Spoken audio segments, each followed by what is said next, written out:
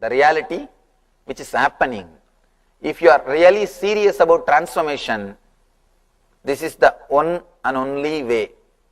If you just want to play the game, you see, many times, no Swamiji, it's a nice game, so we are playing.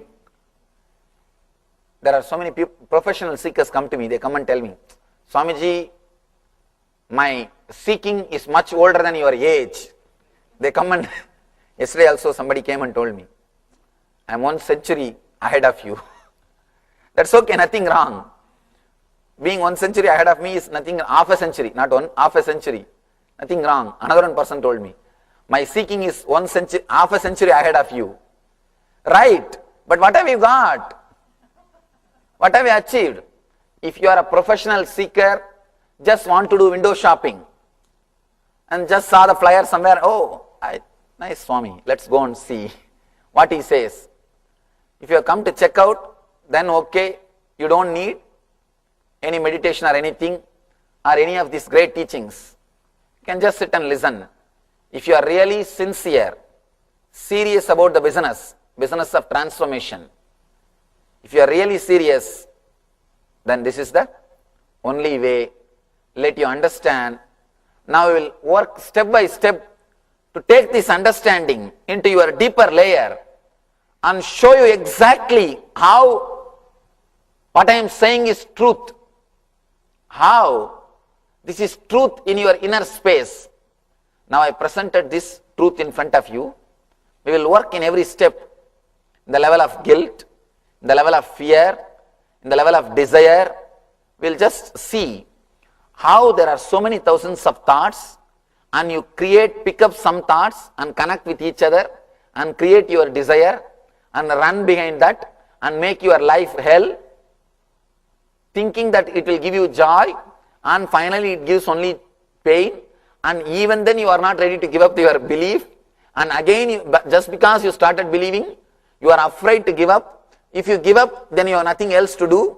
The fear of not doing anything else or fear of being alone, that drives you crazy.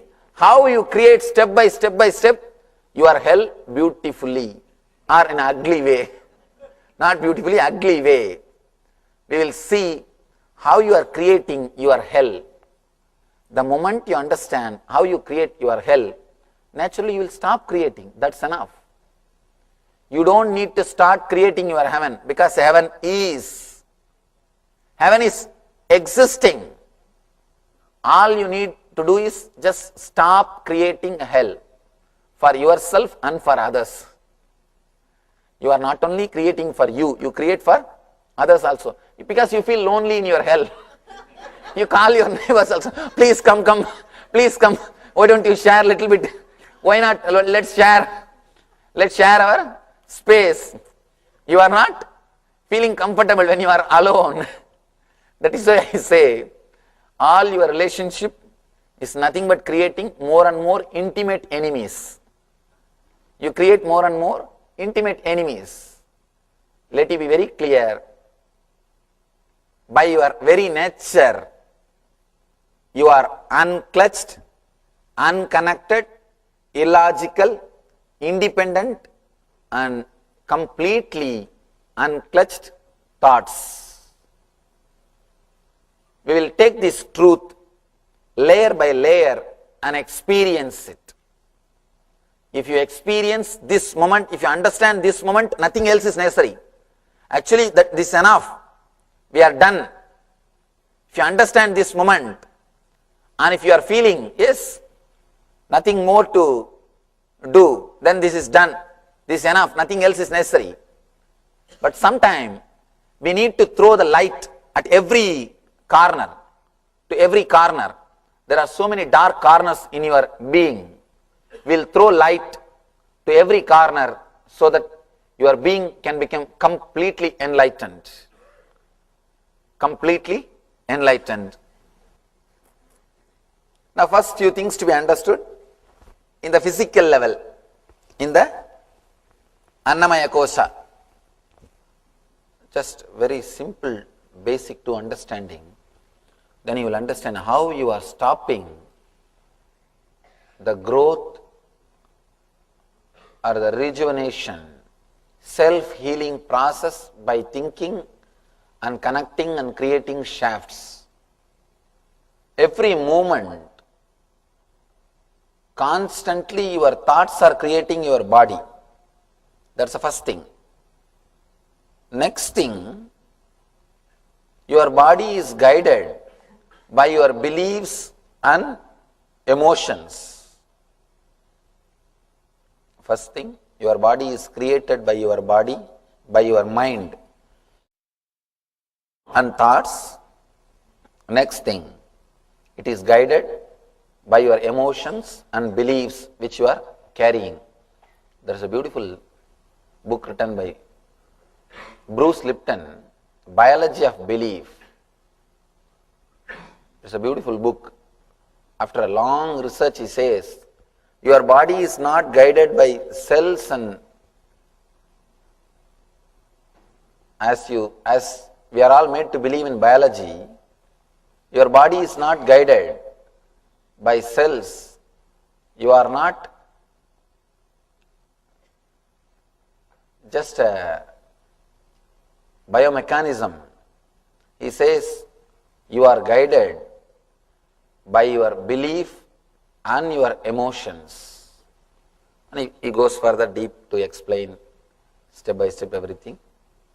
Anyhow, 5,000 years ago, Patanjali is very clear. He says very clearly, just by ichcha matra, just by your desire, you create your sharira. Just by your desire, you create your body and you can destroy or you can do whatever you want with your body. Now, understand with this truth of you being unclutched.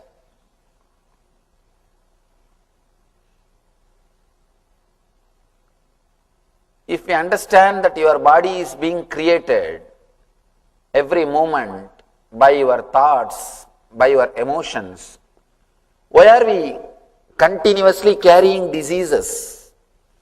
Why are we again and again bring our diseases back?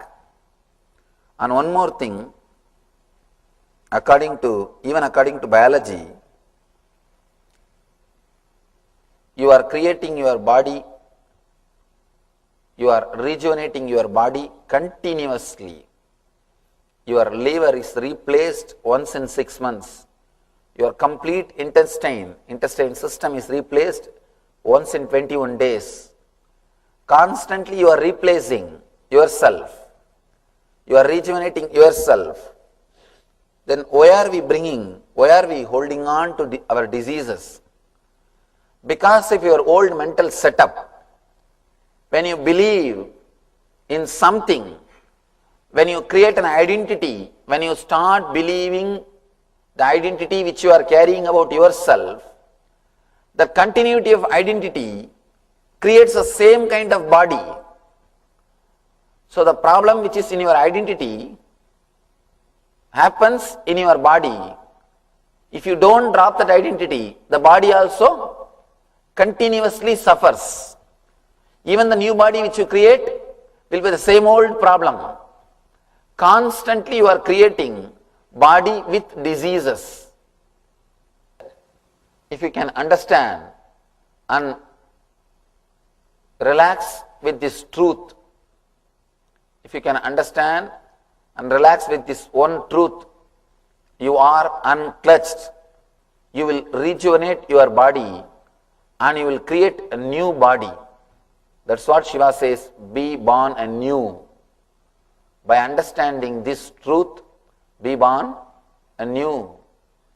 Whether you have pain or any suffering, just completely unclutch yourself and see the pain which you experienced 10 days ago, the pain which you experienced 9 days ago, the pain which you experienced yesterday. Do not connect them and give a label. Just be very clear, something is happening in that area. Something is happening in my body. Do not label. Do not start believing I have continuous pain. The moment you start believing you have continuous pain, you have created problem. Even if you get rid of that pain, you will be waiting for that pain. Oh, that pain has gone, but I don't know when it will come back. Inside your mind, you don't believe that it has gone once for all. You will wait to bring that pain back. You are waiting to get hurt. You are waiting to get the disease. You are just silently, patiently meditating for the disease to come inside. That is what you are doing. Waiting for the disease, particular disease to come in means you are meditating. You are just waiting for it to come inside. You are just asking, oh, when it will come, I don't know. When it will come, I don't know. It's almost like meditating for God. You are meditating for pains. You are meditating for diseases. When you create even one shaft, one idea, you have this problem, you have that problem. Constantly you will be bringing it back. Even when you don't have, you will not be able to believe that you are not having. You will not be able to believe you are not having. You can see in your life, in the young age, if your mother teaches you, if you are taught by your mother, if you go in the rain, you will have wheezing. After you grow, even after you become old, you don't even have to go in the rain. Just see the rain through the window, you will sneeze. The moment you see the rain through the window, you will start sneezing. And sometimes by mistake you may not observe and you may not sneeze.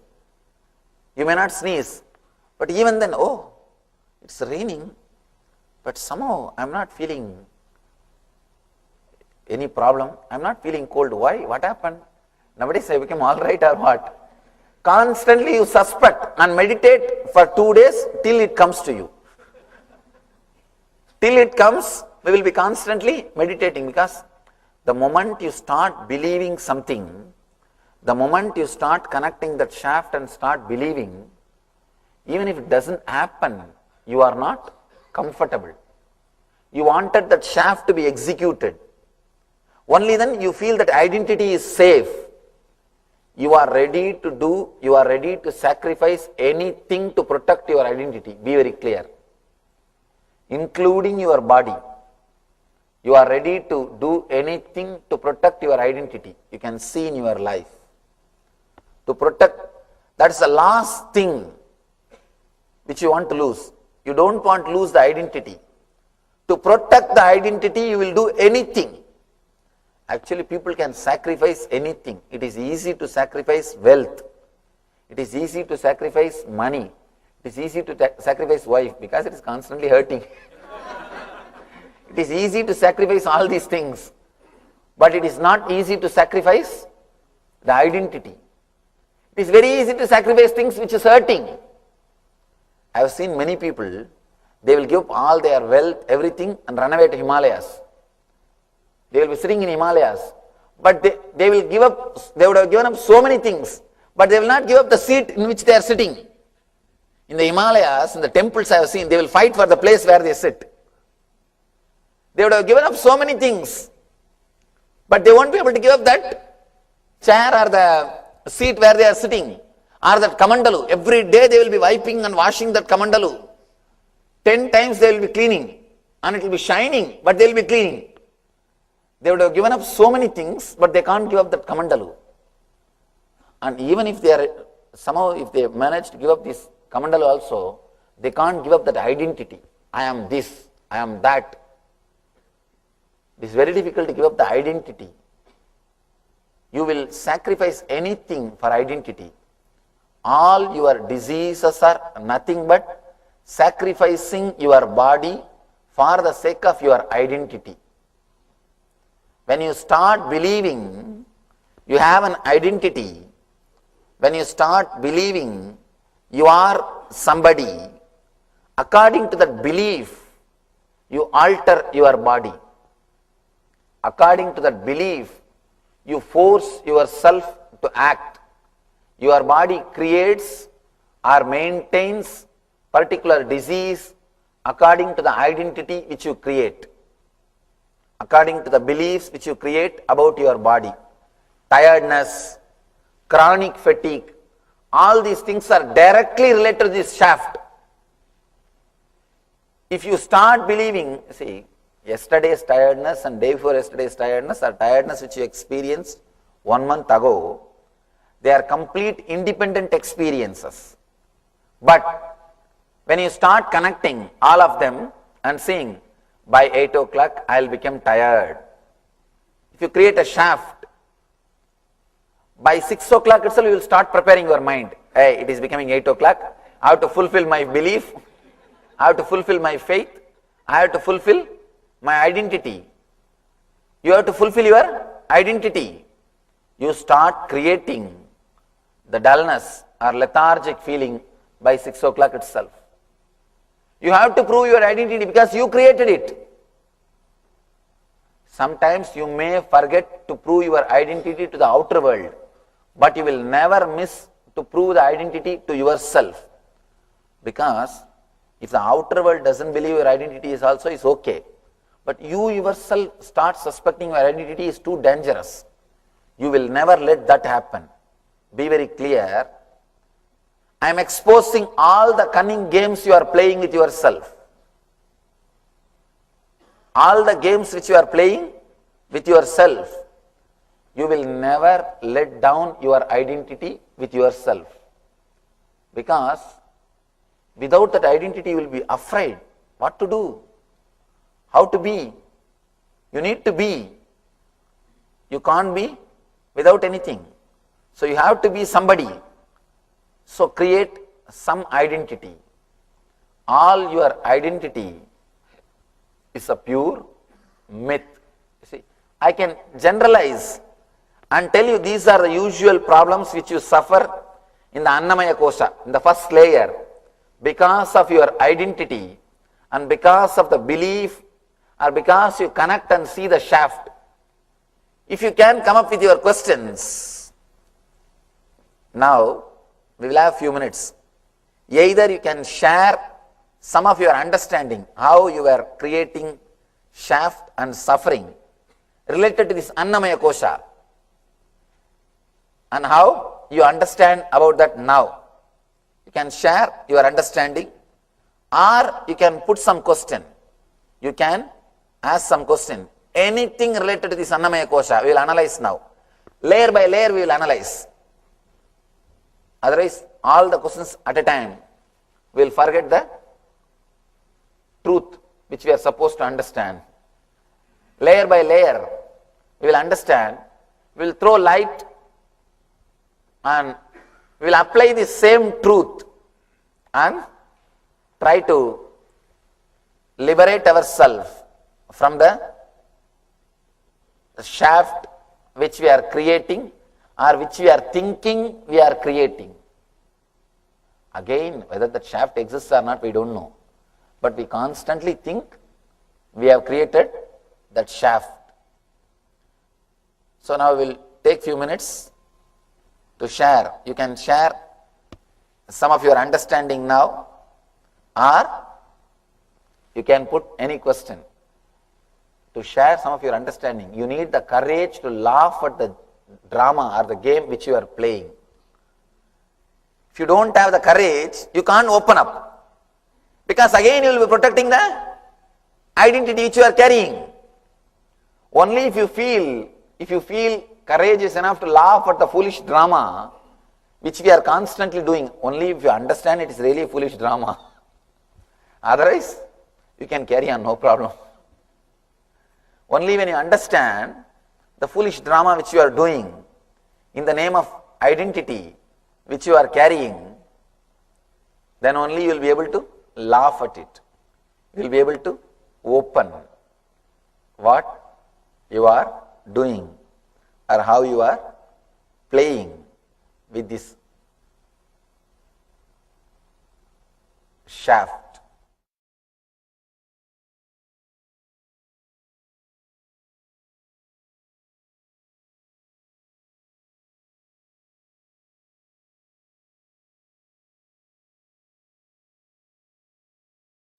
You can put any question related to any question, any problem which you are experiencing in Annamaya Kosha.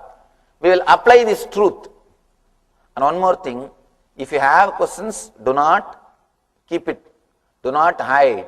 Open it so that we can throw some light on that.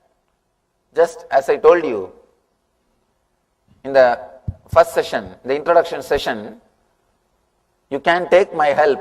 That is also your potential. And if you don't take, you are not using your potential completely. You are not using the potential. Let you use all your potentiality. Let you open up completely. Unless you put the questions, I won't be able to exactly give you the customized truth. Now I have given the truth in a generalized way. If you put your questions, if you open your problems, we can customize it. We can throw more light on that. Actually, when I designed this, when I was thinking about this Dhyanasparana, I thought I'll design a program where I don't have to speak much. I am tired of speaking. In last 3 years, 4,000 hours of DVD cassettes we have, recorded DVDs. 4,000 hours of my lectures in last 3 years. We have a huge archives. I don't know what all I have spoken. And still they are not able to catch up with it. As of now, they published only 100 volumes. Only 100 volumes have come out in 10 languages. By this, in the end of this year, they are expecting 200 volumes to come out. Anyhow. Swamiji, the continuity of the pain seems to create the shaft rather than the continuity of the thoughts. No. I'm not able to break. Please be very clear. Continuity of the shaft only is, you see, unless you create the shaft, you will not even identify it as a pain. You see, something is happening, for example, something is happening in your stomach. You will not call that as a pain unless you bring your memories of earlier same experiences which you put in the file titled pain. So 10 years ago which happened in your stomach, 9 years ago which happened in your stomach, 8 years ago which happened in your stomach, all those memories you put in a file and put a big title, pain, stomach pain, and kept in your brain, in one corner. The moment something starts happening in you, you pick up that file. Unless you pick up that file, you will not even get the title pain. Be very clear, the very first word itself is from the shaft. One more thing, this may look like mystical, but let me be honest. Patanjali says very clearly, any pain can be used as a door to enlightenment. Actually, I was shocked. How can pain be, at the time of pain you only shout, oh God, God. How can it be used as a door to enlightenment? He says, do not label. Patanjali is a great scientist. He's a great scientist. Do not label. Just look what is going on. Just like how a small child sees something new with all excitement and curiosity. Same way, just look what is happening. Just see. You will understand two things. First thing, your body is rejuvenating itself, reconstructing itself. That process only you are calling it as pain. That's the first thing.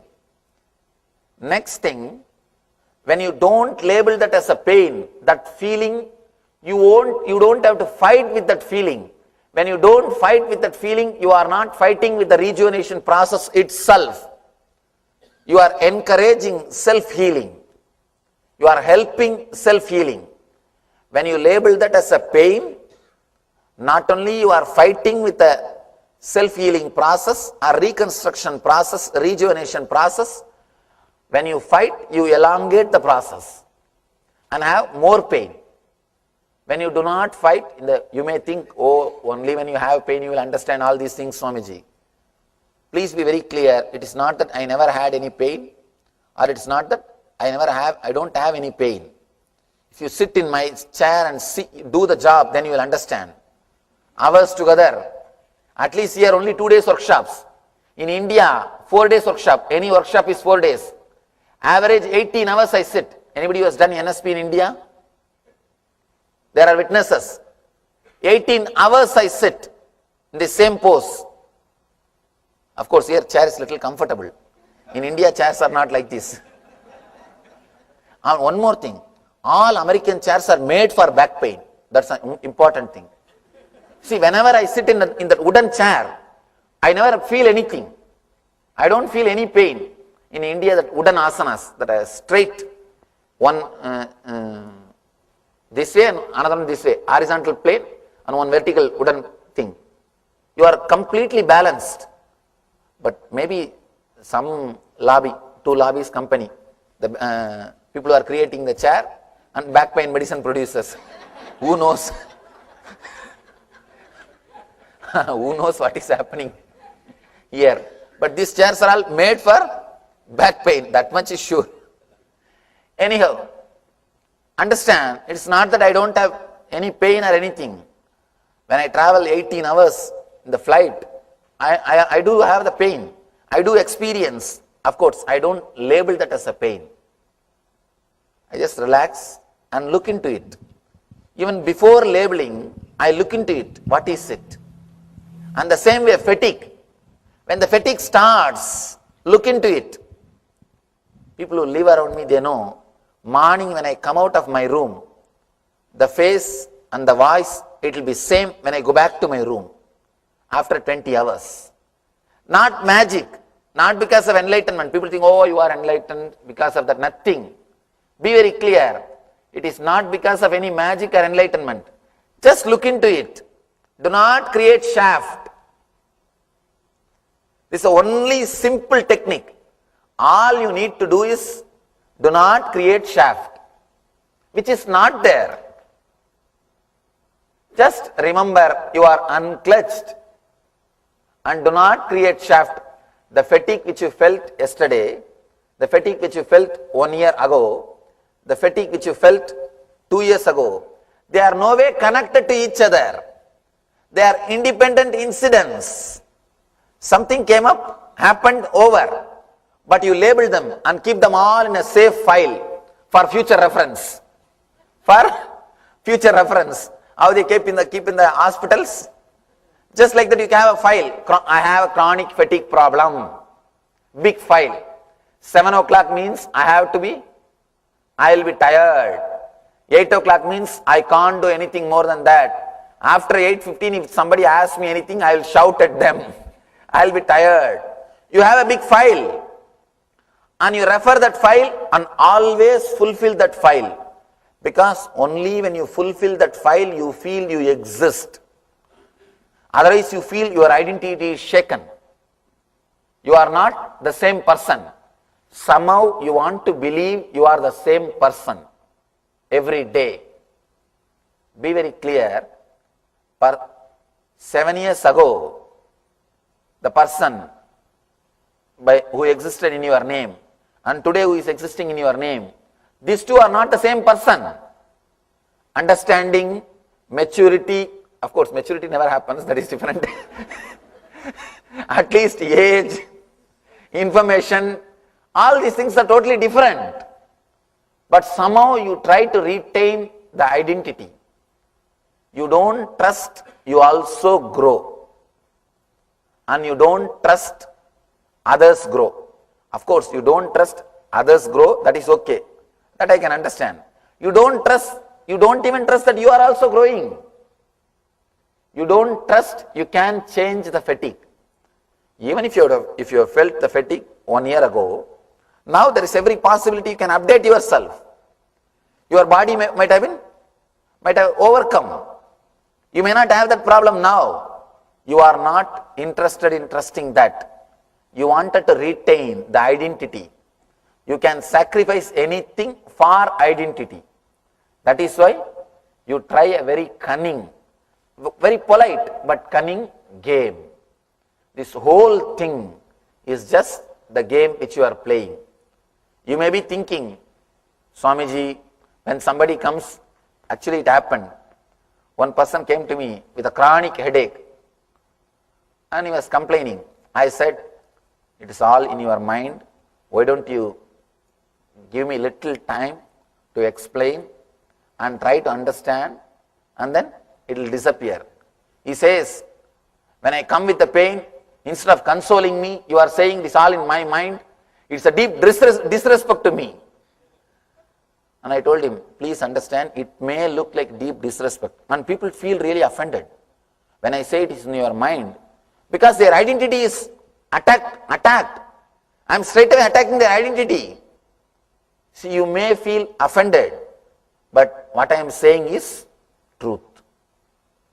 Let it be very clear. I can console you, that's not a big thing. Oh, you will become all right, you are great, you are a nice person, don't worry, I'll heal you, all these things are okay. And one more thing, let me be very clear, open. Now I am opening another one business secret. Healing is nothing but giving you one more shaft. You have one shaft. You start believing somehow you have the body. That itself is a great lie. You come with that big lie. First lie, you have a body. Second lie, you have a disease in that body. Now somehow I manage to take that one lie and replace another one lie. You have the healed body, that's all. And you heal yourself. Be very clear. It's purely playing with lies. Somehow I take that one lie that you have diseased body. Basic lie is you have a body. That's the first lie. Because you don't have a body. That is the truth. You may play with this body, but you don't have this body. You are playing with this body. Or you decided to play with this body. Anyhow, that is the first lie. The second lie, you have a diseased body. That's the second lie built on that first lie. When you come to me, actually second level, third level lies can be easily operated and opened. The first level lie is the difficult thing. The second level, third level lie, they are all superficial lies. It's almost a simple belief. It's very easy to change it. I just take that lie and replace this lie. You have a healed body, over. And you feel, oh, Swami has done a great help for me. Let it be very clear, this whole thing is myth. You are playing with some lies, so I play with some more lies, over. And let us ask another one question. All right, you come with a knee pain, I heal. You think that once for all you are healed? I made your whole knee with the steel? In 10 days you will have same pain. You will have the pain. If you don't change your mental setup, you will bring that pain back. Because your mental setup which is bringing the disease. Your mental setup which is bringing the disease. Unless we go to the depth and touch the core, I have always seen when people do meditation and have the healing, once for all they are healed. They never get the disease back. But people who come to me for healing, I tell them, why don't you come for a meditation program?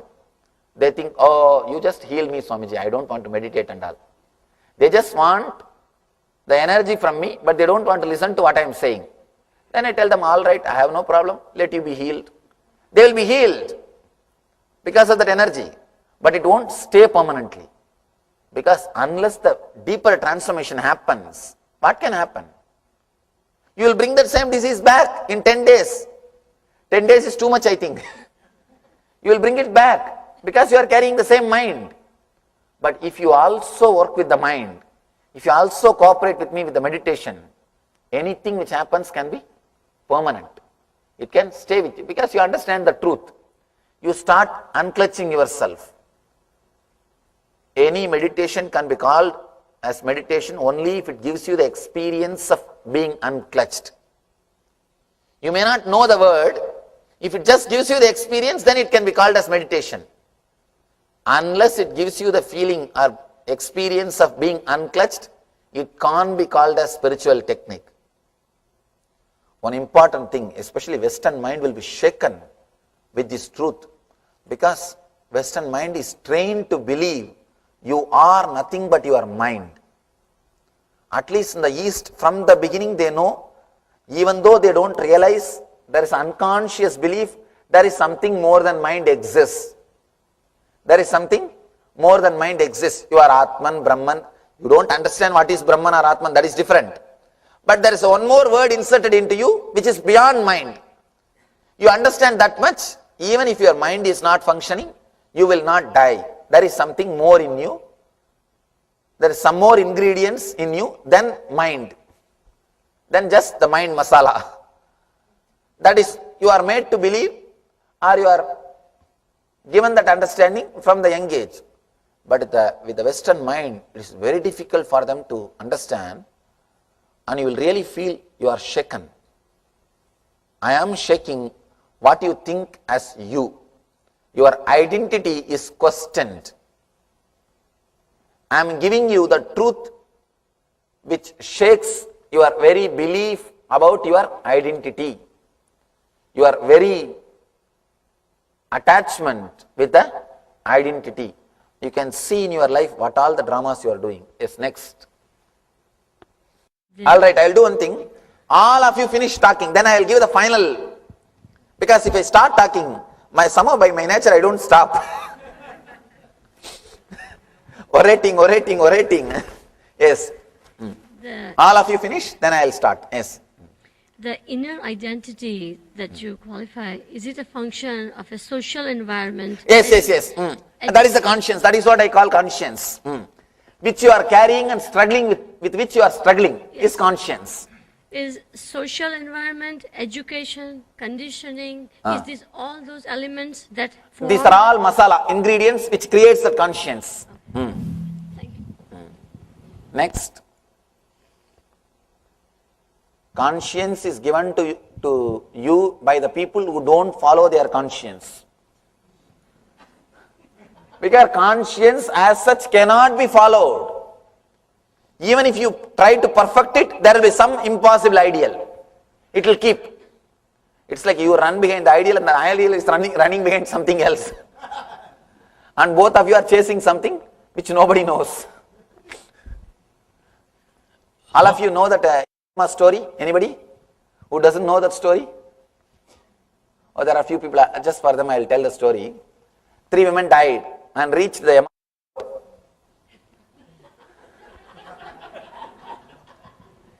Started inquiring to give the judgment. First lady came. Did you live a pure life? She said, yes, master. Yes, Lord. I lived a pure life. Even mentally, I have not done any mistake. I have lived such a beautiful, pure life. I saw his laptop. The record says yes. Now they have computerized everything.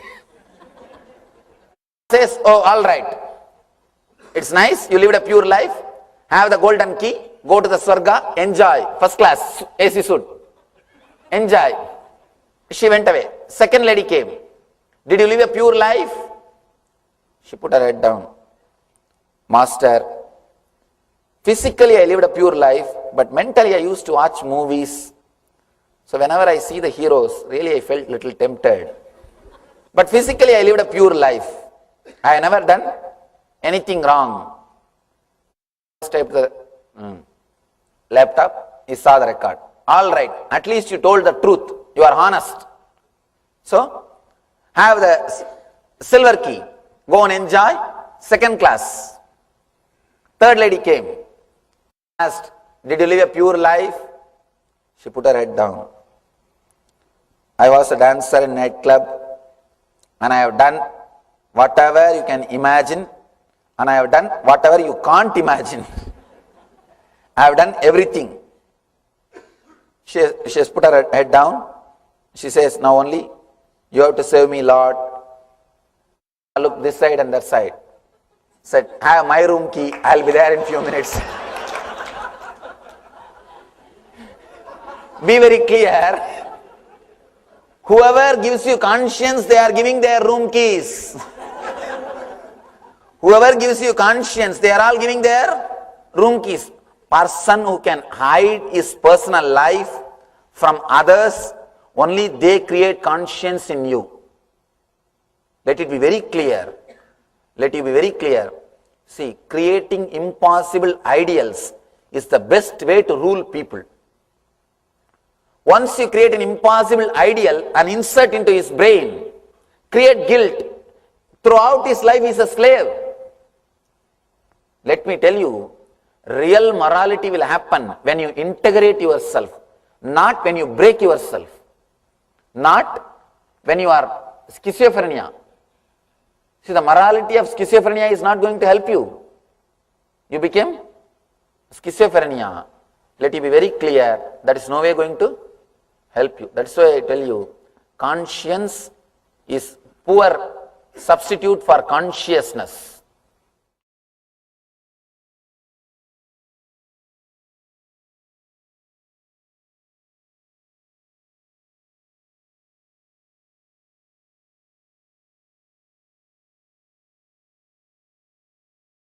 If you are conscious, a different kind of morality will be around you. You will be just radiating so much of love, so much of joy, so much of ecstasy. You will not only, you will never sin, you will not do anything immoral, you will inspire so many people to be like you. You will become just like a phosphorus. You see, phosphorus, wherever phosphorus is kept, it will burn everything. You will become like a phosphorus. Wherever you are kept, you will awaken so many people. You will create true morality. You will create an enlightened society. Such a beautiful moral life.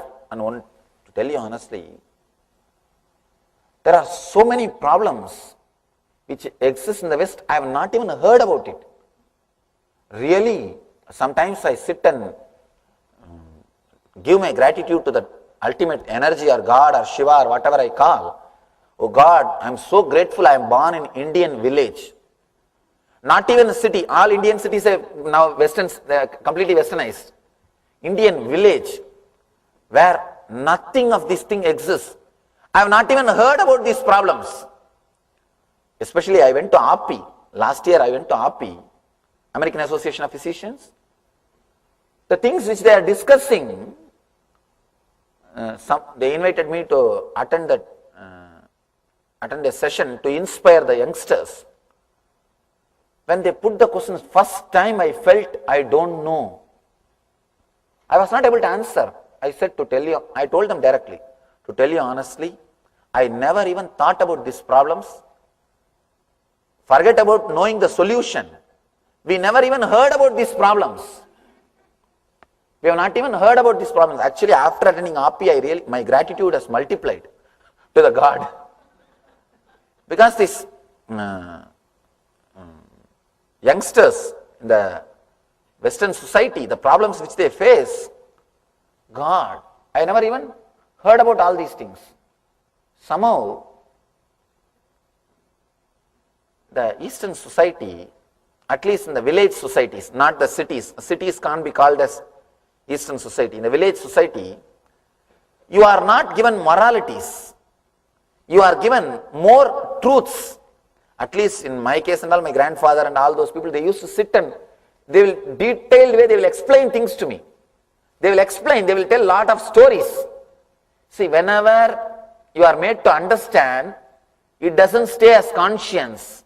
It becomes part of your being. You imbibe. It is not a rule. But when it is given as a rule, it becomes conscience. Here, nobody is there to talk to you. You are given straight laws.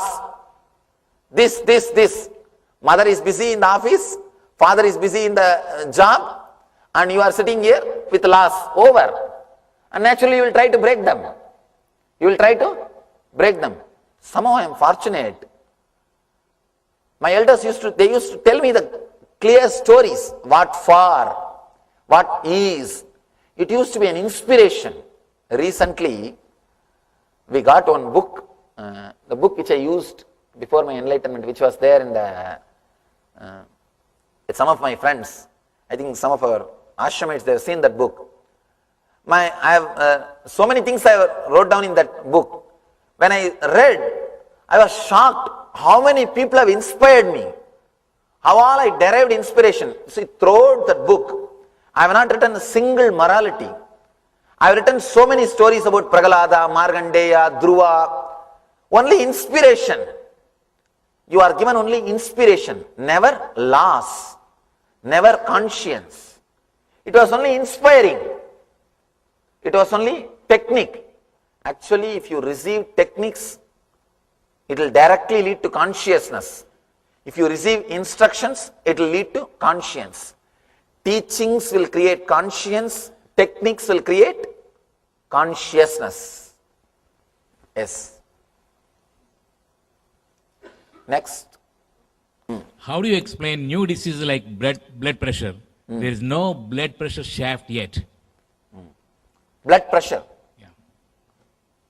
A disease like blood pressure, how do you explain that? Because there is no shaft yet. You did not create You create a shaft. You see, there is no need for shaft in the outer world. You create a shaft at some particular point. You are having this. And one more thing. See, there are so many diseases which can be measured only by instruments. Those diseases, the moment you start believing that instrument is the authority, you start creating. You can see in this, especially in the psychosomatic field, the psychiatric field, the more and more new diseases are discovered, more and more patients are discovered. No, really. 10 times when you see, especially these American TV advertisements, oh God, constantly, are you having little depression? Why don't you try this medicine? Are you having little headache? Why don't you try this medicine? Are you having little pain in one corner? Why don't you try this medicine? This may be this may be that, this may be that. Constantly when you are bombarded with these ideas, see, constantly when you see McDonald's, naturally you feel like eating. You will feel the hunger. You will start imagining the hunger. In India, if you travel in the highways, you will come to know that there is a village by seeing a temple tower. Here, you will come to know there is a county by seeing the McDonald's tower. McDonald's tower is replaced by temple tower. Constantly you will feel like, naturally you will feel like eating. So when these ideas are supplied to you, you see, you have heard about many ideas about BP from others experiences. So naturally what you do? You keep all those file and you create a shaft and you are waiting. When I feel the same symptom, I think I have BP. But let me be very clear. The pressure which you had 10 years ago, the pressure which you had 9 years ago, the pressure which you had 8 years ago, they are effects of independent incidents. When you start connecting them and believing I have BP, you will simply start creating constant pressure. Because anything which you believe, your body follows. If you believe you will have pain, your body will follow.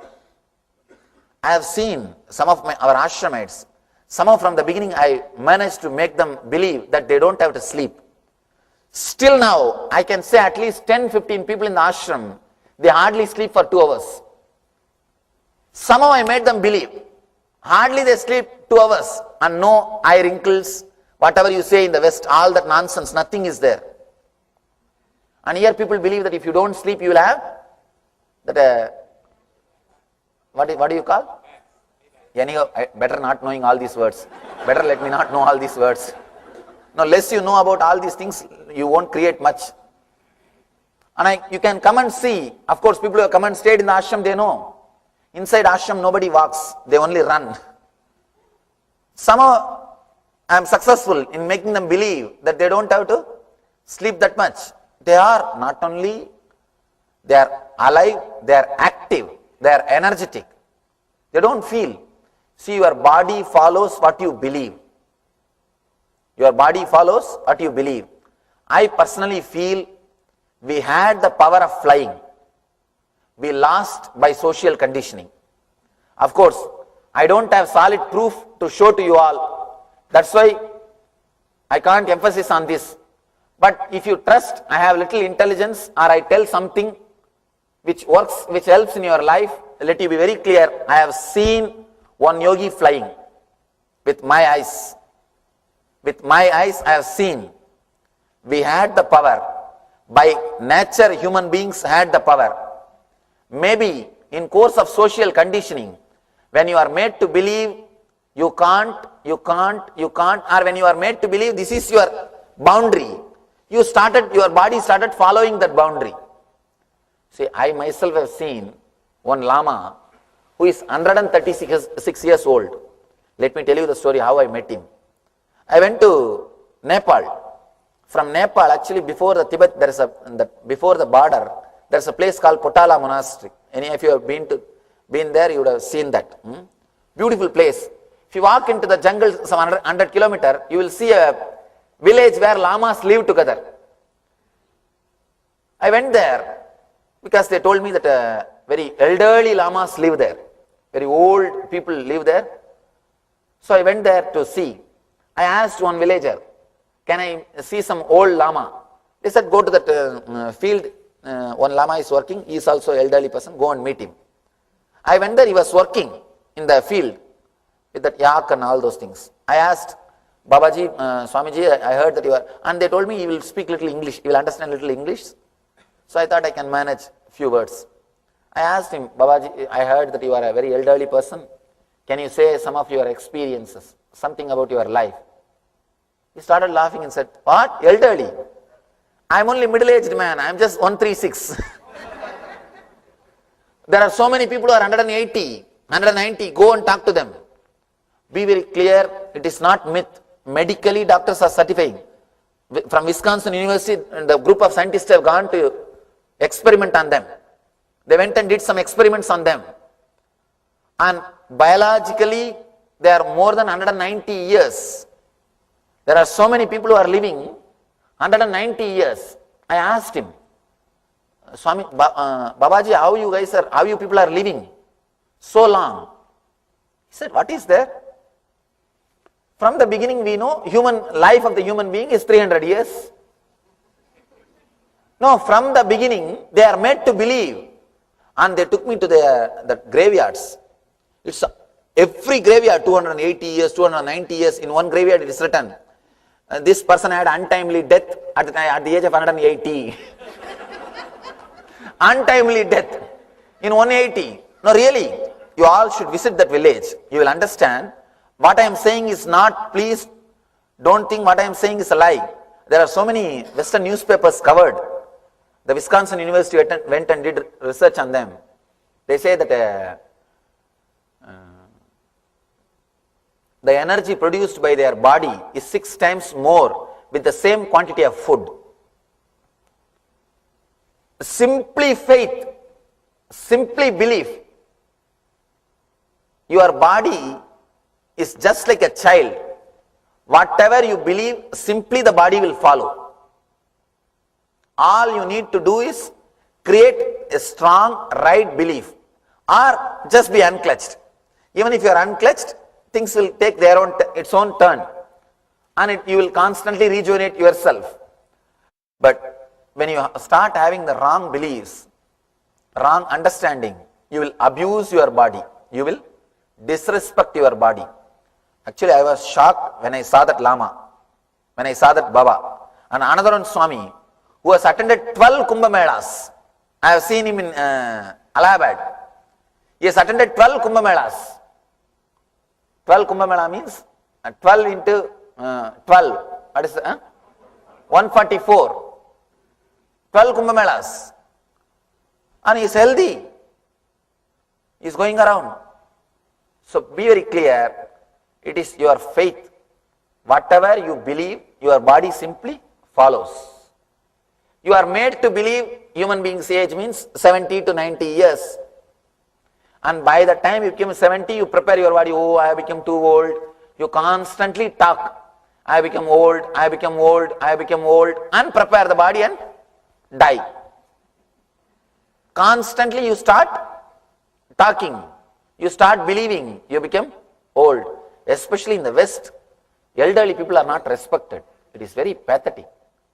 Elderly people have to compete with the youngsters. That's in the East, elderly people are respected. In village culture, I can't say complete East. East has gone to dogs. No, really, all the so-called cities have gone to dogs. Completely confused. At least in villages, once you become 60 or 70, the kids will take care of you. In those days, kids used to take care of the parents. And the age is respected. They will come to you for counseling. They will come to you for some ideas. They will come to you for any things related to spirituality or rituals or some customs and traditions and all those things. You feel you are wanted. You don't feel that people are waiting to give you send off. Here, just people are waiting to say, quick, quick, it's too late. What are you doing here? And here you feel like people are ready to give you the send-off. There at least you feel you are wanted. People are giving you some respect. You are doing something. Actually, if you live in that type of community where you are wanted, your life will be prolonged. You will live an energetic, active, happy life. Because your mind is directly related to body. Yes, next. It is not like that. Lamas they do marry also. You see, in Buddhism, anybody who takes birth, they have to go to monastery. It is a compulsory. And after the age of 28, you can decide. They give 3 options. At the age of 14, they allow you to marry. And after that, 21, they give you a break. They give you the chance, you can marry. And again, 28, they give you the chance, you can marry. Even if you marry, they give you a different kind of life, but there are lamas who are married. And especially the yogi about whom I am talking, who used to fly, he is married and he had 14 kids. He's a great inspiration for me in the initial level. He himself is not enlightened, but he's a great person who has controlled the prana, who was able to handle the prana. He's a great yogi. He only took my first photograph, the photograph which is taken at the age of 9. The first photograph is taken by him only. I asked him, why are you doing all these things? That time I don't know what all will happen. He told, you don't know now, when time comes you will understand. And he has even written that in a paper, behind that photograph, that photo original copy we have in the ashram, behind that he has written in his own hand and signed it. Now you don't know the value of this photo, when time comes you will know, that time let you remember me. He has written in Tamil and signed it. There again, I am giving you the energy to play with that superficial lies. See, if you think that you having body is a truth, then healer's initiation is truth. You understand? Do you have body? Then healer's initiation is true, attend. Now what I said is ultimate truth. Before that what I was saying is ultimate truth. Even you having body is a lie. When you reach that state, then you don't need healer's initiation. Then you are already healer. Then it means, be very clear, you have to attend healer's initiation. There will be a state. What is pinching? The pinching which is done 10 years ago, the pinching which is done 9 years ago, the experience which you felt 1 year ago, they are not connected. They are independent. Now what you are experiencing is not the same which you experienced 1 year ago. When you understand that, then you don't need healer's initiation. Dr. Ma is laughing. I am speaking about truth. I am speaking about, of course, when you understand this, what I am saying, then there is no need for healer's initiation.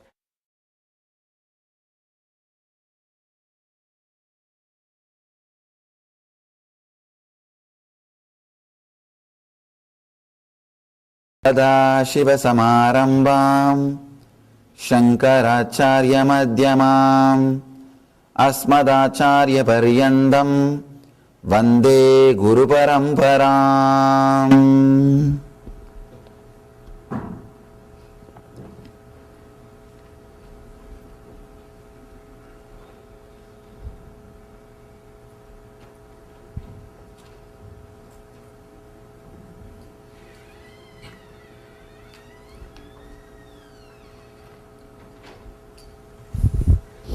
I welcome you all with my love and respects.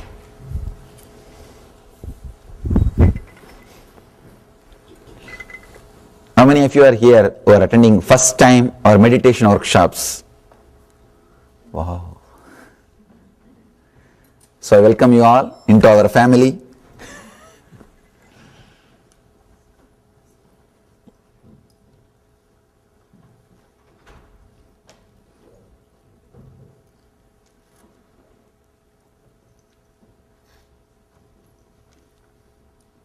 Once more,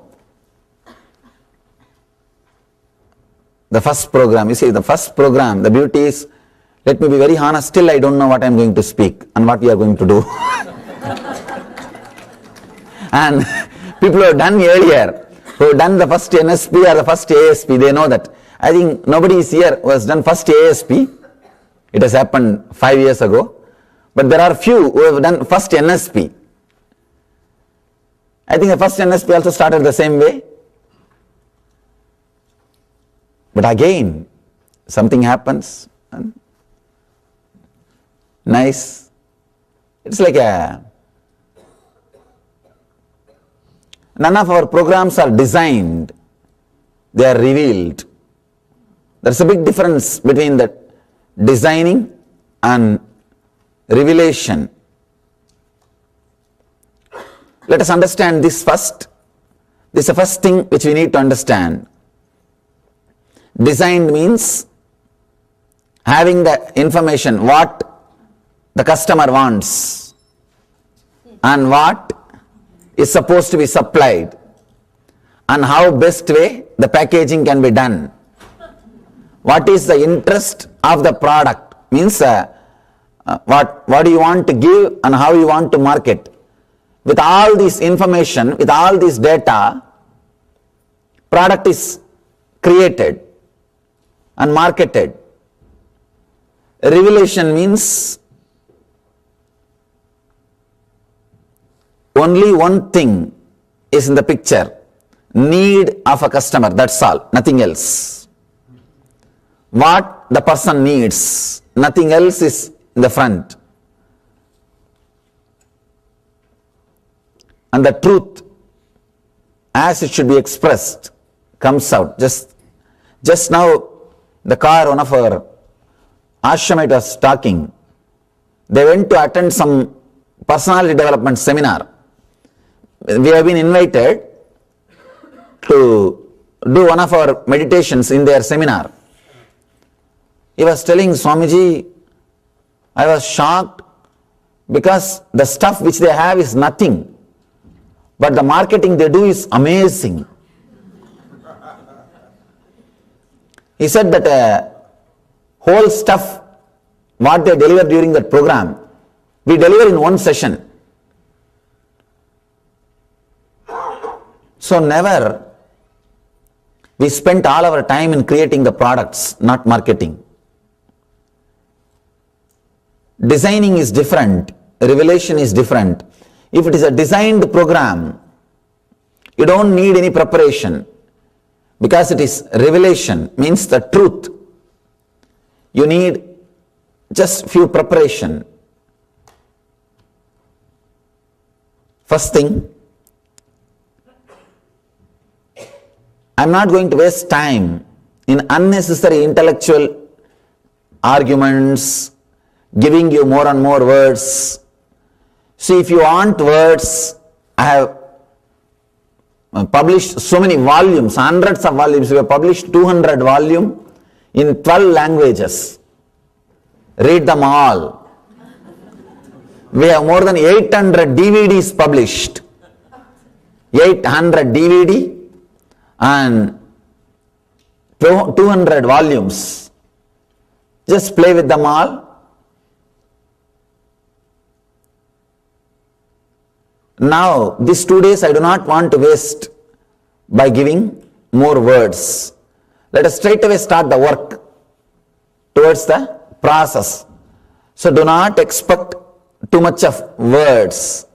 Do not waste your time with too much of words. Not only not expecting from me, you also do not waste your time in too much of words. Like whenever you find time, start chatting. That's a basic tendency, especially Indians.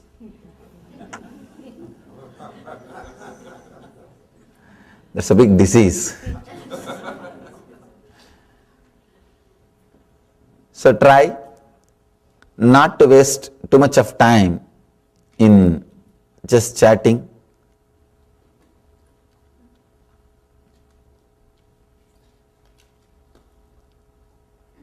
Atmaspurana.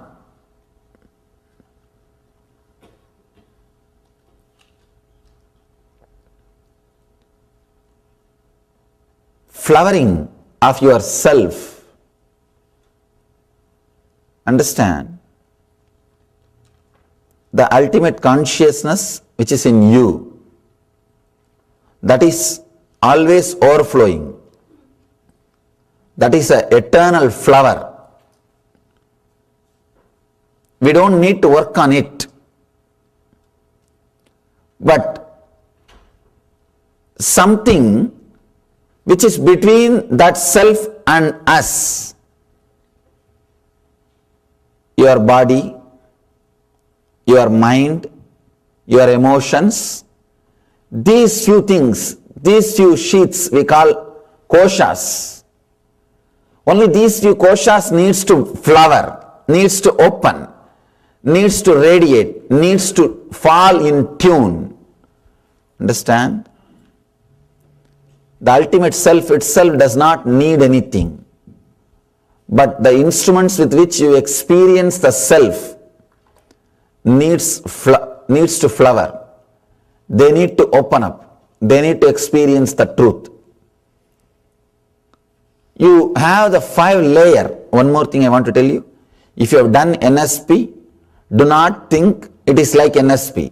No. In NSP, we work on the samskaras, engrams printed on the 7 layers. Now we are going to work on the very koshas, very layers, not just on the engrams. In NSP, you worked on the painting. Now we are going to work on the canvas, on which the engrams or the paintings are painted. Koshas, the 5-layer, first layer, the first body which you carry is Annamaya Kosha, the physical body with the flesh, bones. Second, Pranamaya, the breathing, the prana movement happening in you. Third, Manomaya, the inner chattering happening in you. Fourth, Vijnanamaya, the emotion, intense emotion happening in you. Fifth, ultimate, Anandamaya, the peace which you experience, or the joy which you experience. Now all 5 layers need to be purified so that it constantly radiates enlightenment. One more thing, please understand, in NSP we work on the samskaras, means the engrams which is printed on the koshas, on the layers. Now we are going to work on the very koshas, very layer itself, on the very canvas itself.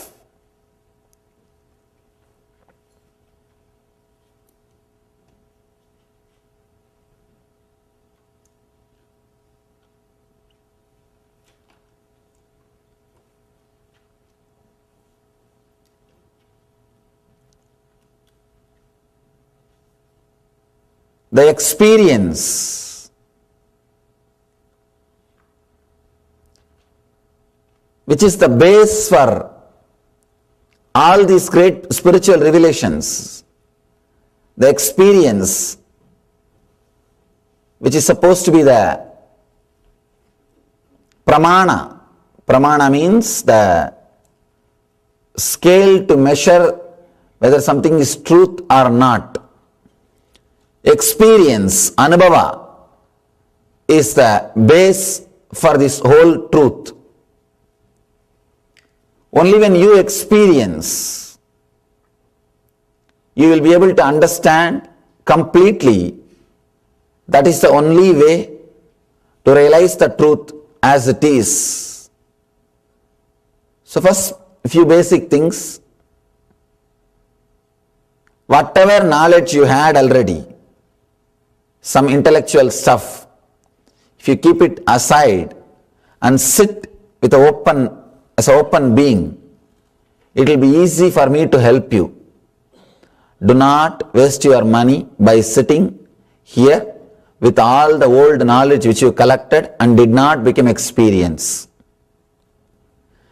Understand? I am not talking just the meditation or other programs which you attended somewhere else. Even my programs, whatever you learned, whatever has not become experience, do not carry. Do not keep that in your head now. Whatever has become experience, you will not keep it in your head. That would have left your head long ago. It will be in the being. It will not be in the head. So whatever is in the head has not become experience. Understand, keep them all little aside, sit in a completely relaxed way. You can be more free and relaxed. One more thing, when you don't have too many things in the head, you will not feel things are old.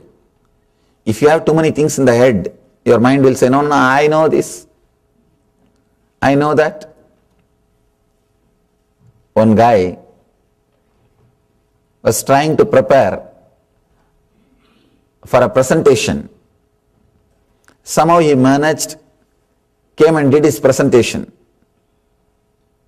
The whole group, all the audience enjoyed, except one professor, high intellectual. End of the presentation, this guy asked that professor, you didn't find anything new? You didn't enjoy this? The professor said, I know every word which you uttered is taken from a book. I'll send you that book tomorrow. Every word which you used is there in that book. He was shocked. And he said, no, I can't believe. Professor said, I will give you that book tomorrow. Next day the professor sent the book. The book was dictionary.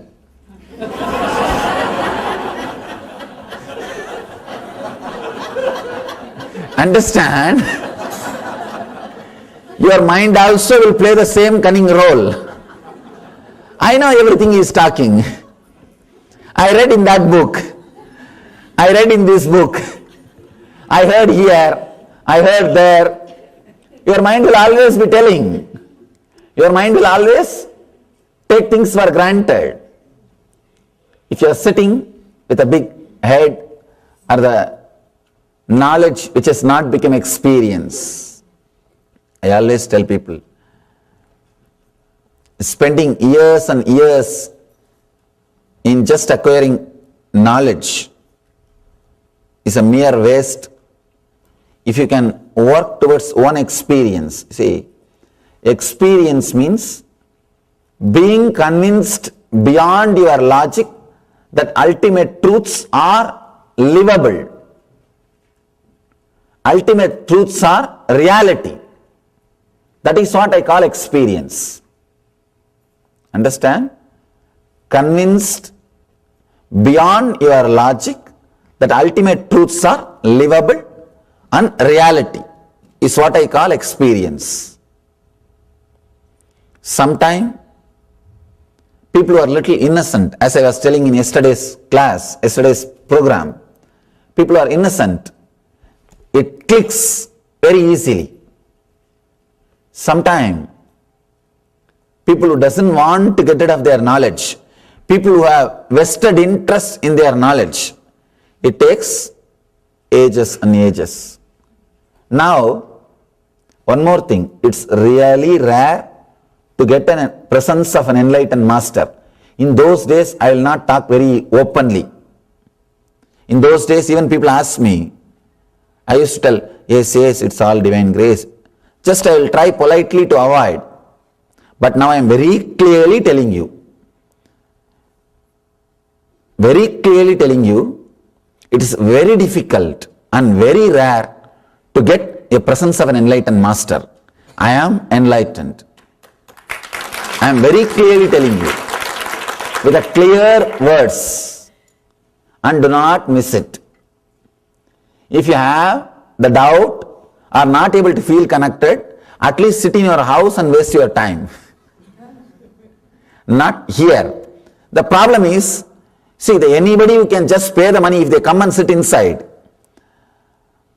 and not able to feel connected or sit.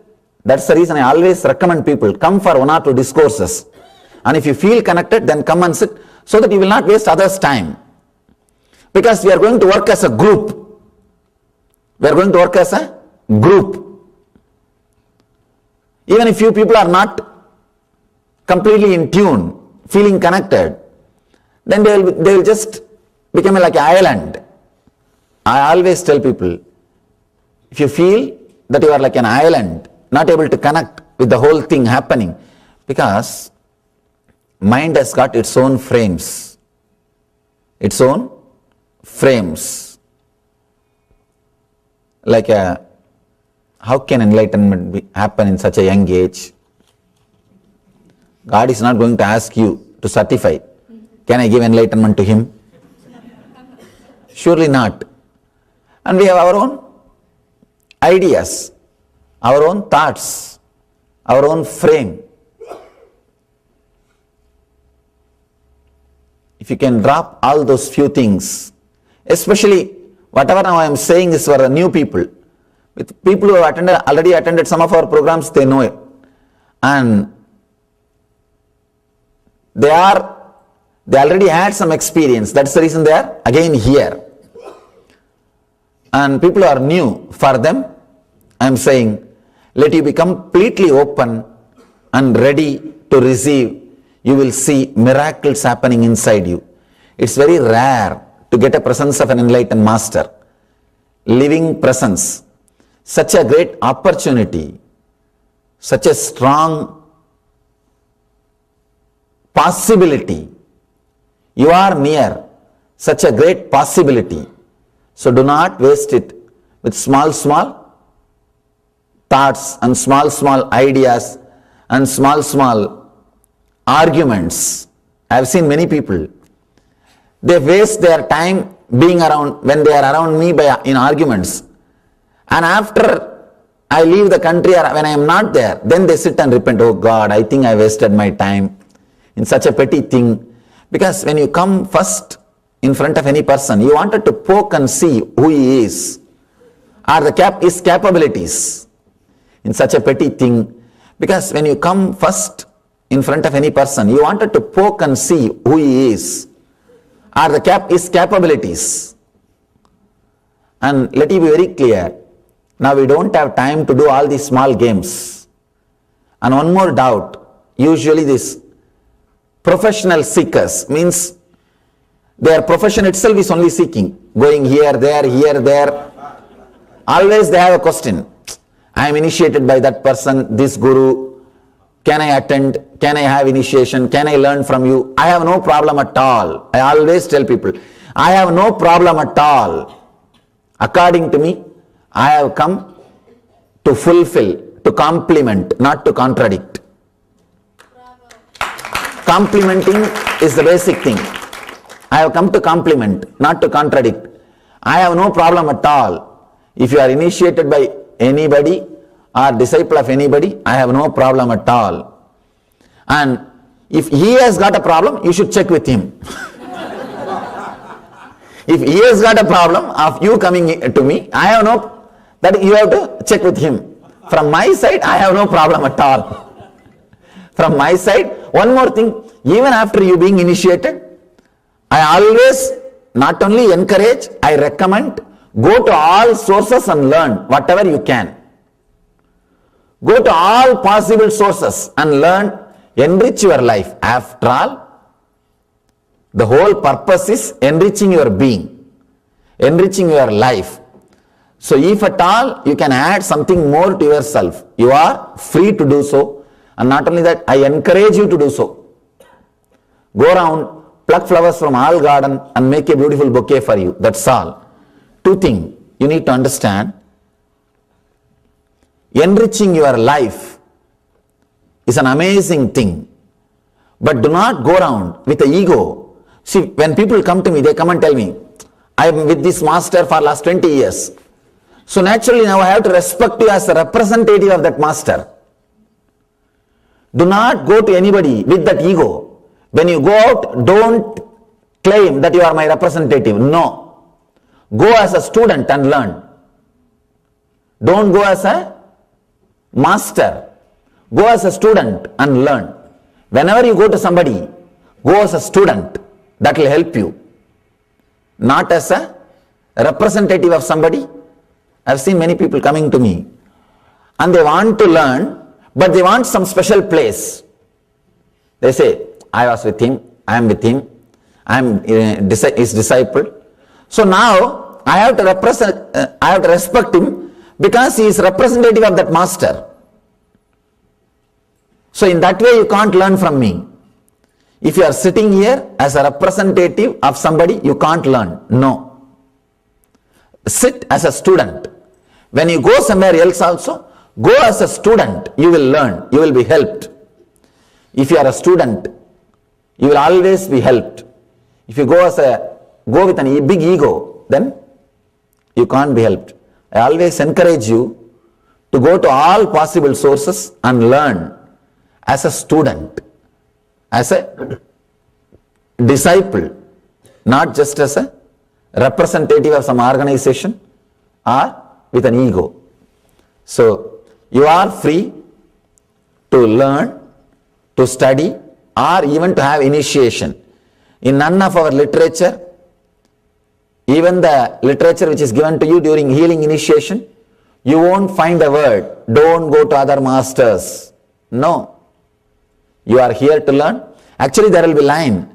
Please go to all the sources and learn. Enrich yourself more. These are the few things. And one more thing. Be a little more flowing for next 2 days. You are in a safe, blissful zone. So you are not here just to be frozen, to be too serious, and nobody is here to exploit you, or you don't have any threat. You are in a complete safe and secure zone. Just be little relaxed, little open. People are constantly holding their identity just because they feel insecure, threatened. See, deep down all of us have got a desire to be in a place where you don't need to hold on to your identity.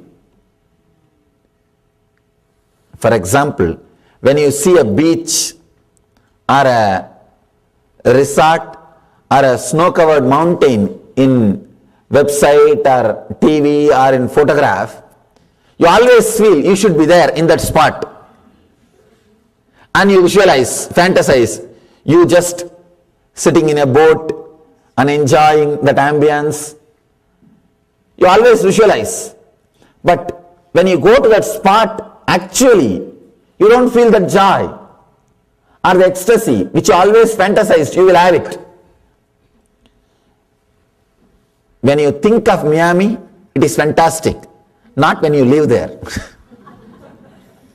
That's always true. Why? Because the desire is to be in a place where you don't need to hold an identity. See, now, when you are sitting here and visualizing that Miami or the snow-covered mountains, you always know that there is nobody there who knows you. You are new to that place. You don't have to hold on to your identity for survival. It's a freedom from identity which you are searching. Not changing place, changing space. Understand very deeply? This truth will help you to have vacation here and now. Your desire for vacation is nothing but desire to be away from your identity. But when you go there, without knowing that truth, you try to establish your identity there also. In 2 days, you will establish your identity. Do you know who am I? Do you know who am I? Do you know who am I? And in 2 days, you are in your same hell. You are ready with your hell. Now, these 2 days, try to have the real vacation, means moving away from your identity. First, move away from your friends and family. Do not sit next to them.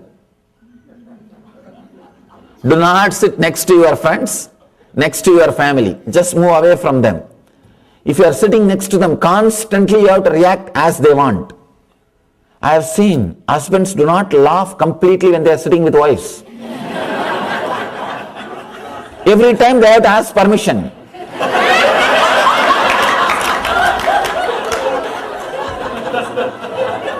If she laughs, he also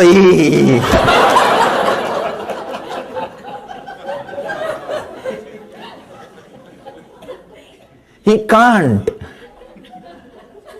He has to see. She has to see. And not only that, constantly it's like you hold on to your identity. You can't even look at somebody else.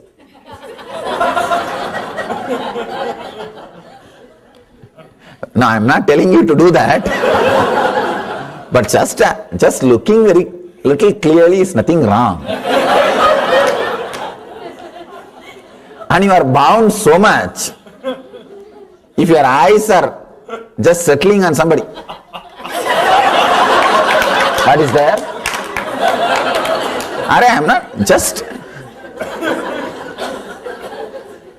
So much of bondage is not required. Just for 2 days. You can be little away and relaxed.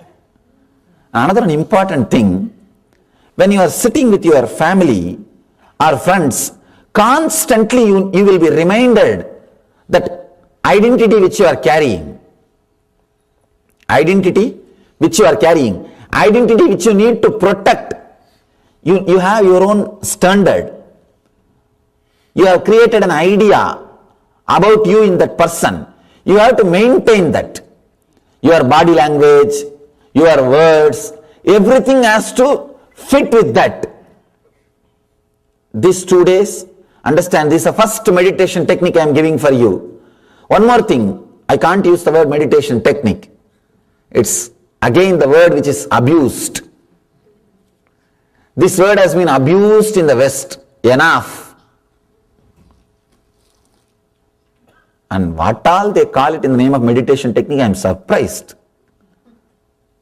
Anyhow, this 2 days workshop is neither going to be with meditation techniques nor going to be no technique. How it is going to be? You will see it. No technique and no technique. I have done enough programs with techniques. ASP, NSP, all are with technique. And I have done enough programs with no technique. Dhyanasparana, Nithyanandam, all are no technique. Understand? I have done programs with techniques and with no techniques. Now, neither technique, no technique. The moment I say technique, your mind has already planned that I will practice in the home regularly. I should collect music CD. It is not going to have any quality of technique. If you do it in the home, it will not work. Let me be very clear. Neither technique nor no technique. Technique means you have to try. Do it again and again. Technique is a beautiful way of cheating a disciple. See, these incompetent gurus who don't have capacity to give the truth, these idiots created techniques to cheat the disciples. But you see, already they took money from disciples. Now the disciple will question, hey, you promised, you are not giving, what to do? Then give some technique and tell them, do this every day. Blow your nose 20 times. And if you come back after 2 years and no, I did, nothing happened. No, you should blow the hair through some other way also. You did not listen the instructions properly. You missed it. Technique is a beautiful way of postponing. No, ugly way of postponing. Second thing, no technique. No technique is also one more technique. No technique means you don't have to do anything.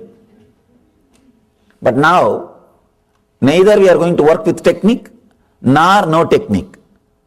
We are going to work with Upanishad. Understand? This whole program is based on a Upanishad. Upanishad means sitting. The exact word meaning, the meaning of the exact word Upanishad means sitting with an enlightened being. That's all. Sitting with enlightened being is neither technique nor no technique. Technique means you should be practicing. No, you can't practice this. No technique means not doing. It's not that you are not going to be not doing anything. It is called Upanishad, neither technique nor no technique. It is just transmission. It is just a clear connection. So for this, we need basic requirement, feeling connected.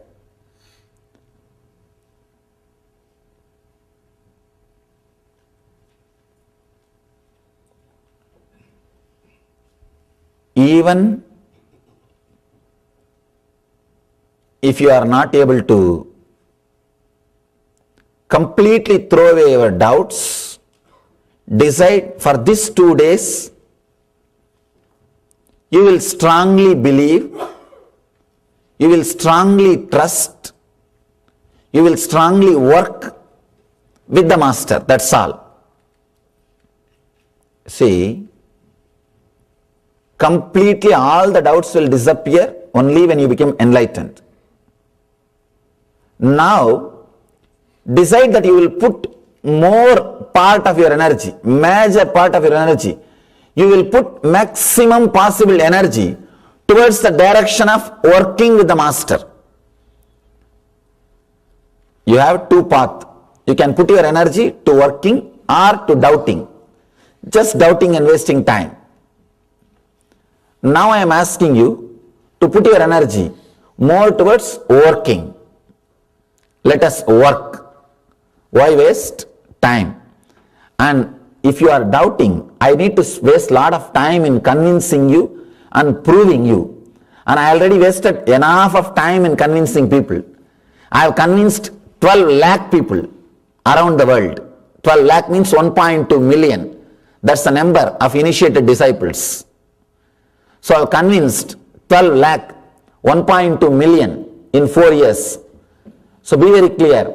In that 1.2, surely there are more intelligent people than you. So I have enough method and technique to convince much more intelligent people than you. Then surely I have enough method. So just relax from the head and do not bother too much about the intellectual knowledge and stuff and words. Why I have to tell so many things? Why I have to take so much time? Because in the West, this is a big problem. People waste so much of time in the words, so much of time in the intellectual jugglery. The other day I went to one of our devotees' house. The devotee's daughter, she was telling me, I will do whatever my mom says, but I should be convinced. I will ask why. I just wanted to ask her, then whatever you are doing, you are convinced. You know very clearly, logically, what you are doing. No. With other things, we are not interested. Bothered about logical conviction. Logically getting convinced. But when it comes to spirituality, we are too cautious. I wanted to ask her, you must be smoking or drinking. Are you logically convinced it is good for you? There are so many things, people are not logically convinced, but they do it. But here, when it comes to spirituality, too cautious, spending too much of time, too much of energy in just intellectual jugglery because they do not want to enter into the reality. It's a cunning way of postponing the reality. See, you have to claim yourself spiritual, but you are not ready to transform the life. So just play with the knowledge. Playing with the knowledge is a nice way of postponing the reality. Now, these 2 days, see, now I told you that I am enlightened. very clearly, verbally. India means I would have told very clearly, I am God. Let me be very clear. But you fellows are not worthy of receiving the truth. That's why I stopped with I am enlightened. I am telling you very clearly. You are spoiled, corrupted so much with unnecessary words, unnecessary ideas. In India means I would have started that way only. The West people waste too much of time in words, then going for experience, then going for the truth. Instead of working on the truth straight away, working on the reality straight away, Ramakrishna says beautifully, people who go into the mango garden and do a big survey, research, how many types of mango is there, what is the cost, production cost, what's the sales cost, and what's the income, and how many trees, how many branches, how many leaves, and the statistics, all those things, he comes out. He is intelligent, or the guy who goes and enjoys few mangoes and rests and comes out. Not straight away going towards the reality, towards the truth. Whole time is spent in project planning, project plan, deadline, project plan, deadline. No work is done. Now really, here you are paid. If you know how to frighten or threaten your boss, that job will not happen without your presence. All you need to do is just make a big words and half an hour presentation in a laptop, threaten your boss that this will not happen without me. First thing you have to say, it will not happen at all. Second thing, it may happen if I am there. Third thing, even with me, I have to give my whole life, only then it will happen. Then now, you are ready for payment. That's all. So too much of words. The Ayurveda system failed because they never learnt how to frighten a patient. They never learnt how to threaten a patient, how to exploit the patient's fear. They were all healing. They were so soothing.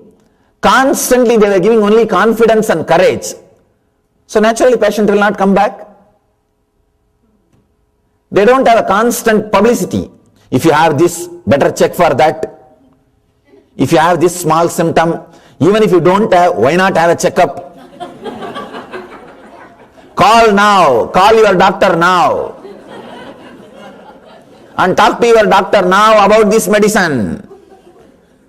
And in a low voice, all these things are side effect, you may die soon. If you have this problem, that problem, this and that, in a low voice, in a small letter. Ayurveda never learned how to threaten people, how to frighten people. When you go there also, the doctors never threaten you. Doctors never give you the insecurity. That's the problem with Ayurveda. That is why it has not become a big successful system. Here, we waste too much of time in the words.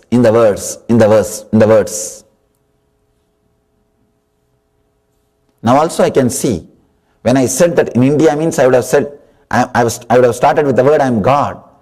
There are many people, oh God, what is he telling? That is why I did not start with that word. You understand? That is why I did not start with that word.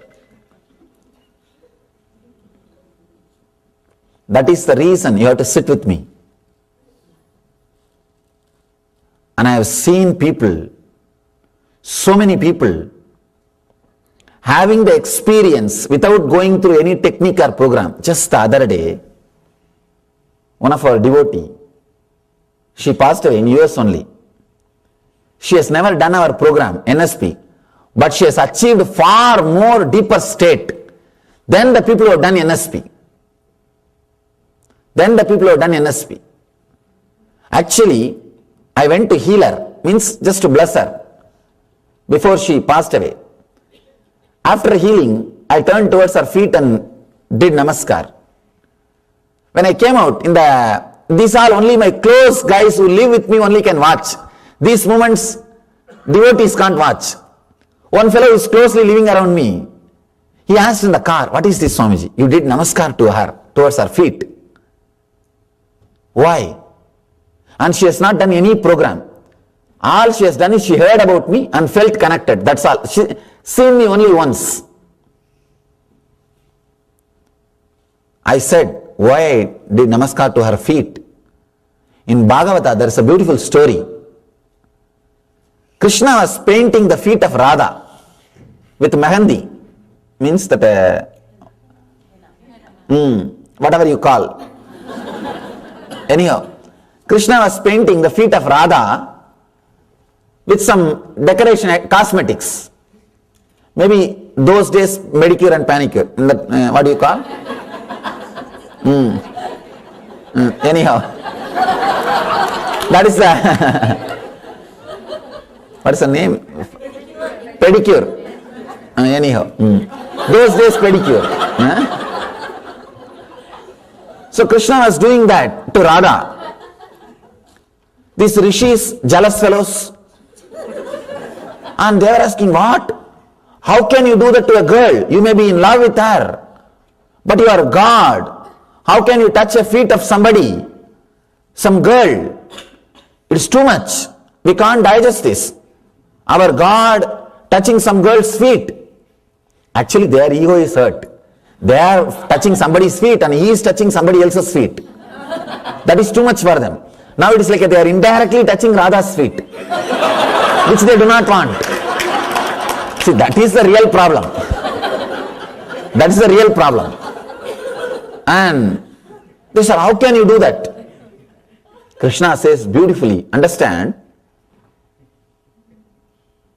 she is more connected to me because of her devotion than this body connected to me. So this body feels shy and thus offers the respect to her feet. Understand? She is more connected to me than this body is connected to me. So this body is feeling shy and offering the respect to that body, to that person. If you understand this one thing, the Atmasparana is done. Nothing else. Krishna says, she is more connected to me than this body is connected to me. I feel she is more close to me than this body. That is why this body is touching her feet and offering the devotion, respect.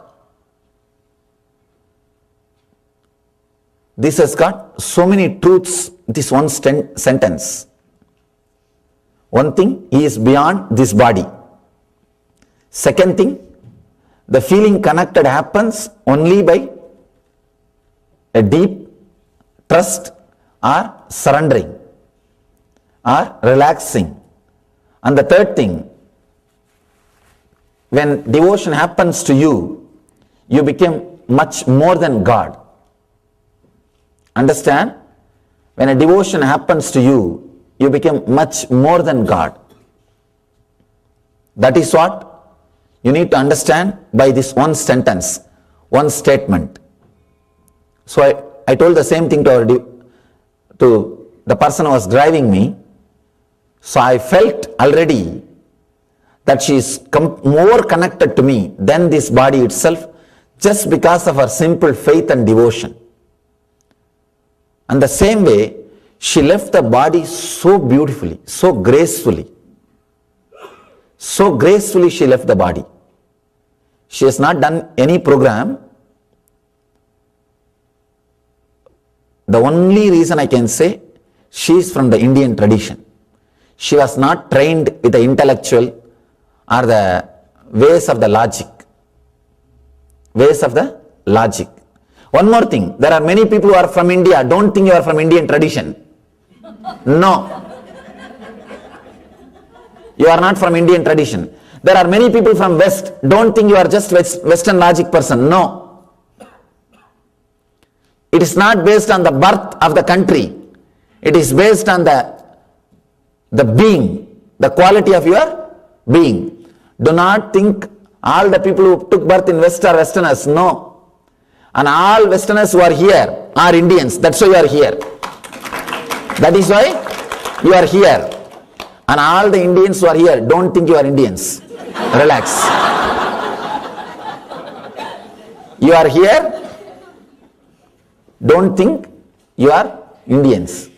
I can assure all the people who are from West who are here are in tune with that Indian tradition. That's why you are here. But not all the Indians. And at least for NRIs. Anyhow. So the first thing I want to tell you, not technique, first thing, let me coin a new word. The first, maybe you can use first Upanishad, means the sitting. These 2 days drop from your identity. If you are a doctor, think yourself as an engineer. If you are a lawyer, think yourself as a doctor. Just change your identity. Just relax from your identity. For these 2 days, understand, you don't know the freedom you will experience. You don't know the freedom you will experience. Just for 2 days decide, I am not going to prove my identity. I am not going to hold on to my identity. Just 2 days be a Paramahamsa. Paramahamsa is a person who says very clearly, Paramahamsa means mad. The word literally means.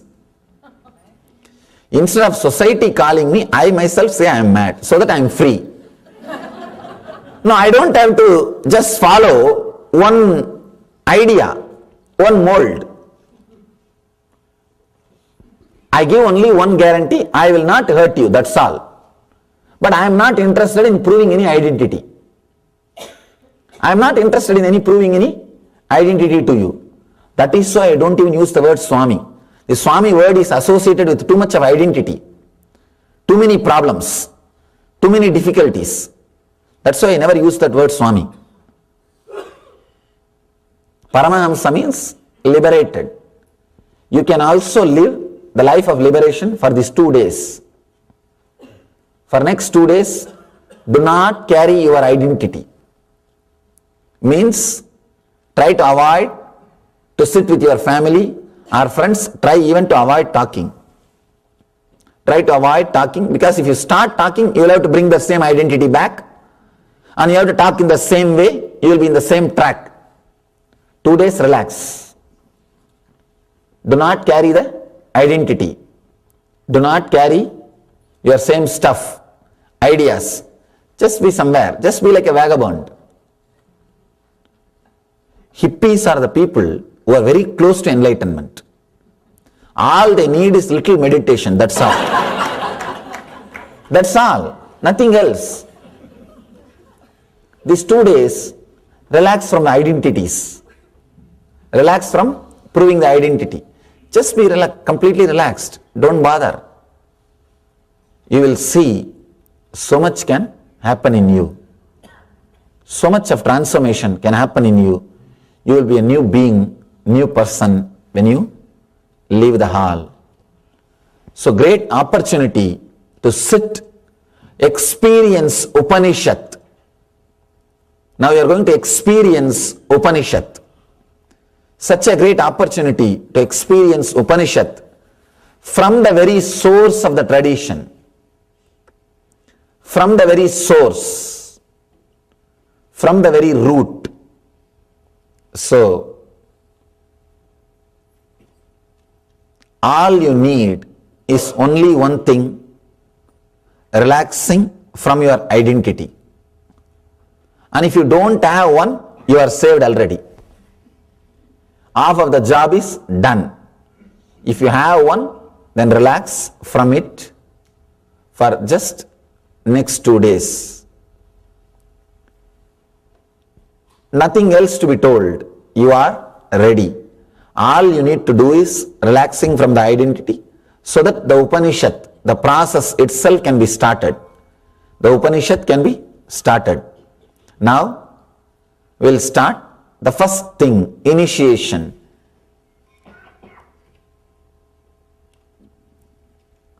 sit completely with the open being. Even you can visualize, you can feel that you are open.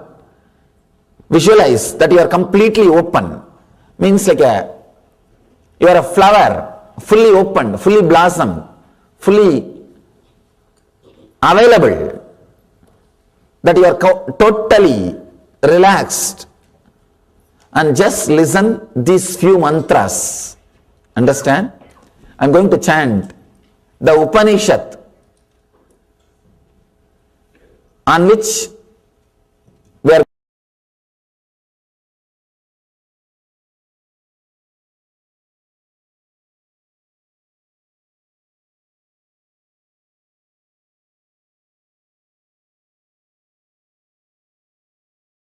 कर्मण्येवाधिकारस्ते मा बलेषु कदाचन मा कर्मबलहेतुर्भू मा ते सङ्गोऽस्त्वकर्मणि.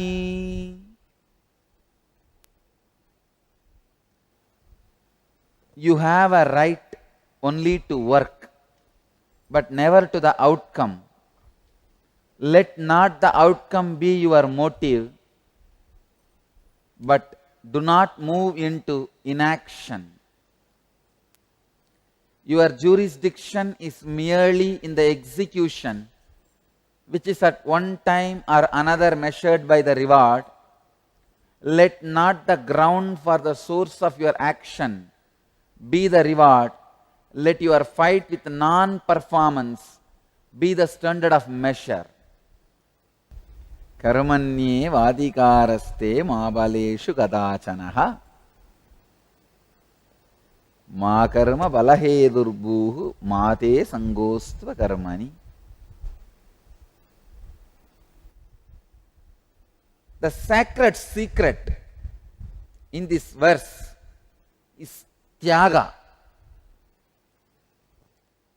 Tyaga is wrongly translated in English as sacrifice. No. Sacrifice is not the word for Tyaga. If I have to translate Tyaga,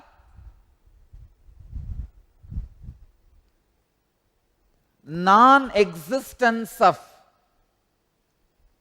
constantly changing identity. Please understand. Non-existence of constantly changing identity.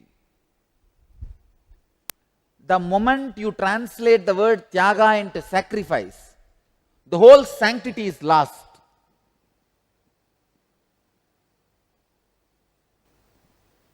Just a bull is reduced to ox. The whole truth is lost. The word sacrifice is a too poor word for Tyaga. See, the moment you use the word sacrifice, sacrifice is too easy, too cheap. See, if the whole world is going to praise you, you can give up anything. It is not a big thing. I have seen in my own experience, I went to Kumbh Mela once, not after the mission was started, before that. One sadhu was standing on one leg for 12 years. He never sat. The moment I heard about him, I felt, wow, he is the greatest Tyagi. Even this time when I went to Kumbh Mela, I heard one sadhu. I don't know whether the same person. One sadhu is standing. I did not go and see. Before the mission started, I went to Kumbh Mela once. I heard one sadhu is standing on one leg. I went and saw him. I had the darshan. But somehow, his eyes were so dry. I did not feel any pull, strength, confidence. 12 years this guy is standing on one leg. The other leg has almost become like an elephant leg. because the whole weight has to be borne by that one leg. It has become so fat, disproportionate. The leg which he has folded has become thin, emaciated. And another one thing, he has lifted one hand. He did not lower that right hand for last 12 years. He did not lower the right hand and right leg for last 12 years. Right leg he has folded, left leg he has put on the ground, and only the left hand he is using for eating or anything. The same way he is standing, eating, even sleeping. Like there is a small wooden piece hanging in front of him. He just hangs his body on it, rests his body on it and sleeps. I went with a lot of enthusiasm and inspiration to find something, some spirit, the experience, depth in him. The moment I looked into his eyes, I saw something is missing. Because I myself a tapasvi, I can very clearly smell the fragrance of tapas, which was missing.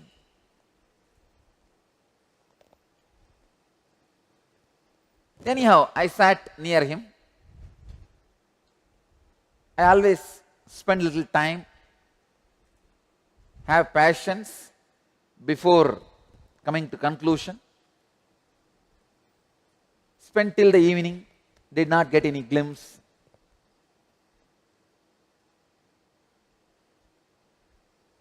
Night I just stayed next hut where that sadhu was standing. I could see very clearly.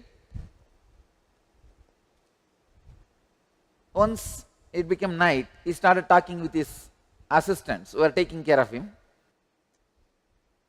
Ordinary, mediocre, in a way little lower than mediocre. I was disillusioned. But I could not understand, how can somebody be able to stand on one leg without using one hand? Is it possible? Without a great inspiration or the spiritual depth, I could not digest. It was too strong, too blunt, too... I felt like I am vulnerable, as if a kind of operation is done on me and the stitches were not done. They have not put the stitches back. They just opened, doctors have opened me and left me. Because my tremendous trust over the tradition, and especially the tapas, you can say, I am a fanatic tapasvi. When it comes to tapas, I am a fanatic guy. Literally fanatic. So my tremendous respect for the tradition of tapas could not tolerate that somebody can be doing tapas without inspiration, strength. That was too much for me. Because wherever I saw tapas, I always felt, no, here is a spiritual inspiration is there. I used to take it for granted. This was the first time I even analyzed. And it was a too strong shock for me, because many of my decisions, my concepts, my life was built on that idea. Tapas and inspiration go hand in hand. It was a very strong surgery on me. So, almost whole night I was sitting, and I can say I was in the mood as if you are near and dear one, somebody who is very close to you. If he or she dies, how you will feel. That is the way I was sitting. See, whenever any great spiritual truth which I really cherished in my heart is proved as wrong, I felt a part of me was dying or dead. Just like if you feel, see, if any of your near and dear one dies, how you feel part of you is dead. You can't handle. In my case, there was no near and dear one for me. There were only near and dear ideas. There was no person for me who is near and dear for me. There were only ideas near and dear. So this was a very near and cherished idea. Wherever tapas is, there inspiration is. Wherever people are going through hardship, there tremendous spiritual inspiration is there. It's kind of a, I can say that the Acharya's conditioning, which was inside me, not Bhishma, not social conditioning, but Drona, Acharya's conditioning. Because all my Acharyas are powerful tapasvis. Even though none of them were sannyasis from birth, almost all of them, except Bhagavan, Ramana Maharshi, almost all other, including Ram Suratkumar, all of them who were my great inspiration source, all of them were married. Kuppammal married and 4 kids. Raghupati Yogi, 14 kids. And no, really, Raghupati Yogi had 14 kids. And of course, he was a great yogi. He was experimenting in different ways. He used to give birth triplet, couplet, always 2, 3 only, never 1. And anyhow, he has done everything. Both girls, both boys, 1 boy, 1 girl, 1 boy, 1 girl, 1 gay. He has given birth all combination just by his yogic power and will. I really feel he has used some yogic methods because still his wife is alive. She doesn't look like she has given birth to 14 kids. Very strong. Anyhow. And till the last day he left the body, he was doing all his Hatha yogic practices like tying the wire, steel wire, iron wire in his chest and breaking it just by pranayama. By levitating he will break the wire, everything. The wife came and met me. She told how he passed away. He was doing the same thing. He will inhale and make the chest small and tie the steel wire and just exhale and the wire will go to pieces. He was doing this and at that moment he had an heart attack. Then he was taken to the hospital.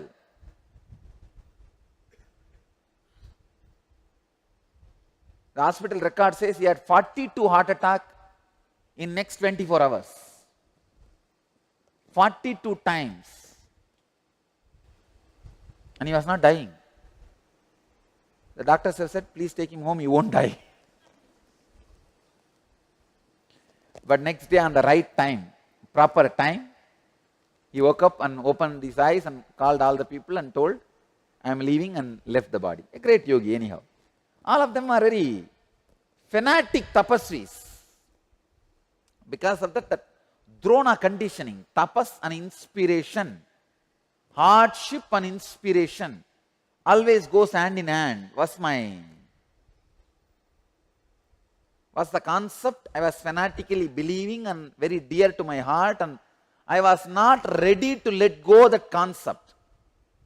Even forcibly the existence is opening my eyes, I did not want to believe that concept. No. It's too dear to me. too dear. If I have to give up this one concept, too many decisions I made in my life, in the young age, I have to revisit, rethink. All of them may be wrong. It's too much of vested interest. I have vested too much on this belief that tapas and spiritual inspiration go hand in hand. Now suddenly that is being shaken. Then whole night I was almost sitting like somebody who is near, very near and dear to you, is very close to you, is your moral support. If that kind of a person dies, how you will feel empty. That same thing I was feeling. Somebody was giving me moral support for all the hardships I went through. Suddenly I am realizing that person is no more there with me. See, every spiritual concept about which I was convinced acted like a one Bhairava or Rudra traveling with me and protecting me. The stories you may read, whenever an incarnation lands, all the Ekadasha Rudras, 11 Rudras will be constantly around him protecting. I can say these were the Rudras staying in me, my strong trust on those concepts. They were the Rudras staying in me and protecting me. I am feeling one Rudra is missing now. Whole night I was sitting. Early morning, a very strong hit on my head. Not physically, inside. A powerful cognitive shift means the new base from which I am supposed to take all my cognizance. It's like you just pull one pillar of the building and put it next. Like that, cognition, the new cognition, the cognitive shift, the new space from which I have to take cognizance of everything. That was happening in me. I realized sacrificing anything external is not Tyaga. That is very easy, especially when you see your pseudo identity can be charged, can be made to feel good, can experience the kick of praising. I tell you, name and fame is not even million or billion, trillion times worst addictive than any opium or marijuana. Name and fame is trillions of times addictive than any opium or marijuana. How a tamasic person, inert person, can sacrifice anything for marijuana, abin, or other narcotics. Go to South Indian villages and see. These village men, out of ignorance, not just they sell their vessels, their wife's jewels, even the sentiment jewels like Mangal Sutra, these all very little. They put their daughters in prostitution just for alcohol, just for them to drink or have marijuana. They will put their daughters in prostitution. Addiction, the power of addiction can make that guy do anything. I tell you, same way, the addiction to name and fame is trillion times worse. It can make you do trillion times worst act than putting your own daughters sister's wife into prostitution. It is such powerful addiction. You can sacrifice anything.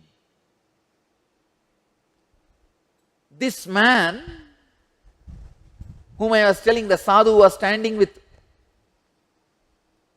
one leg and using one hand, he is addicted to the name and fame. For the sake of his addiction to name and fame, he has put one hand and one leg into prostitution.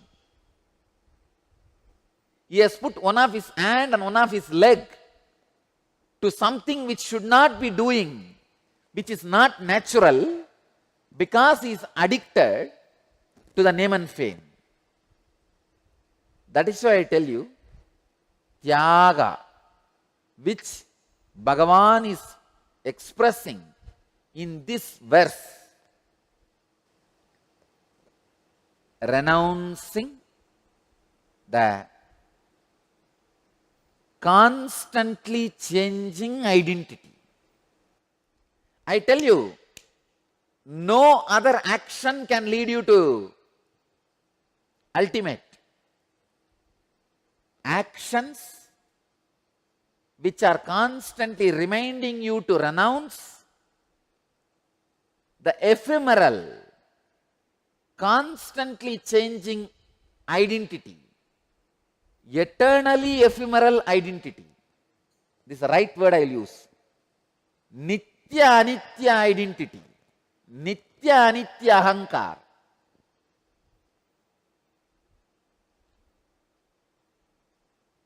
It is anitya, always nitya.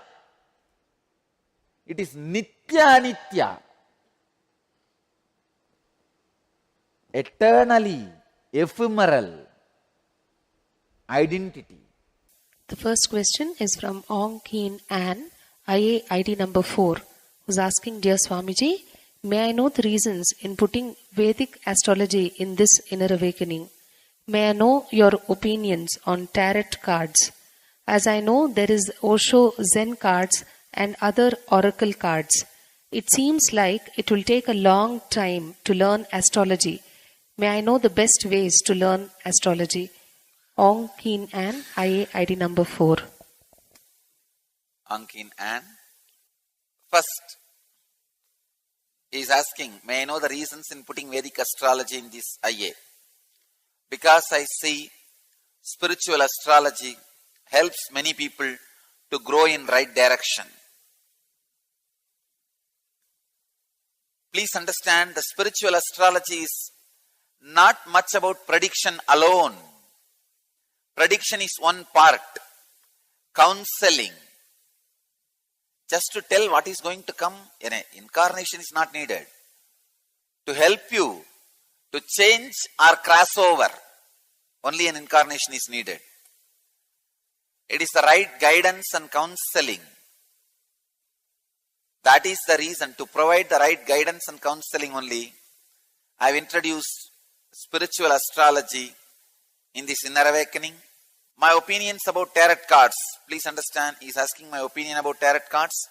I don't have much exposure or experience with tarot cards, so I do not want to pass any opinion or judgment unless I know about it thoroughly.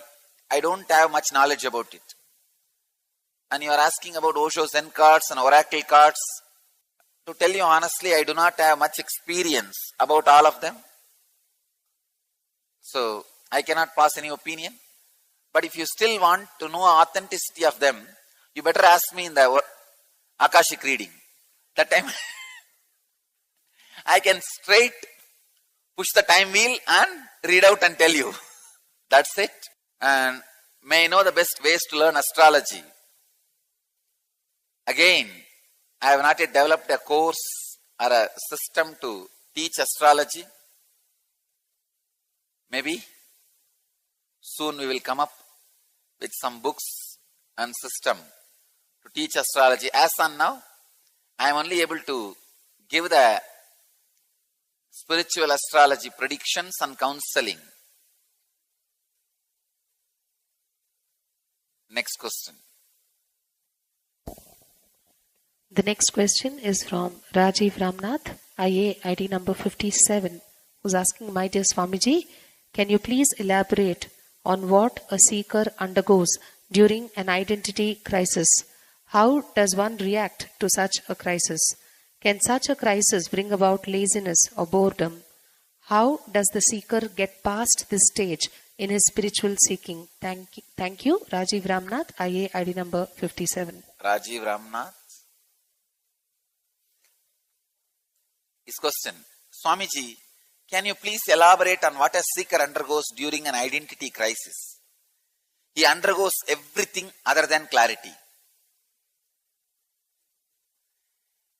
Anything negative above the sky and below the sky and under the earth, he goes through. How does one react to such a crisis? Usually, you react in a very foolish way. See, when you get disease, that is the time you need to have more trust and closeness to your doctor, obedience to your doctor. But because you got sick, you say, how dare, such a good doctor is for me. I have such a best family doctor. Still I have fallen sick. I don't trust him. I will not go to him.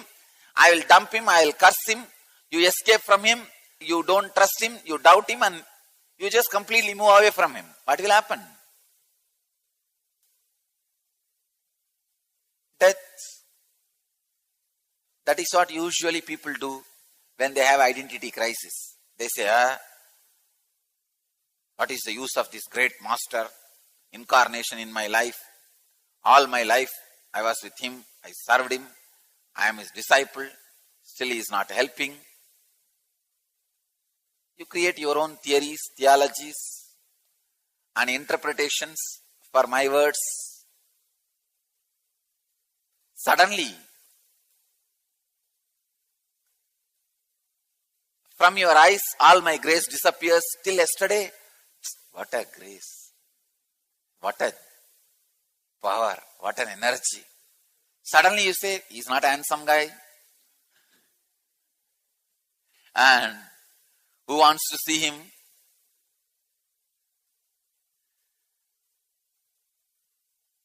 Suddenly, everything looks like a pain. And even if he helps, who knows whether I will be able to retain that help and stay in that state itself. Your foolishness does everything, all asanas, Sirasasana, Chakrasana, Surya Namaskar, everything your foolishness does, other than finding solution. When you have identity crisis, that is the time you need to have more trust on the master. You need to be more close to him. You need to be available to him. You need to do what he says. It is unfortunate how much ever you tell human beings, only during the identity crisis, they get bumped out of this whole enlightenment machinery. Master's mission is enlightenment machine. But when you go through the identity crisis, you get bumped out. It's like the car assembly line, just before engine being put, the car gets bumped out. What is the use? Just before the engine's installation, if a car gets bumped out, maybe it can be used as a bullock cart, not as a car. If a car gets bumped out in the assembly line before the engine being fixed, the only reason it can be used is, only way it can be used is as a bullock cart, not as a car. Many times, only when you go through the identity crisis, you escape, you get bumped out very foolishly.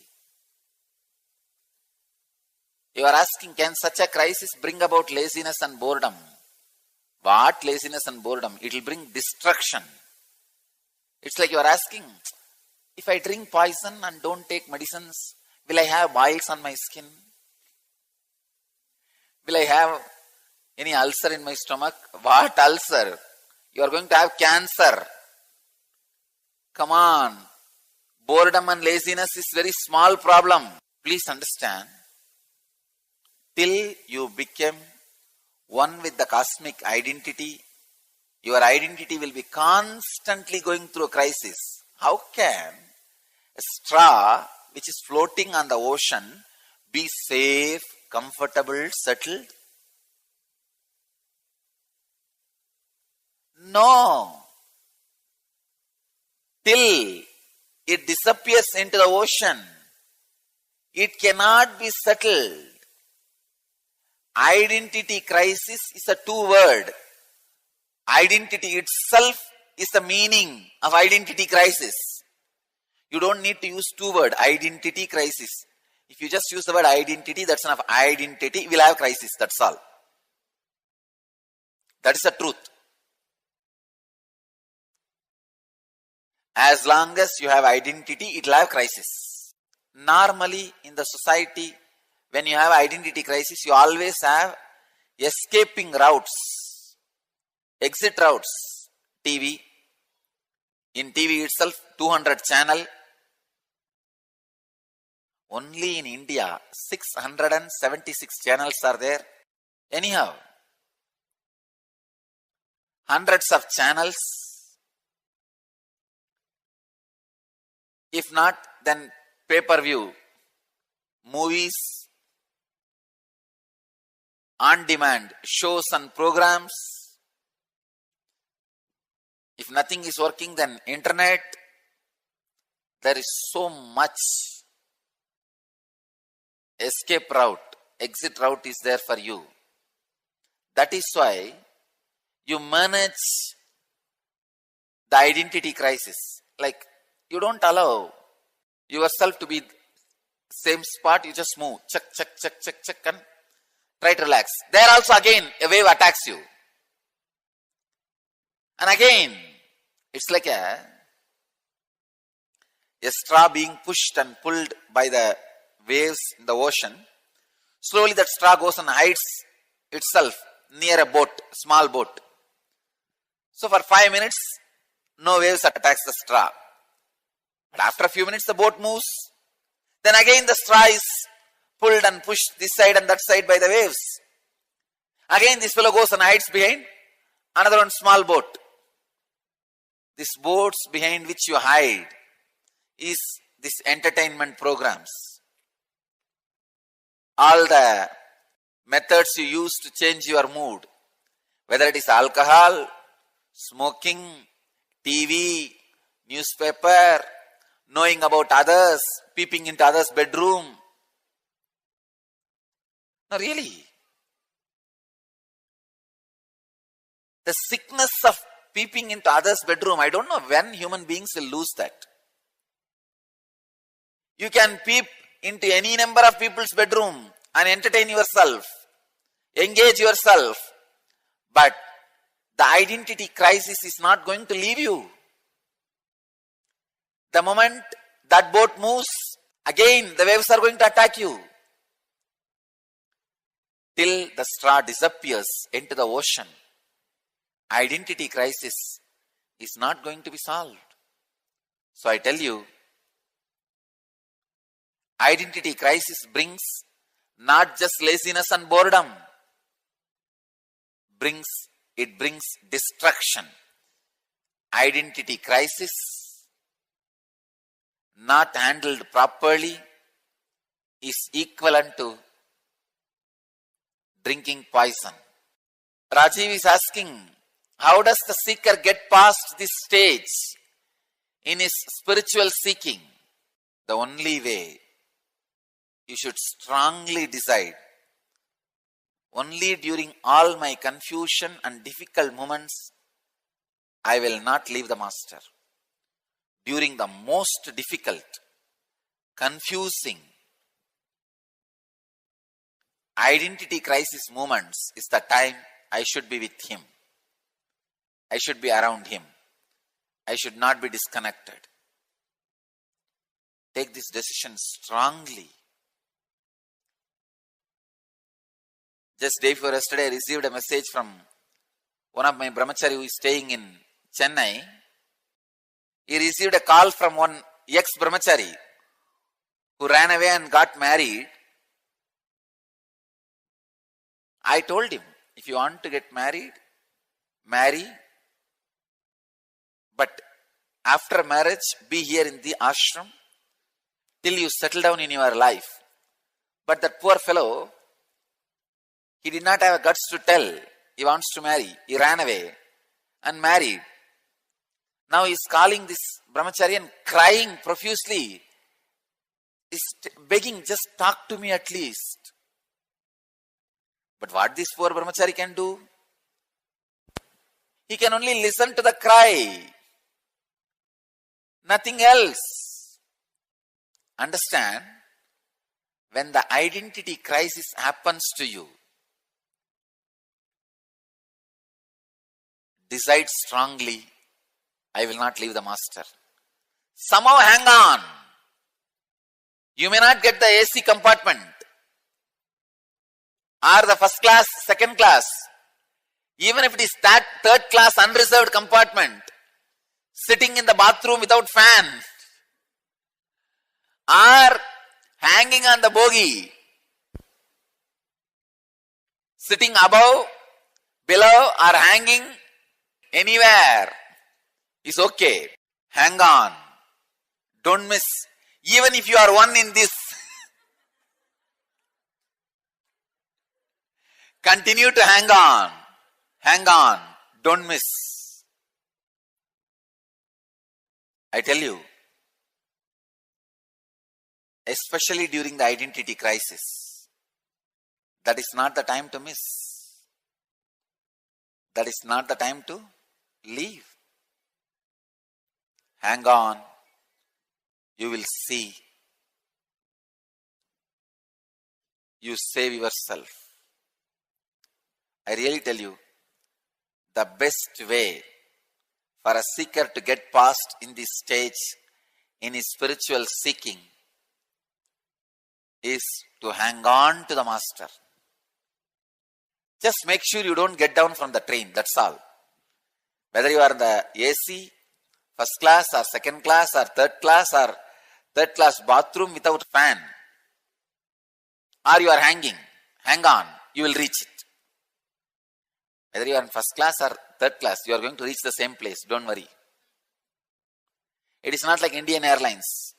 The roof goes to another city and bottom goes to another city. If you are blessed and you have done all vratas, pujas, homas, and if your wife's mangalya is very powerful, roof, bottom and the seats of Indian Airlines may land in the same airport. I don't want to say same place, same airport. Not otherwise. In those days, there was a rule for sannyasis. You should not cross ocean. Because less number of sadhus, they don't want to risk. Sadhus should not risk their lives. Like a scientist, less number of scientists, why to risk their lives? So same way, sadhus are inner scientists, less number. So our rishis made a rule. Sadhus should not light fire, should not swim, should not cross the ocean. Because why to unnecessarily do the risky things? I thought, no, what is there nowadays in the modern day? Flights are there very safe. I started traveling, crossing the ocean. But only after getting into Indian Airlines once, I realized our rishis are right. Next.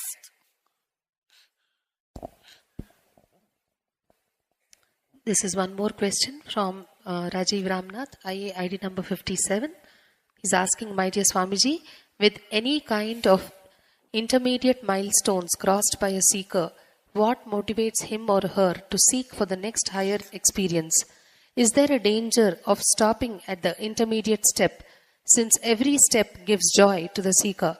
How does the seeker then progress beyond what he or she has glimpsed, since he tends to crave for the same experience every time he is with the Guru? Thank you. Rajiv Ramnath, IA ID number 57. Rajiv, first thing, every experience you go through with a Guru is not repetition of the same experience. It is the upgraded next level experience. Anything you go through on your own only can be repetition. Anything you go through with the master is never repetition, upgraded revision. Please understand, updated reprint is not repetition. It is revised, upgraded, updated. So again, the only answer for this question is Guru's grace. Be directly connected to him and guided by him. Because it is such a difficult individual personal problems to attend. Only a direct guidance can help you. Direct guidance can elevate you. That is why even this anger-free samyama, I made a clear rule. You have to be physically around me to practice in the initial level. Please understand, today, 15th day, successfully, many of our ashramites are continuing. 15 days, 10th I initiated, 15 days over, and still they are not eating. And they are not even losing weight now. Weight loss has stopped. Only first 4 or 5 days the weight loss was there. Now weight loss has stopped. Their body is not shrinking. They are doing regular yoga, fitness training, akada, building muscles, everything. From where protein comes, from where energy is coming, nobody knows.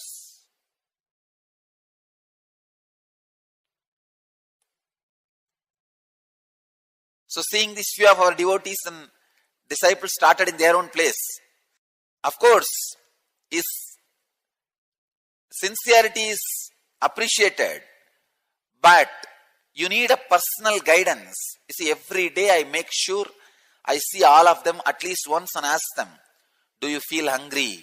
The moment you feel hungry, you should eat. I make sure they are healthy.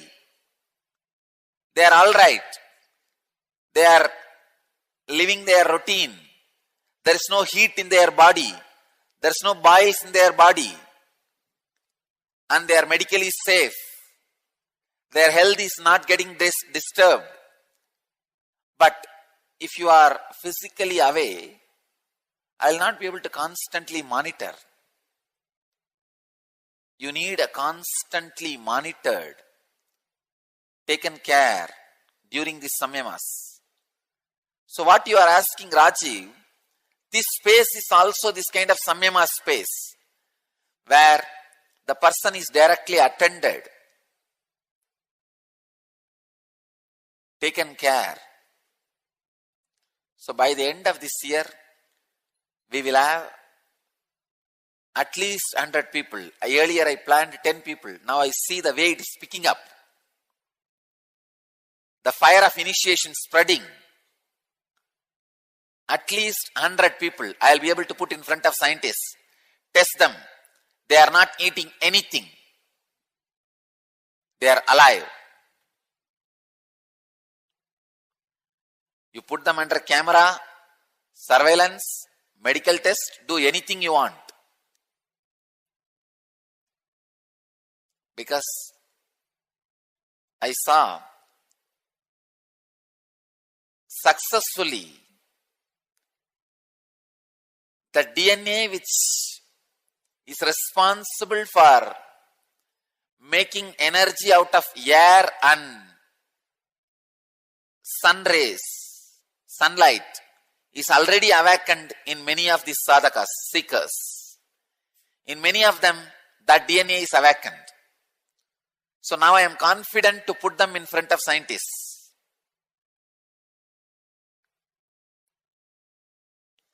This will be more useful to human beings than teleportation and materialization. Because if this science can be taught, millions of people will be liberated from the sufferings of hunger and thirst and the crimes done because of hunger and thirst. Do you know? Just not having food makes human beings cause millions of crimes. If you want to know the hunger crimes, just go to the website. You will see crimes due to hunger. You see the statistics. I am shocked how many thousands are killed. See, in US I have seen in the newspapers, people are killed just for one hamburger, just for $2.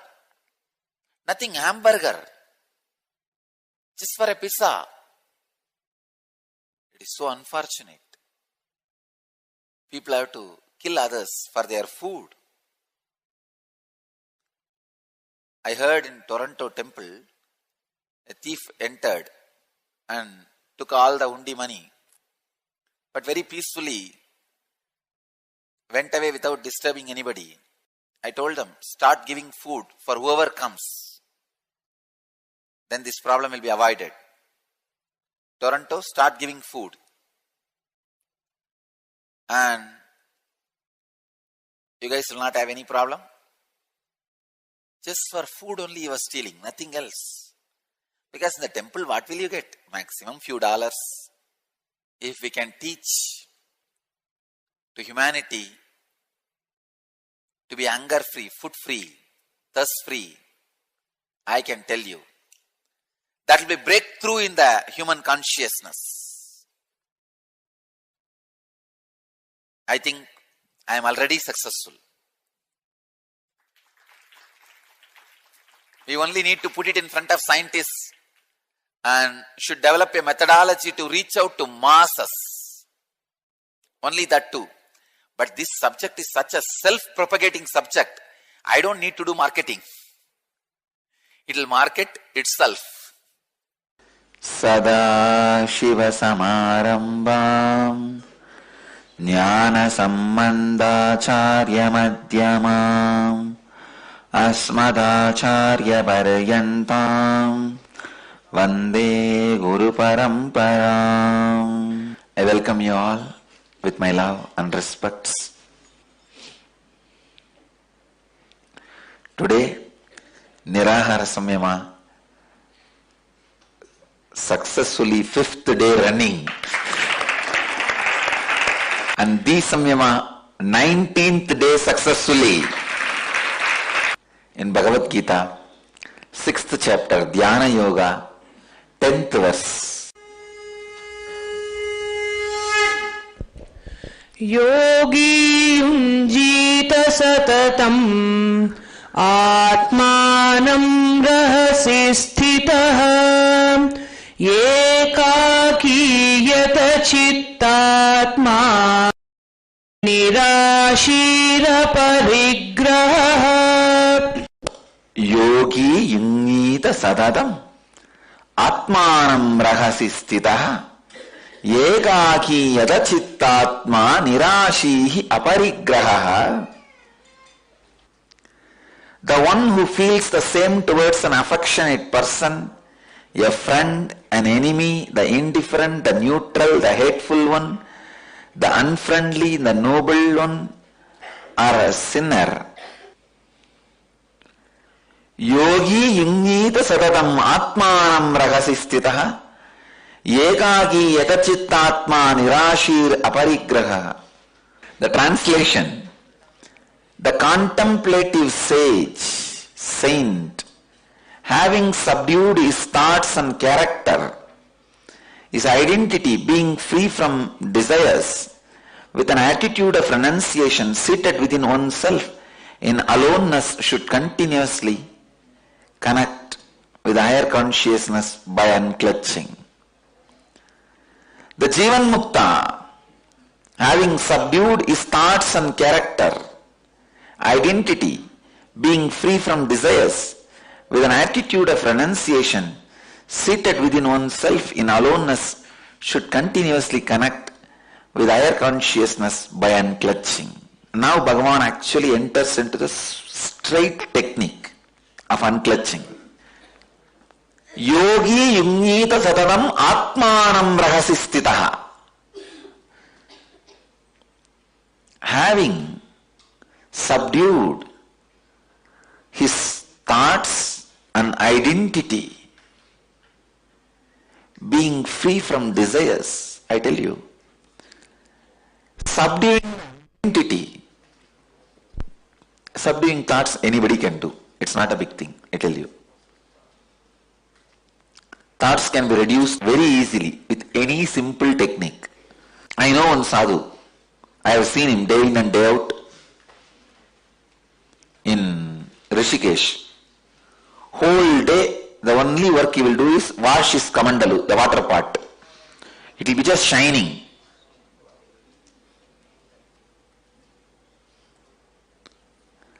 But do you know, the most funny thing, he has less thoughts, very less thoughts. His only focus is that his kamandalu should not become dirty. His water pot should not be dirty. That's where everything stops.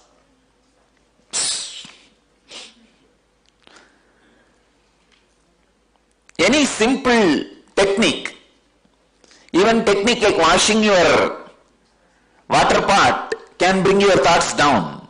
That is not a big thing. Subduing the identity means thoughts are food, identity is person who eats. Who eats should be subdued, not just the food. The identity grows, expands with thought. Reducing thought is not a big thing. Actually, without touching the identity, reducing the thoughts is very easy. I have seen a yogi standing on his one leg for more than 12 years in Kumbh Mela during my Parivrajaka time. He really had a very reduced thought state. But unfortunately, the attention people give because of his tapas has made his identity swollen like his leg, one leg on which he was standing. One leg on which he was standing was swollen. Same way, because the attention he enjoys from people, his identity was swollen. It is very easy to have less number of thoughts if your identity is getting more and more boosting. If the identity is not touched, it is very easy to have less number of thoughts. When the identity is touched, almost like a honeycomb, how if the honeycomb is touched, the bees comes out, like the thoughts comes out. I have seen many of my ashramites, they will really be having very less thoughts, calm, composed. Just poke at their identity once. People whom they don't like, or there is a hatred, just one word from that person, like a honeycomb, whoosh, all the thoughts will come up. The whole pus will come out.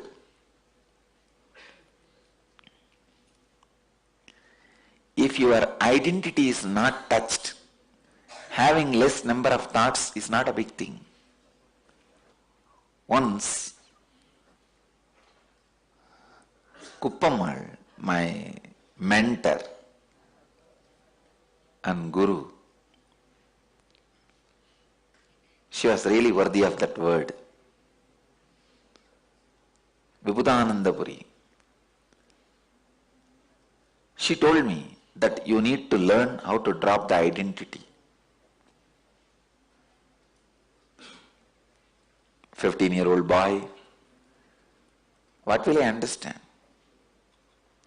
I said, you tell me what I should do, I'll do. She gave me a begging bowl and told me, go around and beg all over the city and come back. My grandfather is a big guy in that village. So, till death, he was the head of the Rice Merchants Association. See, rice is the biggest business in that area. For 3 states, that one city supplies rice. That's the largest rice market in all these 3 states, Pondicherry, Tamil Nadu and Andhra. That city fell somehow in the center place. Even the Tanjore rice comes there, gets sold and goes to different places. It became like a rice route. Growing itself is not that huge, but the marketing and the rice mills, huge number of rice mills, getting the crops and cleaning and making it into a rice and branding and marketing. Still my father's side people are involved. Till the death, my mother's father, he was the head of the Rice Merchants Association. Means morning he will fix the price of the rice. And even now my father's uncle is the largest rice mill owner. He owns some 7 rice mills or not. Their family only donated our Tirunnamalai Ashram land. Actually, Tirunnamalai Ashram, both lands. One land was given from my father's side, other land was given by my mother's side.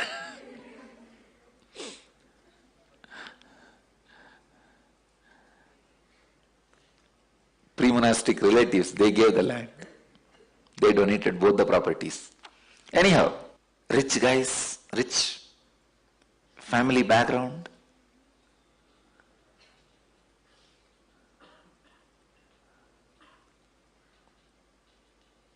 But I have to go around begging. Then slowly I picked up my bowl and said, all right, I'll go for begging. Then she gave me the kavi to wear and I put on my kavi. There is a unique way of wearing. One cloth, one knot in the back. So that is the way you have to go for begging. It's called unjavritti in Tamil. I don't know whether it's a Sanskrit word. Even in North this word is used or not, I don't know. But in South they use the word unjavritti. So with a begging bowl I started. I went to the same streets where all my family is having shop.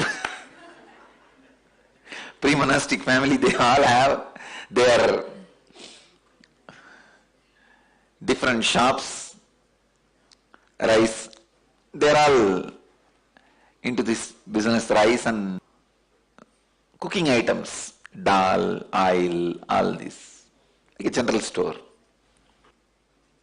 Anyhow, I did not have any problem. But all of them had a problem. They all know I am little crazy. But they did not expect I will go to this extreme. And the first shop itself they caught hold of me. What for you came? I said, don't ask all that. I am a sadhu now. I am asking you for bhiksha. Will you give or not? You tell, I am going for the next shop. Don't disturb my business. If somebody comes and sits in your shop and goes on poking at you, your business will be disturbed. And don't disturb my business.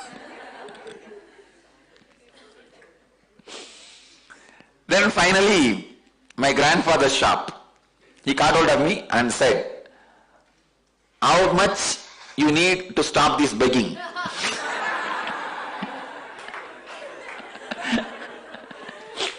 What is your amount? target? Tell me that. I'll give the whole, keep quiet and go back. And I can't handle this phone call from every shop. Those days phone has come. It will be big and create a big sound. Crang, crang, crang. Huge sound. No cell phones those days. But the phone has come. I cannot handle this phone call those days. Only 4 numbers those days. No, 4 numbers. And local call means 4 numbers. And he is telling, for last half an hour only these phone calls I am attending. From every shop they are calling me. I can't handle this nuisance. How much you need totally, tell me. I said there is no goal. Kupamal told me that I have to beg all over the city. Yes, she has given the route also. She knows.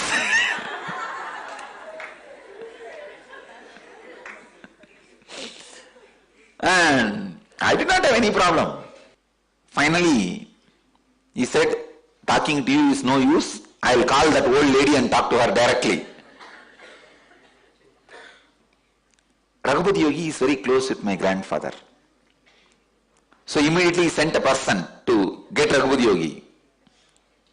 Kupamal can't move freely here and there. But Raghupati Yogi was very healthy till the death.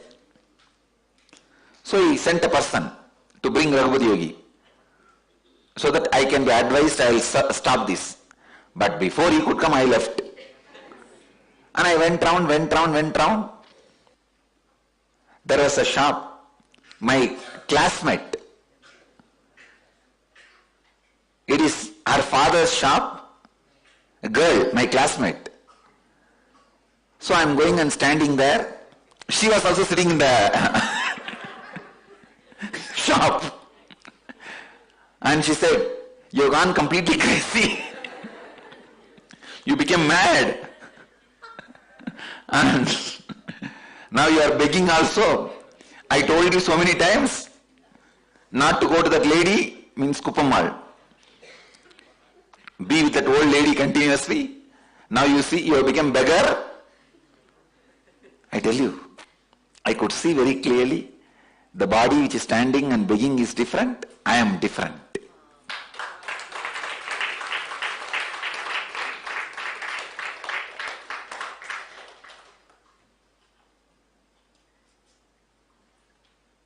Ultimate ability is ability to renounce the desire to be a hero.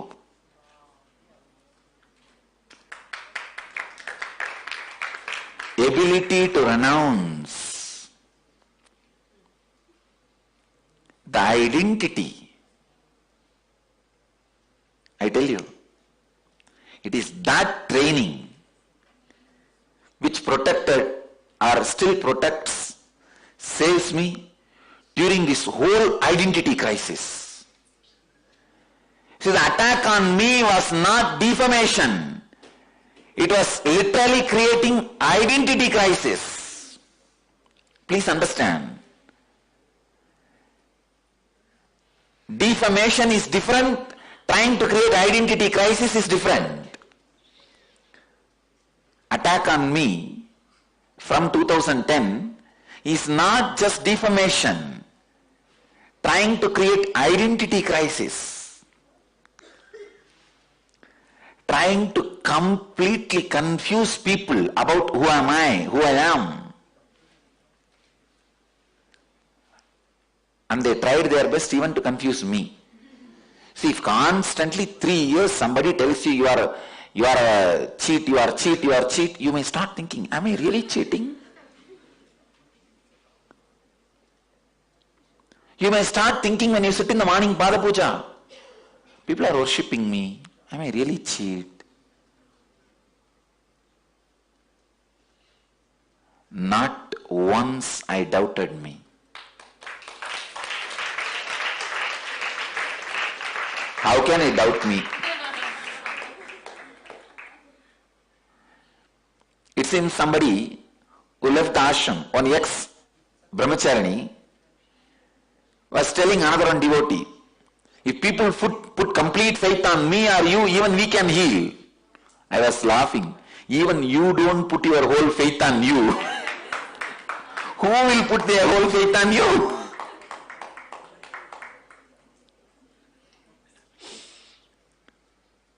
People don't need to put their whole faith on you for you to heal them.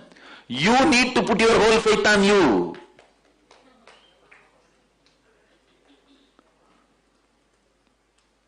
Not a moment I had a doubt. Understand?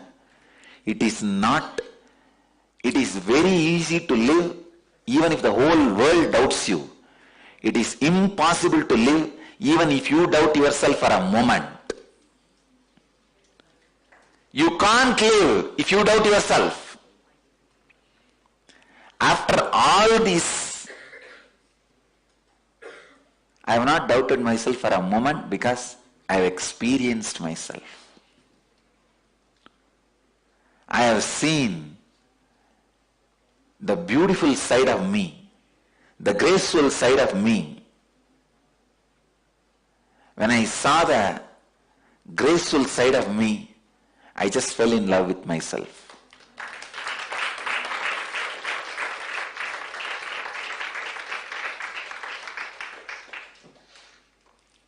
So even when Kalabhairava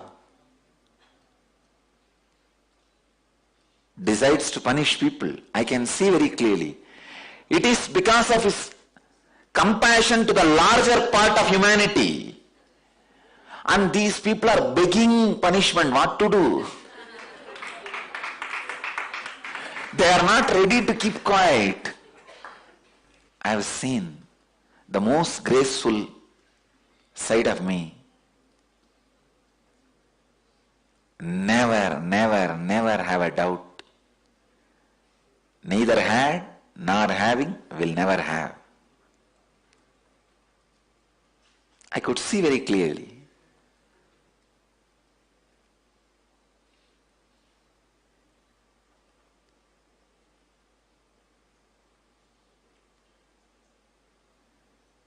Even though I will not go to the school regularly, I had a very good friendship and respect from all my classmates, batchmates, with everybody. Whether it is boys or girls, I can look back, and even people who lived around me those days as my classmates, many of them are devotees and some of them are even in the ashram, doing volunteering and all that. My roommate who was there in my room for more than 3 to 4 years is in the ashram as a volunteer. Sometimes I talk to them. The people who studied with me in the school are there and in the ashram as a volunteer. People who studied with me in the polytechnic, who is the roommate in the polytechnic, who used to sleep next to me. Those days in the polytechnic there was no cots, it was only mat, and the place will be allotted by painting on the floor. So my next block, they call it, for each mat they will put a paint on the floor. And they will put number also, 16, 15, 17, 18. My next number guy, he is in the ashram as a volunteer. And my roommate in Ramakrishna Mat, he comes to the ashram regularly as a volunteer. Sometimes I used to talk to them. I asked them, do you see any change in my lifestyle? They said, nothing, Swamiji. So the moment this girl, my classmate, she started screaming, you became mad, you are begging, your life is going to be beggar and all that, she started screaming. Then her father got angry with her. He said, either give something or keep quiet. Why are you abusing him? The father started telling, maybe he is doing it for some spiritual reason, because in South India it is very well known. You go to beg for 3 Saturday and whatever comes, take it to the Tirupati, go by walk to Tirupati and offer it in the undi. It's a tradition. So He was telling, maybe he is begging for the Venkateshwara. How do you know? It's a tradition. Even now they do. That, especially this month only it starts. This is the month. 3 Saturday they will go to house and beg. Whatever comes, with that they will carry the whole thing. Maybe rice or money, silver, gold, whatever people give, they will carry the whole thing. They will go by walk to Tirumala and offer it in the hundi.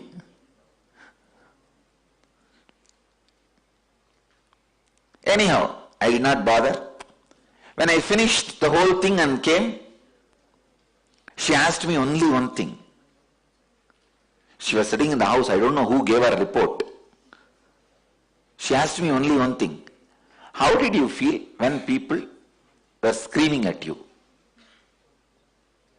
I said, this body which is standing is different, I am different. She said, you are a brahmachari. Then she asked me, did you go to your classmate's shop? That was a big shop, well-known shop. I said, yes, I went. What did your classmate tell you? I said she was screaming, I became mad, and she was abusing me, abusing you. That I became mad.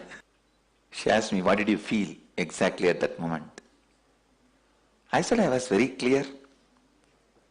This body is different, which she is abusing. I am different. I never felt attacked or disturbed. I tell you, the capacity to stand with a begging bowl without having an identity is the most difficult thing. That helps me still now to stand with the begging bowl in front of my disciples. Never ever think I'm head of my disciples. No. It is literally with the begging bowl only, the whole thing runs. Only one difference is, nowadays I beg to drop their identity into my pot, which is the Brahma Kapala, which sucks their identity and eats.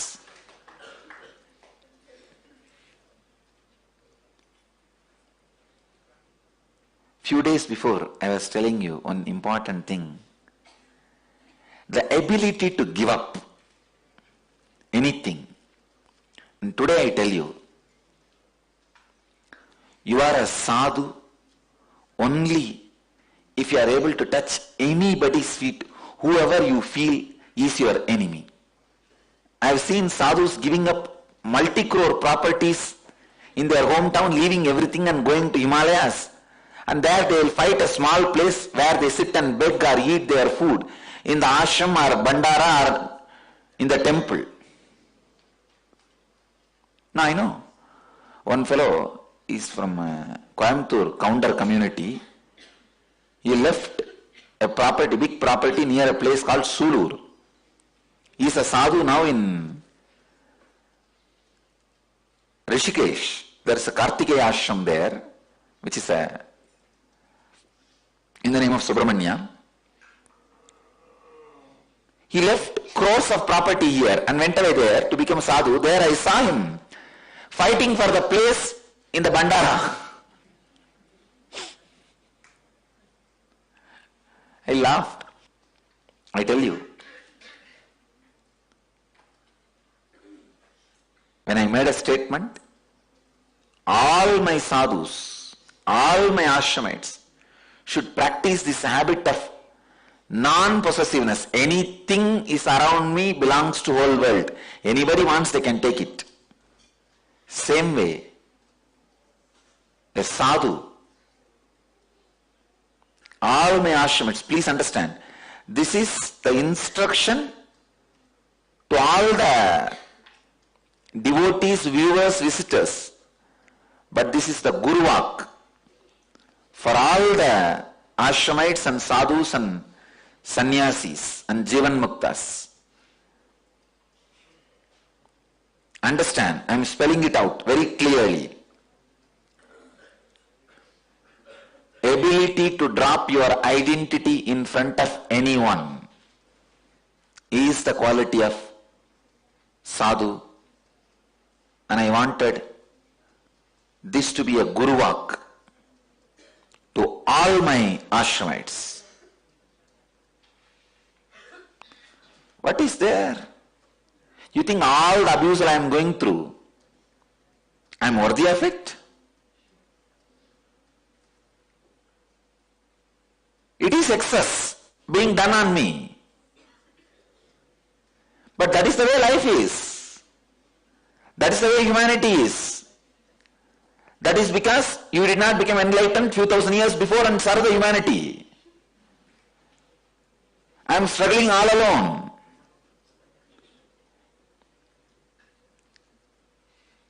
See, lakhs of people died in Hiroshima and Nagasaki.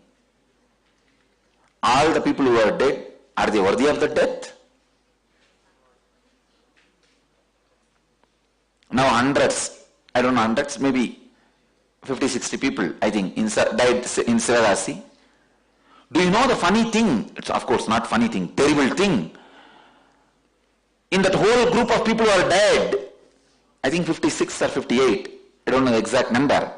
Only one person was working in that firecracker industry. All the fellows who are working in the industry were saved. The fellows who came to watch and rescue, 57 people who came to watch and rescue were dead. When they saw the name list, only one person who was actually working was dead. If they listened to the police and everybody is flooded, see, all the workers are flooded. They all have saved themselves. One big group came there. The police has said, you don't go for rescuing people. We will go. You don't know, don't do. But curiosity, India, it's a religion. If few people are standing and seeing, you have to put your nose to find out what is going on inside. Now people are telling me, we are not able to reach out to people, teach meditation, nothing. Go to any big park on the main street, 4 or 5 of you stand round and watch inside. Let one fellow be doing inside one kriya or meditation, Nithyananda. In 5 minutes there will be traffic jam in that road. The whole crowd will be standing around you and watching inside, what is he doing? Now I tell you, see, make one person to sit and do Guru Puja, and 5, 6 of you just stand around. You should stand around such a way from distance they should not be able to see what is going on inside.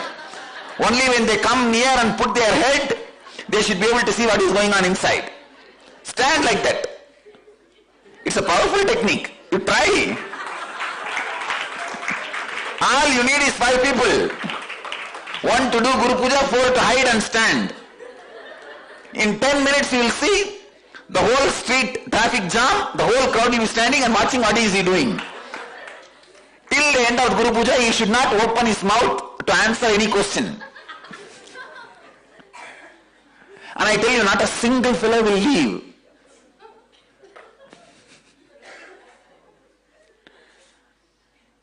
That extraordinary curiosity. These fellows came and were standing and lost a life. They are not worthy of what has been done to them, but that is life.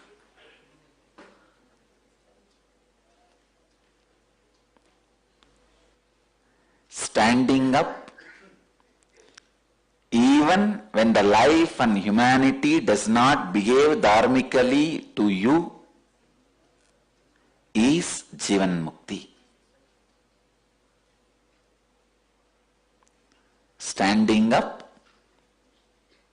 with your clear dharma, even when the humanity and society does not treat you with dharma, is Jivan Mukti. I tell you, even if the society behaves with you dharmically, you behaving adharmically is a demon. When society behaves you dharmically, you behave dharmically, is a good person. When society behaves you adharmically, you behave dharmically, is Jivan Mukta.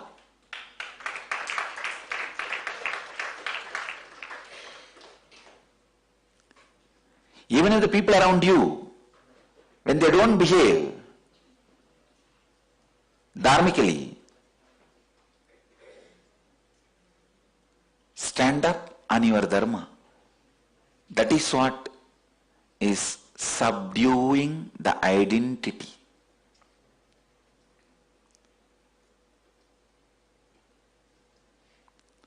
This is the second Guru Vak I am giving you guys. Ability to drop the identity. I tell you, when you are able to drop the identity, all the problems you have will not have a chilli, the anger. Even if you have a problem, both of you will sit together and understand more and more.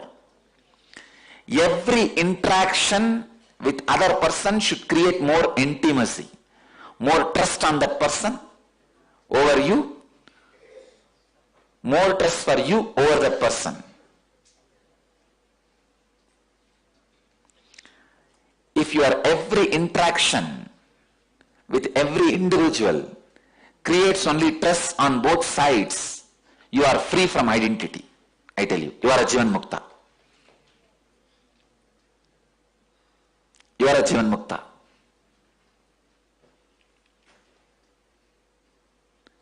The ability to drop the identity is Jivan Mukti. I tell you one more secret. As long as you have certain identity, you will always feel society is adharmic towards you. It is a basic secret. Your logic is with pus. It sees only from your side, never from the other side.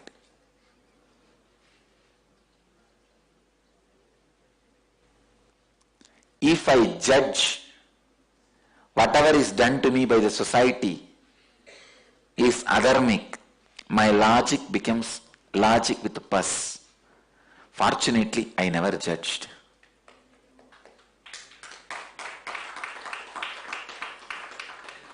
Society is not a group of people. Please understand. Society is the other person. It is not collective. Even a single person is society. Whom you hate, whom you think you can't work with, whom you think is worst person you have seen in your life is society for you. I tell you, if you have somebody as your enemy and feel this fellow's patterns, he cannot come out and he will suffer, he has to be given suffering, when you feel, understand, now God is sending you the diagnosis. Exactly you have the same problem. He is giving you the possibility to diagnose you. Most fortunate human being is a human being who does not suspect himself, who does not doubt himself, who is able to put completely his faith wholly on himself. You putting your whole faith on you does not happen by you convincing you, but it happens only by you dropping your identity by you. Go round. Whoever you think as your enemy, again and again sit with them and express your opinions towards what you carry towards them, and let them express what they carry towards you. One more funny thing you will realize, whom you think as the important enemy in your life may not be thinking you as the important enemy in his life. I have seen love is always a triangular affair on the planet Earth. Hatred is always quadrangular affair on the planet Earth. Understand? If you are loving somebody, that person is loving somebody else. If you are hating somebody as an enemy, that person is hating somebody else. It is never a straight line. It's a law. One point is loving the other point means be very clear. The other point is loving the other point, not this point. The other point which he is in love, see, A is in love with B. B will never be in love with A. It will be only in love with C. C may be in love with A.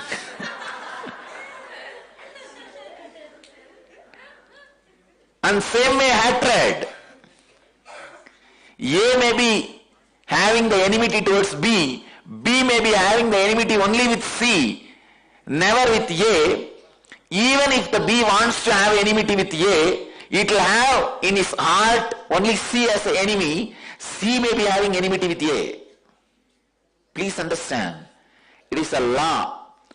You will never have a complete enmity with your direct enemy, who is supposed to be your enemy. So whoever you think as your enemy is not real enemy.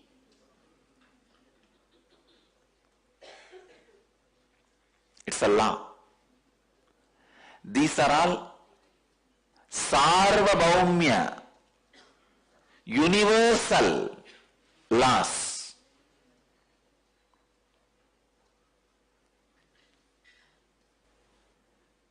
I'm giving you an example. One thing you need to be very clear. Your logic has no capacity to find your enemy. So whoever you think is your enemy is not your enemy. When you sit with him, open up, you will realize that person is having somebody else as their main enemy. So when he goes and sits with the other person, he will realize he is having somebody else as his main enemy. Love or hatred is triangle.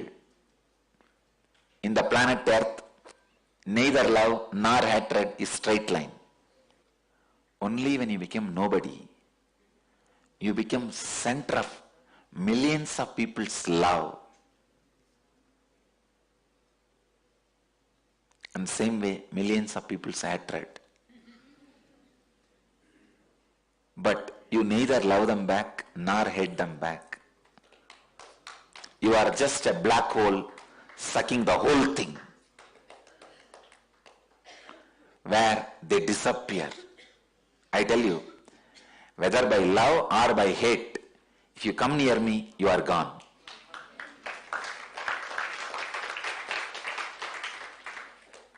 When you disappear into me, by love, it is called enlightenment. When you disappear into me due to hatred, it is called pralaya. That's all. But you dissolve into me. That is what Bhagavan shows when he was giving the Vishwarupa Darshana. Vishwarupa is beautifully described. There are many rishis, sadhus, sages, saints in the parts of Krishna's Vishwarupa, and millions of demons, devils, Gauravas, Rakshasas being chewed by the Krishna's mouth, disappearing into the fire which is coming out of Krishna's mouth. It means what? Both are disappearing into him.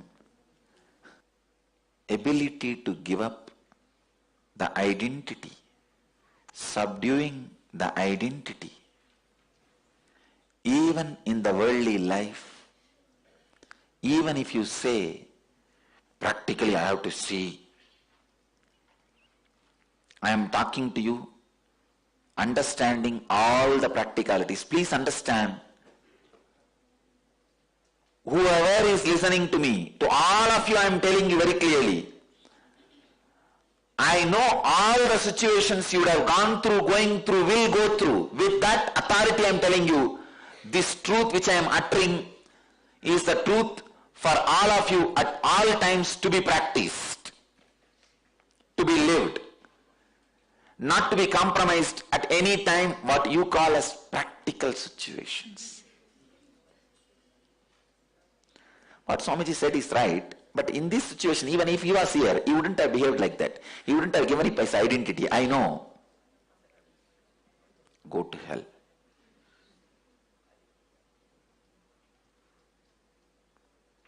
No. I am telling you, in all possible situations, this is the truth. Ability to let go the identity makes you the hero whose identity can never be destroyed. I want those heroes around me. They are Jivan Muktas. I tell you, your identity costs you only your life, nothing else. If I am supporting your ego and identity, you are doomed. If I am not touching your ego and identity, you are in waiting list. If I am hitting at it straight, you are blessed. Unfortunately, for many people, many times I support.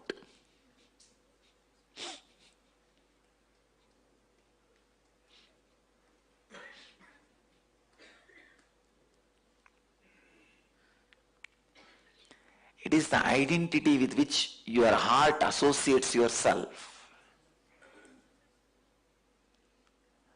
That should become sadhu, chilliless, angerless, violentless. Then you will become the center of creativity. You will express so much of the leadership quality, ability to inspire. Ability to inspire is nothing but ability to inspire yourself.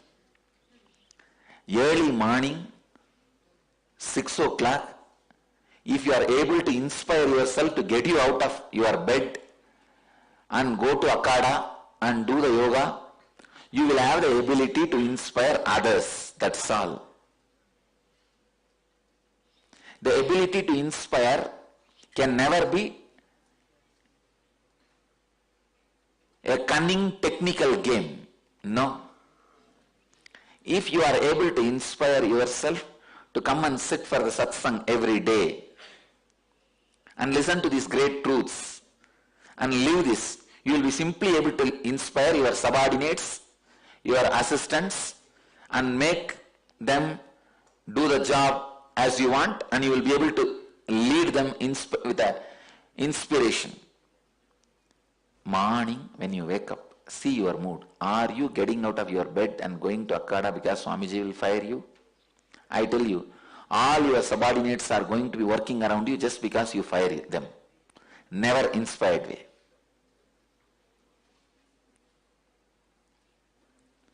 If you don't know the right words to inspire you, you will not know the right words to inspire others.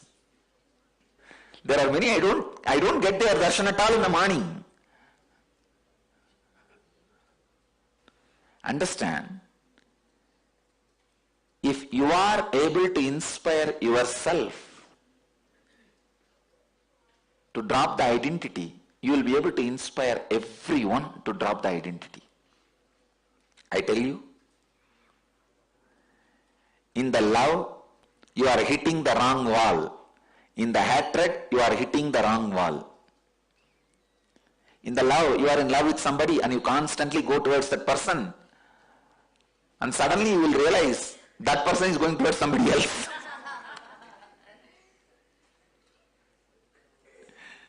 Then you will be disillusioned. And all your love will be lost.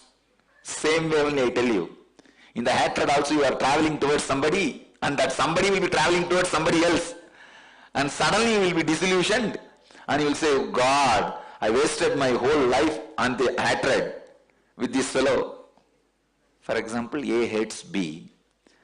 B might have done 1 or 2 activities against the A, but in B's heart, A is not the enemy. In his heart, enemy is somebody else.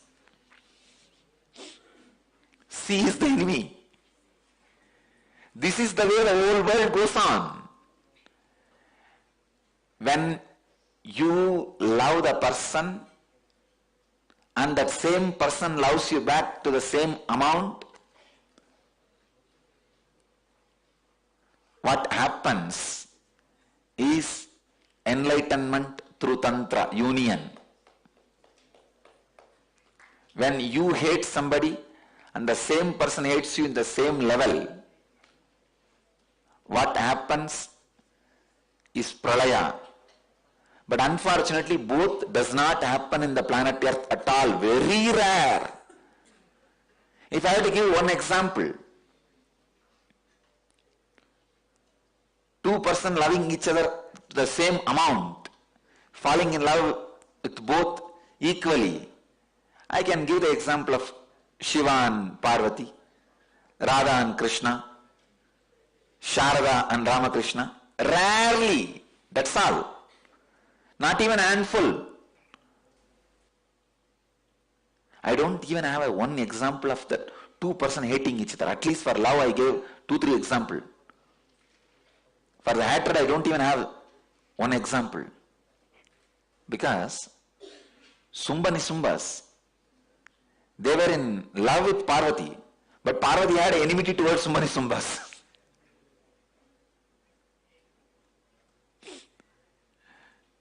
In turn, Tarakasura had enmity with Parvati.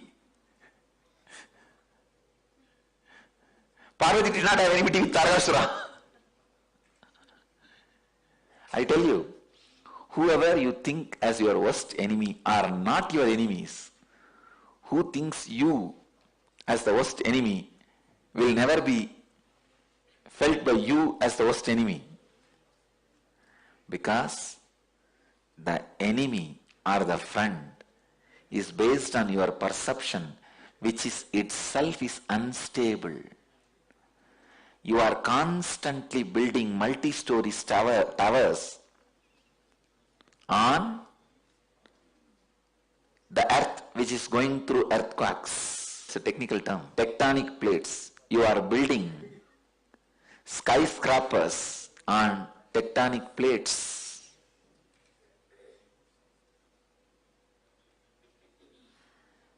Your hatred, your love, your friend, your enemy are all skyscrapers. But you are installing it on tectonic plates. Bhagavan is very clear. Subdue your identity. It's time. But I have not completed this verse. I will continue. I only spoke on one word. Please understand. I only spoke on one word. Yogi Yunjita Sadatam. That's all.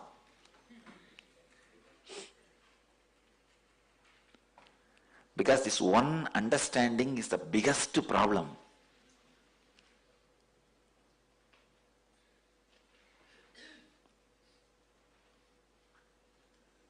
Your whole life is wasted on just protecting the identity which is going to ditch you end of the day. End of the life. When you are about to leave the body, you will see so much of pus, bio-memories all around you, and you will ask your identity, what is this? I trusted you and acted my whole life guided by you and did whatever you wanted. Now you are showing this is what is my bio-memory. He will just raise his hand and put his hands up and say, I don't know. Hey, what do you mean you don't know? Answer me. When you catch his collar, you will understand only cloth is that the person has disappeared already. He is a ghost. He might be feasting with your enemy and saying, you see, secretly I have done the job you wanted to do. People who realize the conspiracies done against them by their identity are Jivan Muktas. But you go around and dig out and find out, even if it is not there, you imagine that so many fellows are doing conspiracy against you. But you never suspect the conspiracy is getting done by your own identity against you. Blessed are those who understand the conspiracies done against them by their identity. Cursed are those who never doubt the conspiracies done to them, done against them by their own identity. If you are able to beg food and your needs from the people, you grow as a sadhu. If you are able to drop your identity and beg forgiveness from other identities, you become Jivan Mukta. If you are able to beg others to drop their identity, you become incarnation. Understand? I am not asking you guys to go around and beg for food. That will be easy for you guys to do.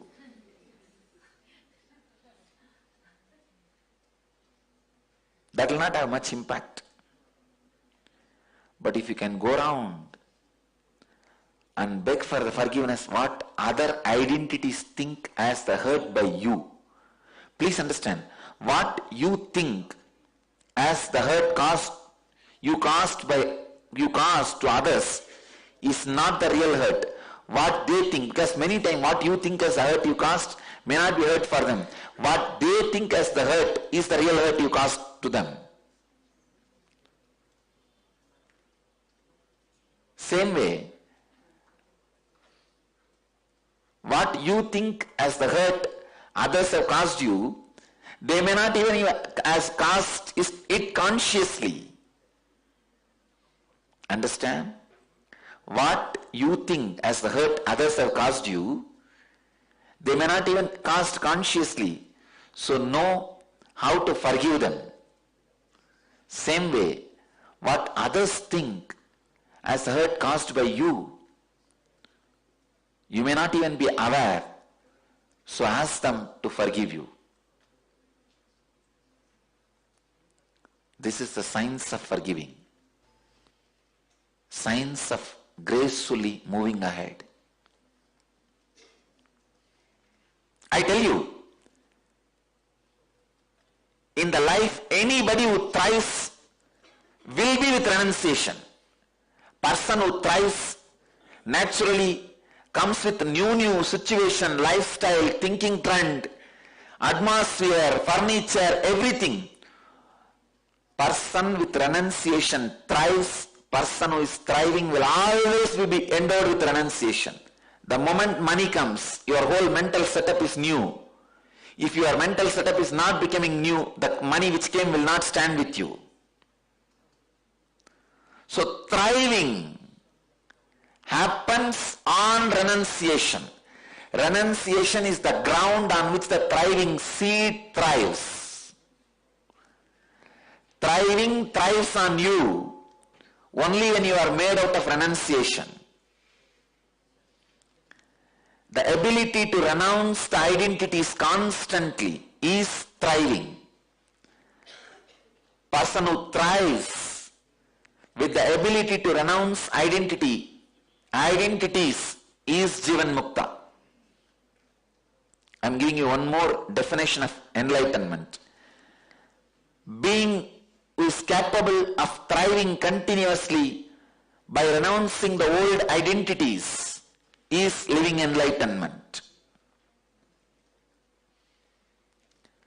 Do not wait for the wounds in you to be healed by others. Do not wait for the wounds in others to be healed in course of time. Do not wait for others to come and heal the pain you are carrying inside you. Do not wait for the other person's wounds to be healed in course of time. Means you be proactive, healing the wound and pain in others' heart. Same way, you be proactive in healing the wounds and pains inside you by dropping it. Your enemy is not your enemy. Your friend is not your friend, whom you are hating for ages and years, might be doing good to you, whom you are loving and having friendship for ages, maybe in love with somebody else. I'll continue on this same verse again in tomorrow's satsang. Today I give this as a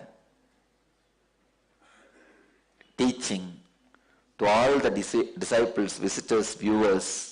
This as a Guru Vak to all the disciples, sannyasis, sadhus and ashramites. So all the ashramites, sannyasis, sadhus, before you come tomorrow to the morning satsang, take at least 10 effort to heal whom you think as your top 10 enemies and discover the truth. Your top 10 are having somebody else as their top 10. Your top number 1 may not be having you as the number 1 in his hit list. He may be having you only as a number 8 or 9 in his hit list.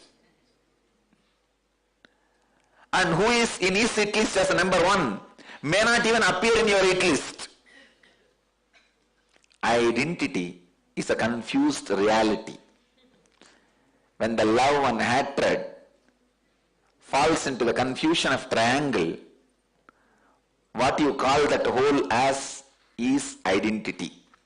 When I said as, I meant to yes.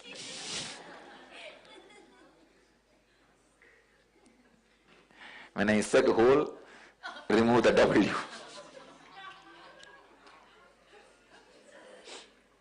That is what we call identity. As whole.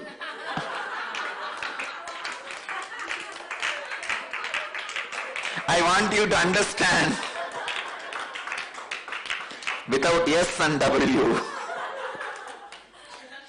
is identity. No, nobody will forget.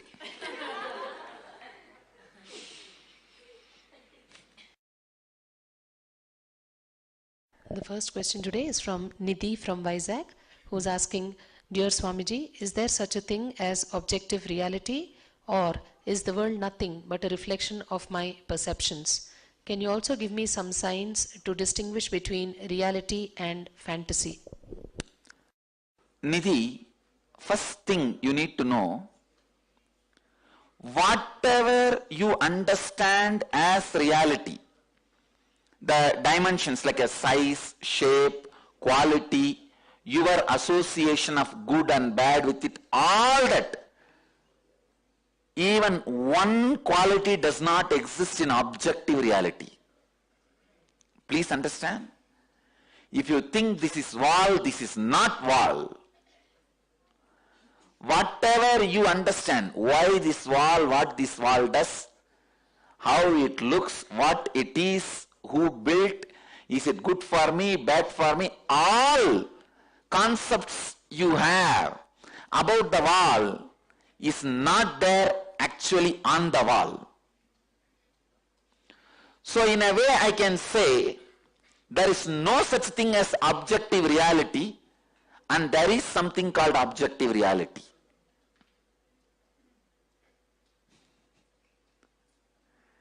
There is no such thing as objective reality is also true. There is objective reality is also true. Understand? I tell you there is no such thing as objective reality because anything you see, you perceive, does not exist as you perceive. And I tell you there is objective reality. Why you know? Because you may be liberated from this wall, but the other person who is not liberated will continue to see this wall as objective reality. Because of that, I tell objective reality exists. But I tell you, for you, objective reality does not exist. So, the right truth, objective reality does not exist for you, but the objective reality exists for the objects you see in objective reality. But As the objective reality does not exist for you itself, how can the objects you see in the objective reality's objective reality can be objective reality for you? As the objective reality perceived by you itself is not reality, how can the objective reality perceived by the objects which you perceive in the objective reality can be objective reality for you?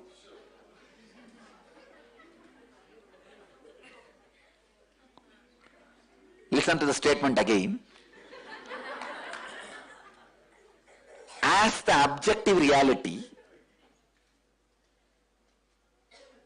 which you perceive itself is not an objective reality for you, then how can the objects you perceive in the objective reality can have the objective reality which you perceive as the objective reality, which is not an objective reality?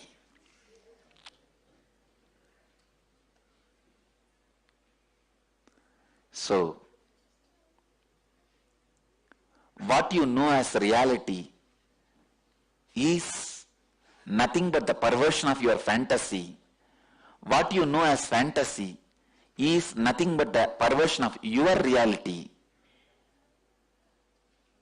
When you go beyond what you know as reality and fantasy, you see N reality, which is N reality.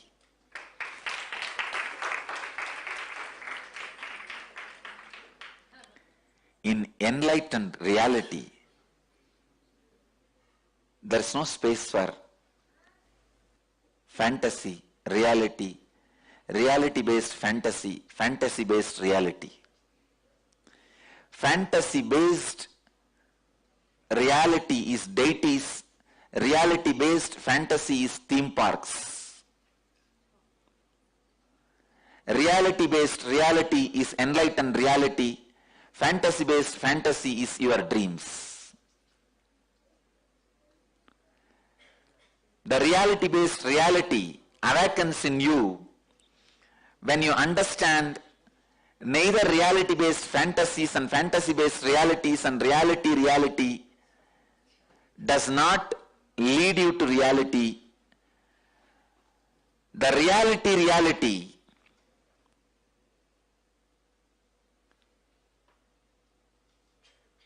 fantasy reality, reality fantasy is all finally Nithyanandeshwara samarambam Nithyanandeshwari madhyamam Asmadacharya paryantam Vande Guru Paramparam.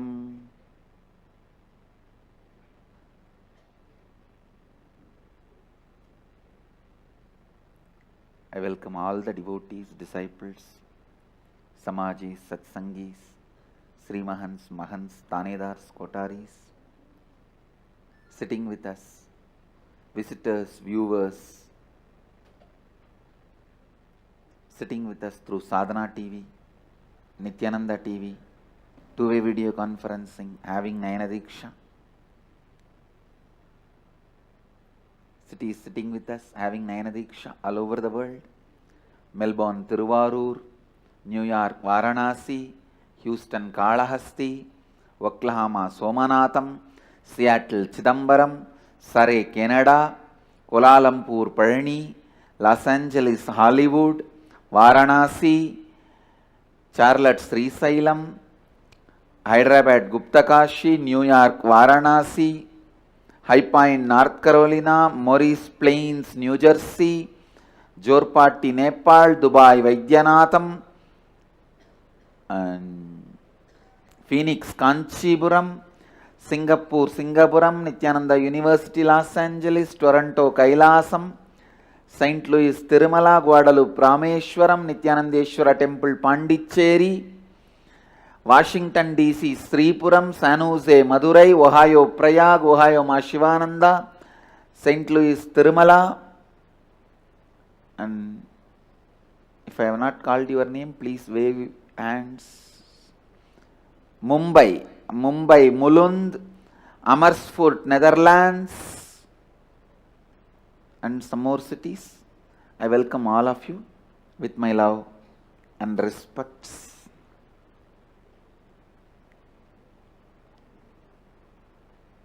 Come on. Today's Kalbhairava's revelation. Still the energizing process is going on.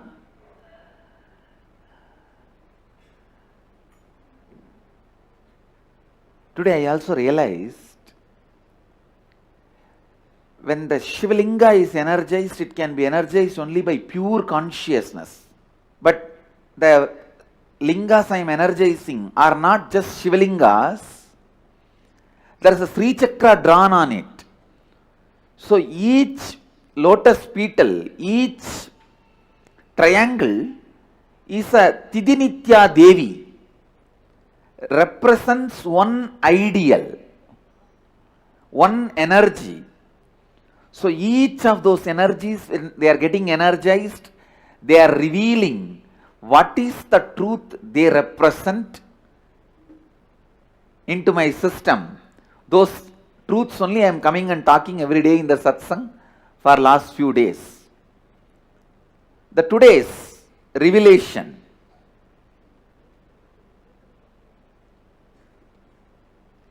And actually, it's a revelation into the science of Sri Vidya.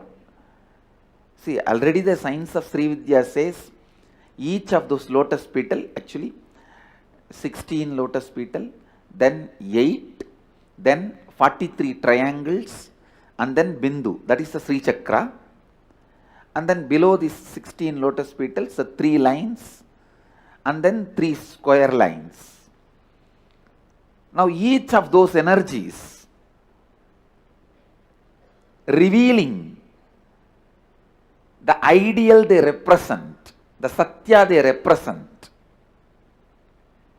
Maybe once the energizing process is over, if we connect all the everyday satsang and the whole Sri Chakra, we will know very clearly which Tidinitya Devi represents which great spiritual truth, Advaita Satya. Let me expand, please listen. It is one of the greatest truth and most exciting truth. It was such powerful revelation. I was so excited.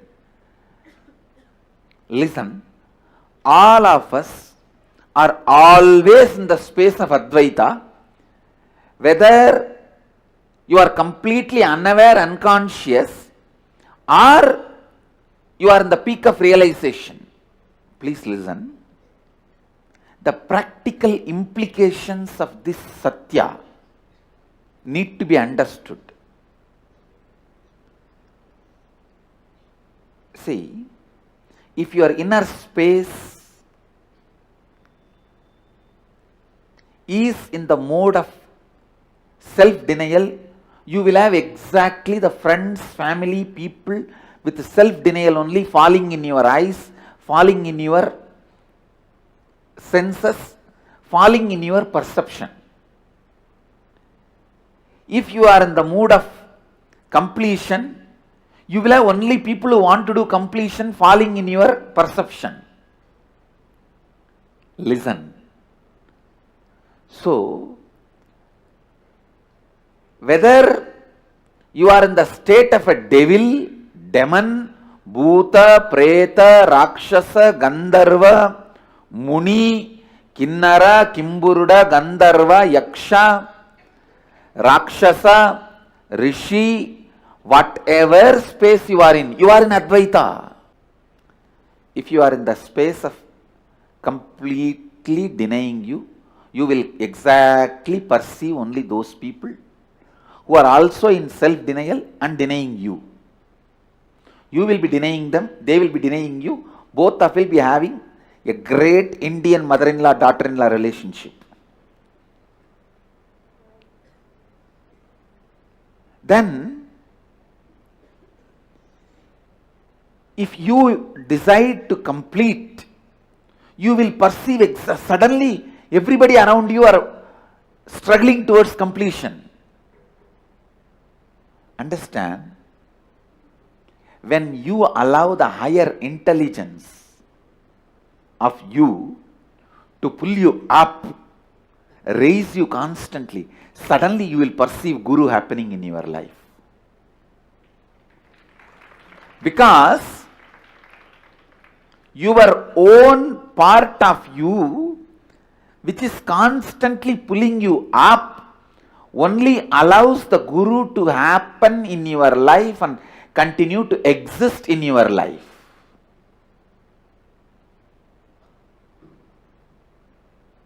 Only then you perceive Guru in your life.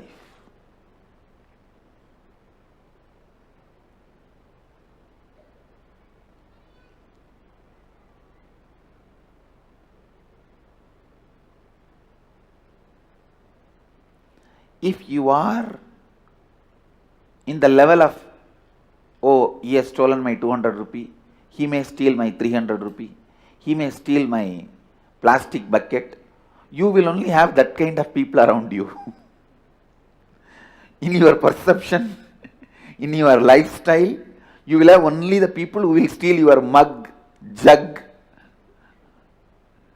the cloth which you kept without using, or the shampoo packet cover you hid under your pillow. You will exactly have only this kind of people in your perception.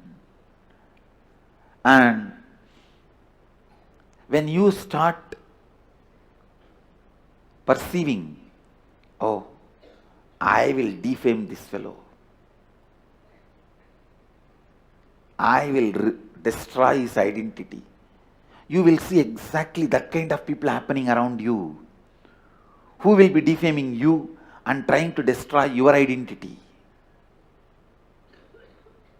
Understand?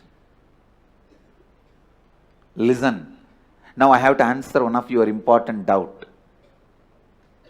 I'll answer. Yesterday one of the devotee who came to see me, the devotee was asking, Swamiji, I am asking you really, why did you come down to live with we people, human beings? Why should you come down? Why did you come down? And why should you live with us? I told her, relax, I am not living with you guys.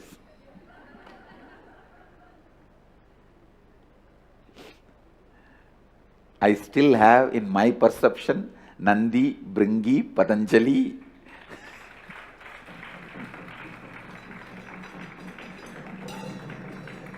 Agastya, Rishis, Devaganas, Siddhaganas, only they are in my perception. Only they are around me. I am around them only.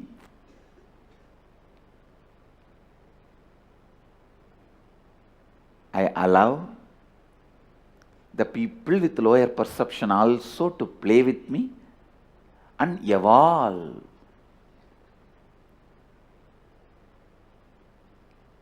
Arunachala allows people to come up. Kailasa allows people to come up, but that itself does not come down to you. Kailasa doesn't come down to your level, but it gives way for you to come up to Kailasa.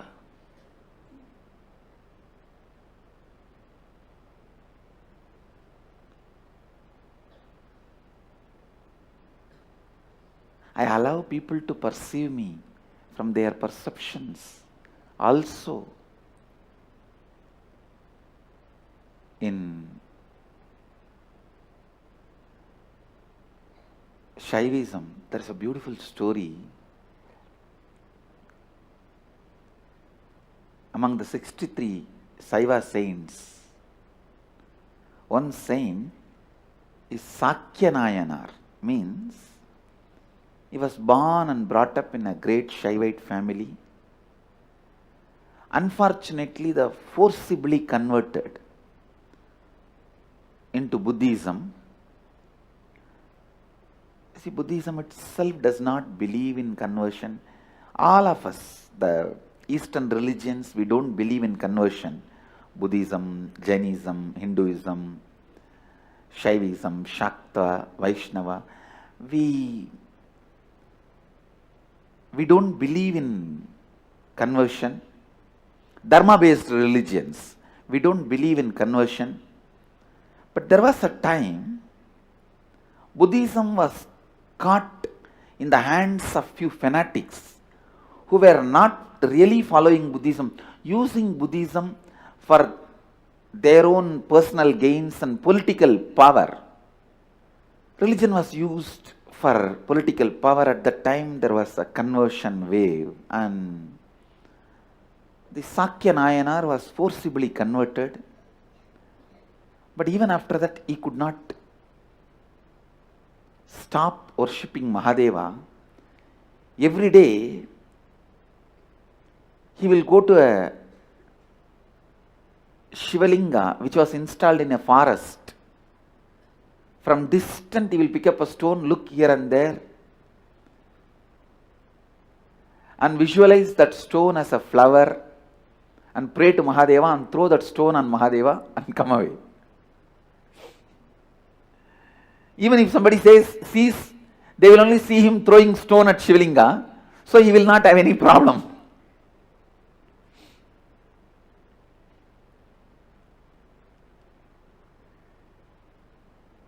Because he has thrown stones at Shivalinga, Shiva has not lost his Advaitic space. Understand? He has not lost his Advaitic space. He has not come down to a space where he is throwing stones at people or people throwing stones at him. No. Even through that, he lets people evolve. Who knows how many Sakya Nayanars we have? Anyhow, listen to this truth. Whatever is your mission, whatever is your life's goal, today's goal, this month's goal, this year's goal, whole life goal, pen down. You will see exactly only people who have the same kind of ideal will be in your perception.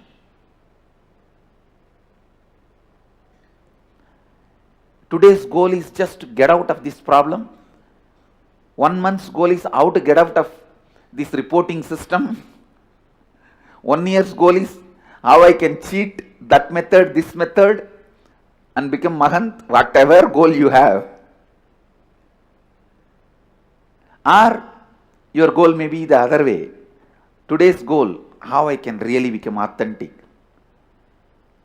1 month's goal, how I can become authentic and integrated. 1 year's goal, how I can become authentic, integrated and responsible. Life's goal, how I can be enriching. You will see exactly those kind of people will be in your perception. You don't need to show to anybody what you are penning down. But pen down your today's goal, 1 month's goal, 1 year's goal, life's goal, purposes, and look around. Whoever is in your perception, means whoever is impacting your inner space, all of them will be struggling with the same thing, same frequency. Whether you see Amavasya or Purnima, moon is full. Your perception only changes. Whether you are in the space of my shampoo bottle has been stolen, my chappal has been stolen, or in the space of Advaita Satya. Advaita is the truth. The moment your perception changes, that kind of people, situation, atmosphere you attract, that kind of incidents, life happening around you.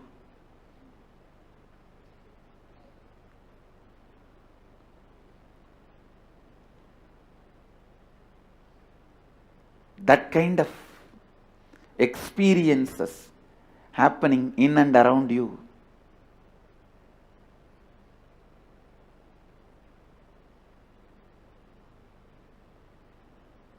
Listen. Listen deeply. The practical implications of this truth will immediately make you decide to liberate yourself.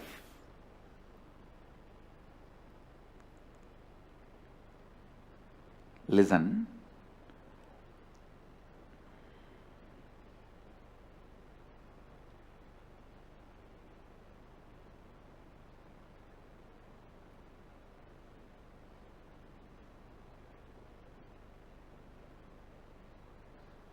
Advaita is Anadi Satya.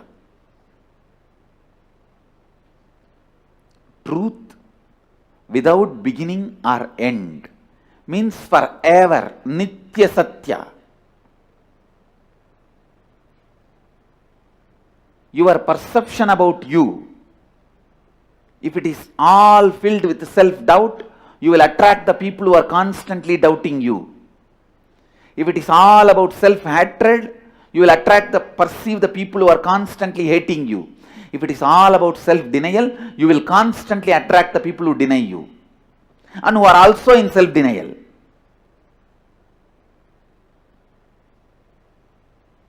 Understand?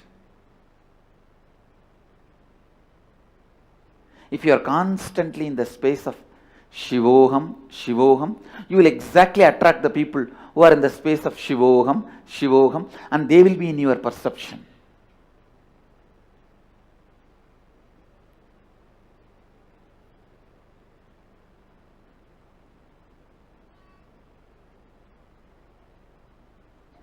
If you think De Aham means I am the body, Deham, you will attract the people who perceive they are the body, Deham, around you. If you are in the perception of Koham, who am I? Seeking, you will exactly perceive and attract the people around you who are also seeking. Koham, who am I? If you perceive Soham, I am that, you will exactly attract the people who perceive Soham, I am that.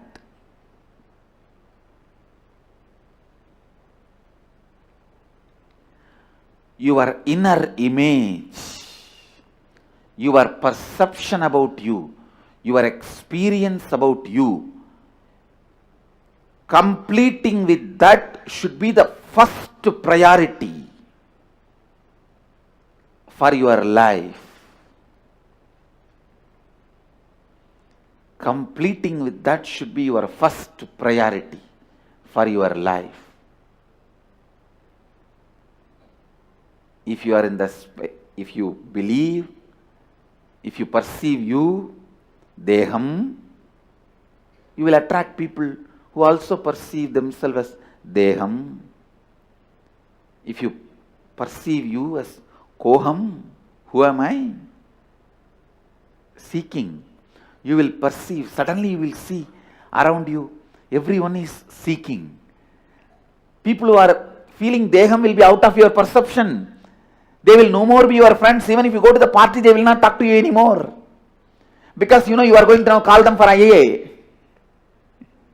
Even if you call them, they won't pick up your call.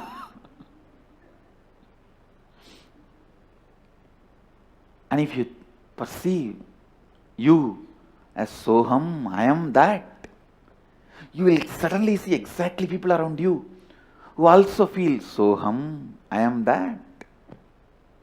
And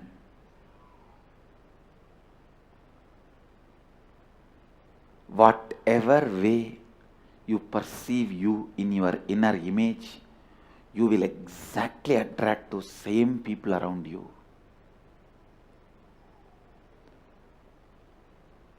Whatever way you perceive you, you will perceive me exactly like that. If you perceive you,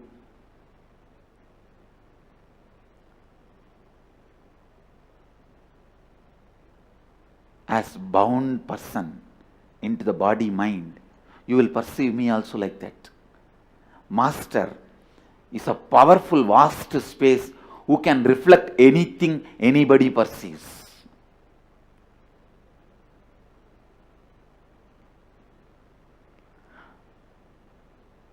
And who is also powerful enough to give his perception about him to you. Understand? Your perception about me is nothing but your perception about you. My perception about me is the real perception you need to have about you. Understand? Your perception about me is nothing but your own perception about you, reflection of your own perception about you. My perception about me is the perception you need to have about you.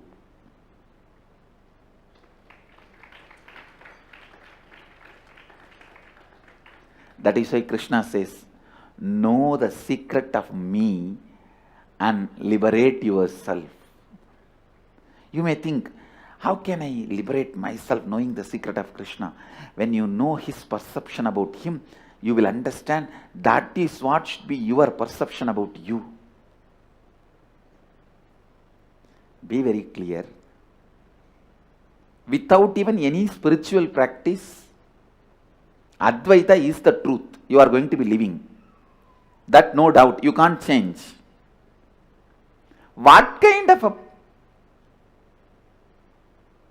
perception you want to have in your life, create that kind of perception about you in you. That's all. That's all.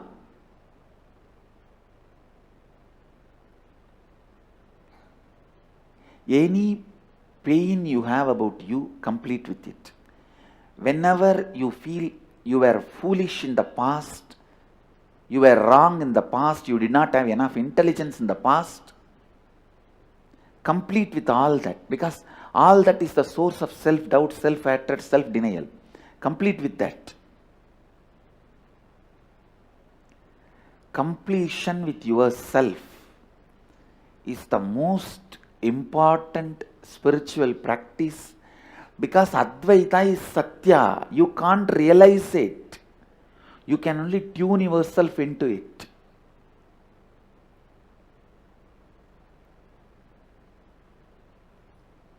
See, all channel waves are available. You don't need to create it. You just need to tune your TV to it. Which channel you tune? If you tune yourself to comedy channel, you will see comedy scenes. If you tune yourself to terror channels, you will see terror scenes. If you tune yourself to the Advaitic channel, you will see Advaita Satya. That's all. You tuning you to you is all required. You tuning you to you is all required.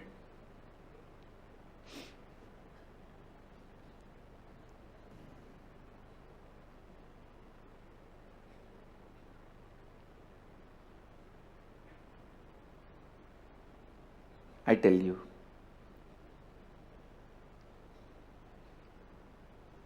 the worst Maya, which is not there but constantly tortures you, is self-doubt.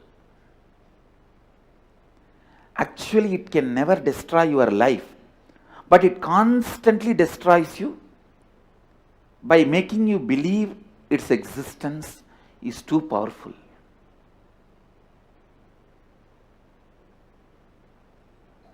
It is like a mirage. Means when you are driving in the hot day, in the road, suddenly you will see a lake. Seeing the lake, oh God, such a big lake, how can I drive? Let me stop. That is what exactly is self-doubt.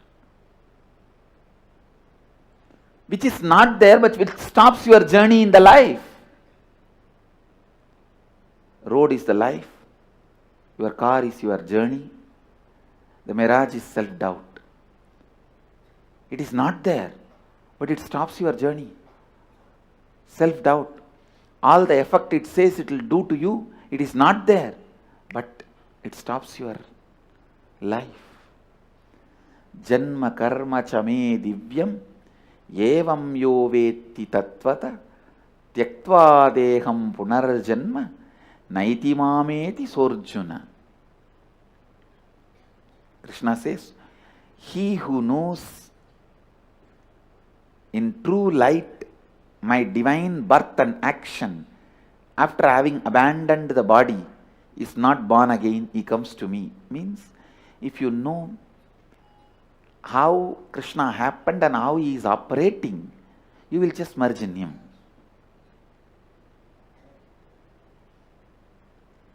Bhaktya mam abhijanati yavan yaschasmi tattvataha tato mam tattvato jnatva vishate tatanantaram. Devoted to me in the truth. What and who am I?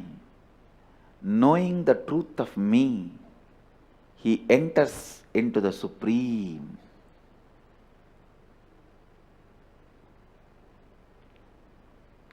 Krishna is such an orator who can verbalize the whole truth in such an amazing way. Not just Bhagavan, God, Purnavatara, who had Saraswati in his tongue and Lakshmi in his Hridaya and Devi in his being, Durga in his being, courage.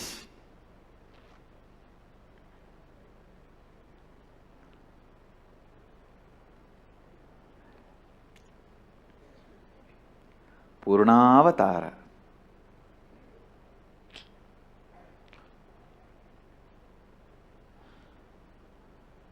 Now, every time you read even one sloka of Gita, you see it clearly again and again the most precise, the most sophisticated expression of the truth as it is.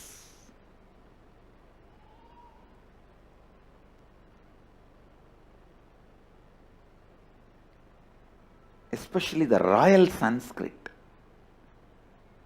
See, the Sanskrit also has a version which used by common men, the version which was used by Pandits, the version which was used by Rishis, the version which was used by kings.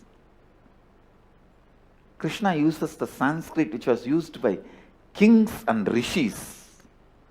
The royal Sanskrit, like the English of J. Krishnamurti. So the English I am using is more or less like a English used by common men, or a little bit used by the masters like Osho, Vivekananda. But J. Krishnamurti's English is the royal English. English used by the elite.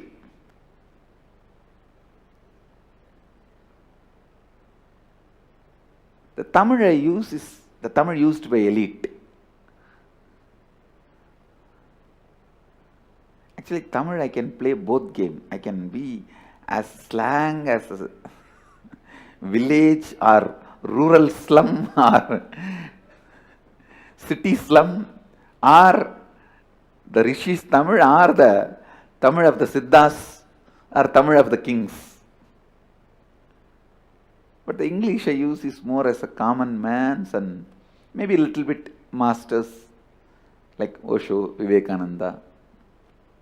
J. Krishnamurti's is the elite English. Here, the Sanskrit Bhagavan uses, Sri Krishna is using, is the Sanskrit of kings, elite.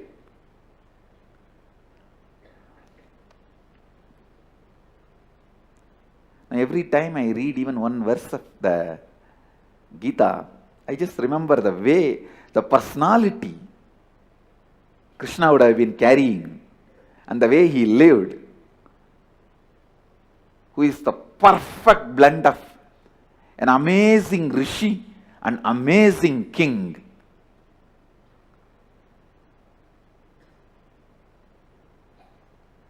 If I were to compare, I can only compare with the Tamil used by Meenakshi.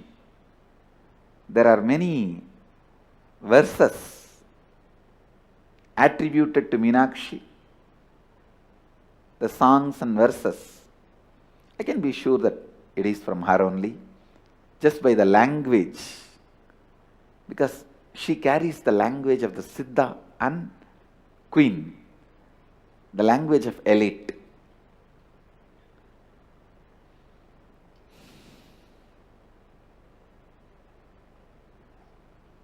Listen.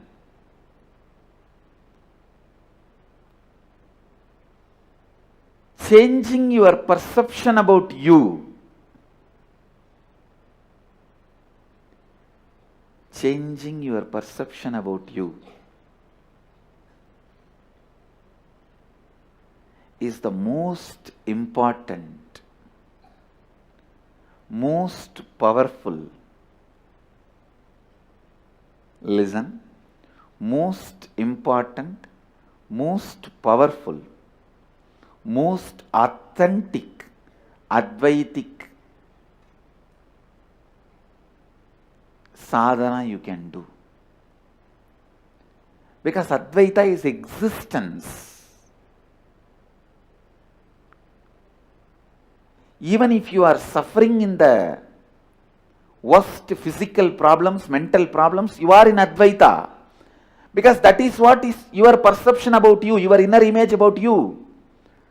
That kind of people only you will attract. That kind of situations only you will attract. That kind of experience only you will attract. Change that. Whether you are in the space of a complete perfect health, perfect happiness, perfect relationships, perfect wealth, and ultimate enlightenment and the contentment, you are in Advaita. Or you are in the space of worst suffering, physically, mentally, emotionally, psychologically, nothing worse can happen to you anymore. Even then you are in Advaita. Because what you decide to perceive as you, you perceive that as everything.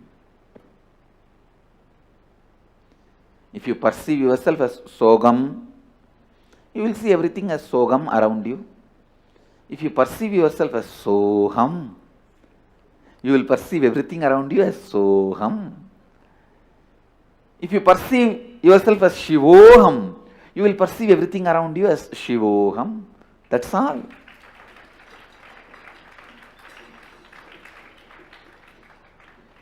If you put vibhuti on your forehead, you will see simply everyone around you. You will have people with vibhuti as everyone around you, and they will be in your perception. If you put namam in your face, you will see that kind of people in your perception around you in your life. If you put kumkum, you will see that kind of people around you. If you keep it empty, like atheists, because inside is also empty, they keep outside also empty as a symbol. See, when we have Mahadeva inside, we put sacred ash outside and tell the people Mahadeva is inside. When Devi is inside, we put kumkum and tell the people Devi is inside. When Vishnu is inside, we put namam and tell people Vishnu is inside. When everything is empty inside, they tell people by not putting anything empty. And if you keep it empty, you will exactly get the people who will also have emptiness around you. It's up to you.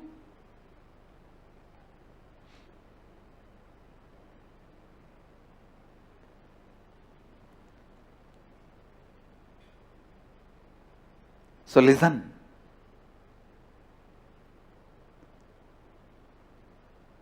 The perception about you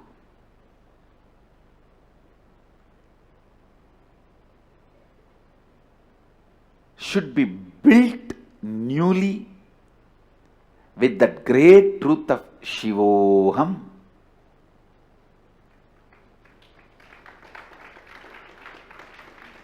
Decide.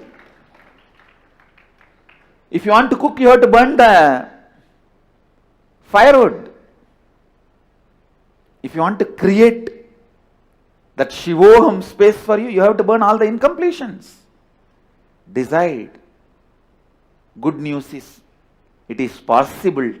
Best news is, it is very easy.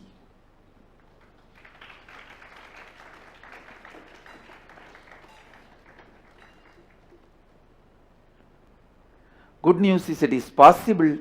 Best news is, it is very easy.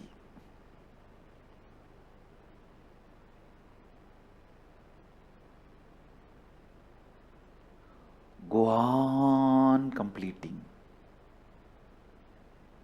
Decide very clearly, till I am perceiving myself as Shivoham, I am going to be doing completion. That cannot be stopped. Tell yourself, do you want to become Shivoham today or after 25 years? I am okay with anything. But till then I am going to be doing completion, I am not going to drop it. Better, why don't we become today instead of wasting 25 years? Then simply, naturally, your being will tell, yes, why waste unnecessarily 25 years? To celebrate the truth which already I am. And simply you will see, all your inauthenticities will be burnt. Simply your biomemory will be purified and cooked. The cooked biomemory is only called as Siddha. Siddha means in Sanskrit boiled. In Bengali they say Siddha Alu, means boiled potato. A cooked biomemory is Siddha. If you cook your biomemory with Shivoham,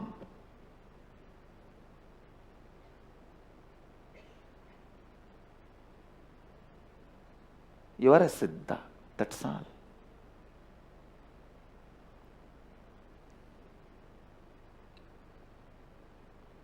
Cook your biomemory with Shivoham, Shivoham, Shivoham.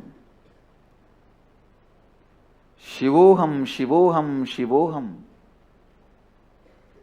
Simply you will see, you become Siddha. You become Siddha. Shivoham, Shivoham. Shivoham, Shivoham. Shivoham, Shivoham.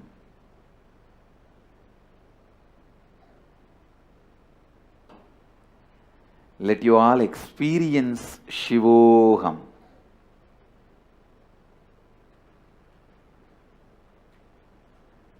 Even if you repeat constantly Shivoham, like a japa, that is also okay, because even in that way you will be constantly reminded about you. You can have this as an initiation, or if you want to use the word Nithyanandoham, that is also okay, because Nithyananda is Mahadeva's name, nothing else. It's Mahadeva's name.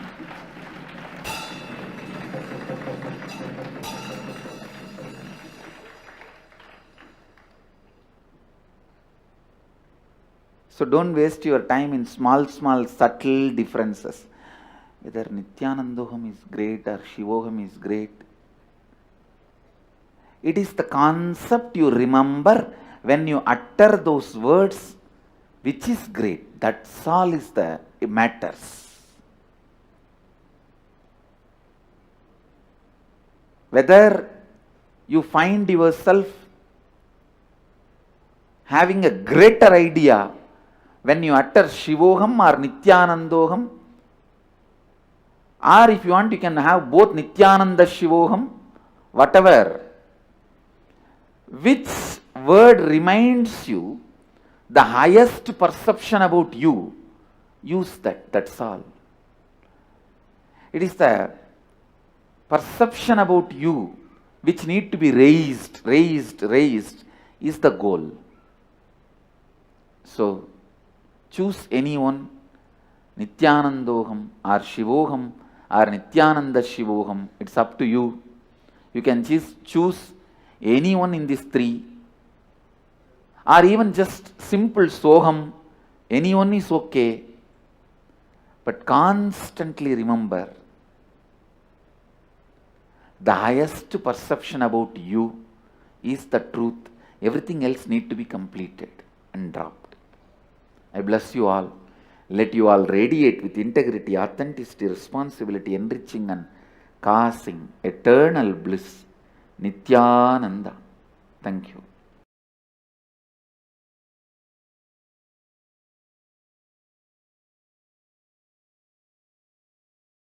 Identity completion.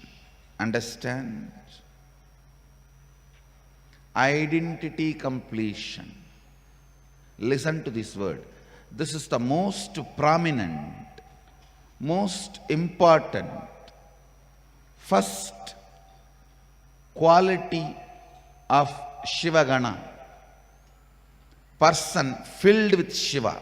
Shivagana means is length, breadth, depth, all filled with Shiva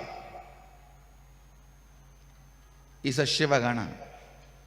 The first and foremost quality of Shivagana is identity completion. Means make your old identity till this moment, the identity you carry, make it as redundant. Understand? Decide it is no more useful to you. Even if you feel, no, there are 2-3 things I can use from that. I was a doctor, I studied the whole MBBS. All that memory is there in that baggage. Shall I just pick up that and leave the remaining? No, I was a banker and my whole banking intelligence is there in that baggage. Shall I take that and leave the rest? No, I was a liar. It means whole thing is garbage. So can I take just that knowledge and leave the rest? Listen. Making your identity redundant does not mean you will lose memory. You are not going to become dementia patient. Don't worry. Making your identity redundant means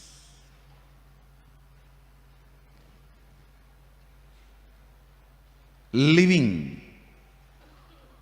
constantly with the clarity you are your intention to be. All the physiological, psychological, neurological ups and downs are not you. That is your identity. All your physiological, psychological, neurological ups and downs are your identity. Make that redundant. I am telling you. Most of you will not even bother whether these AC machines are working or not. But the moment you see the AC machines are fixed, you are already feeling cool. Because psychologically you feel secure. I am not going to be roasted in this. India's Middle India's hot sun. Even for the whole 2 months, if it is not working, no one will even know it is not working. Most of our problems are all about your identity crisis, not reality. Bring completion to your identity. Your identity survives by constantly creating crisis for you. It makes you feel physiologically you are not right, psychologically you are not right, neurologically you are not right. Then in what part you are right?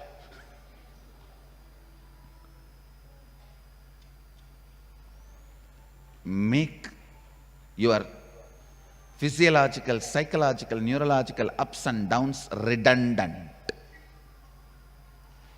Morning yoga, only during morning yoga you will feel, oh, I think this is not working properly, that is not working properly, I think I am having something here, I think I am having something there. Because all these are not working properly, only you need yoga. If everything is working properly, then why you need yoga? That is what I call physiological, psychological, neurological ups and downs. Your physiological, psychological, neurological ups and downs are not you. Make that identity crisis component of you. The identity redundant. Redundant. Perfection is not the goal, doing is the goal.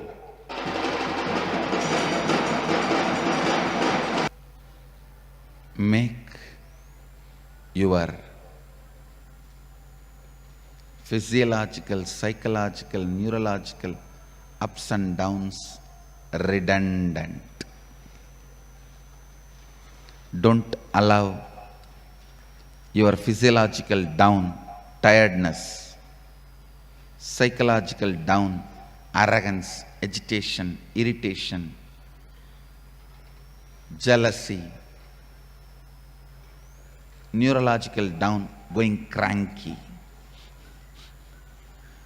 Don't allow any of this, because you are not that. Don't allow any of that to be part of you. You are not that.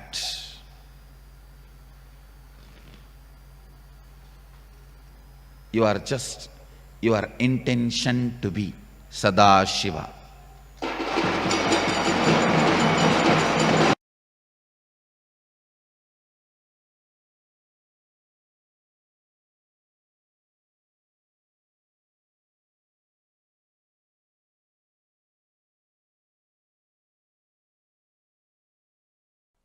The reality which is happening. If you are really serious about transformation, this is the one and only way. If you just want to play the game, you see, many times, no, Swamiji, it's a nice game, so we are playing. There are so many professional seekers come to me, they come and tell me, Swamiji, my seeking is much older than your age. They come and, yesterday also somebody came and told me, I am 1 century ahead of you. That's okay, nothing wrong. Being 1 century ahead of me is nothing, half a century, not one, half a century. Nothing wrong. Another one person told me, my seeking is 1 century, half a century ahead of you. Right, but what have you got? What have you achieved? If you are a professional seeker, just want to do window shopping, and just saw the flyer somewhere, oh, nice Swami, let's go and see what he says. If you have come to check out, then okay, you don't need any meditation or anything, or any of these great teachings. You can just sit and listen. If you are really sincere, serious about the business of transformation, if you are really serious, then this is the only way. Let you understand. Now we will work step by step to take this understanding into your deeper layer and show you exactly how what I am saying is truth. How this is truth in your inner space. Now I presented this truth in front of you. We will work in every step, in the level of guilt, in the level of fear, in the level of desire. We will just see how there are so many thousands of thoughts, and you pick up some thoughts and connect with each other and create your desire and run behind that and make your life hell, thinking that it will give you joy, and finally it gives only pain, and even then you are not ready to give up your belief, and again just because you started believing, you are afraid to give up. If you give up, then you have nothing else to do, the fear of not doing anything else, or fear of being alone, that drives you crazy. How you create step by step your hell beautifully, or in an ugly way. Not beautifully, ugly way. We will see how you are creating your hell. The moment you understand how you create your hell, naturally you will stop creating. That's enough. You don't need to start creating your heaven, because heaven is existing. All you need to do is just stop creating hell for yourself and for others. You are not only creating for you, you create for others also. Because you feel lonely in your hell. You call your neighbors also, please come, please come. Why don't you share a little bit? Why not? Let's share our space. You are not feeling comfortable when you are alone. That is why I say, all your relationship is nothing but creating more and more intimate enemies. You create more and more intimate enemies. Let it be very clear. By your very nature, you are unclutched, unconnected, illogical, independent, and completely unclutched thoughts. We will take this truth layer by layer and experience it. If you experience this moment, if you understand this moment, nothing else is necessary. Actually, this is enough. We are done. If you understand this moment, and if you are feeling, yes, nothing more to do, then this is done. This is enough. Nothing else is necessary. But sometime we need to throw the light at every corner. To every corner. There are so many dark corners in your being. We'll throw light to every corner so that your being can become completely enlightened. Completely enlightened. Now, first few things to be understood in the physical level, in the Annamaya Kosha. Just very simple, basic to understanding. Then you will understand how you are stopping the growth or the rejuvenation, self-healing process by thinking and connecting and creating shafts. Every moment, constantly your thoughts are creating your body.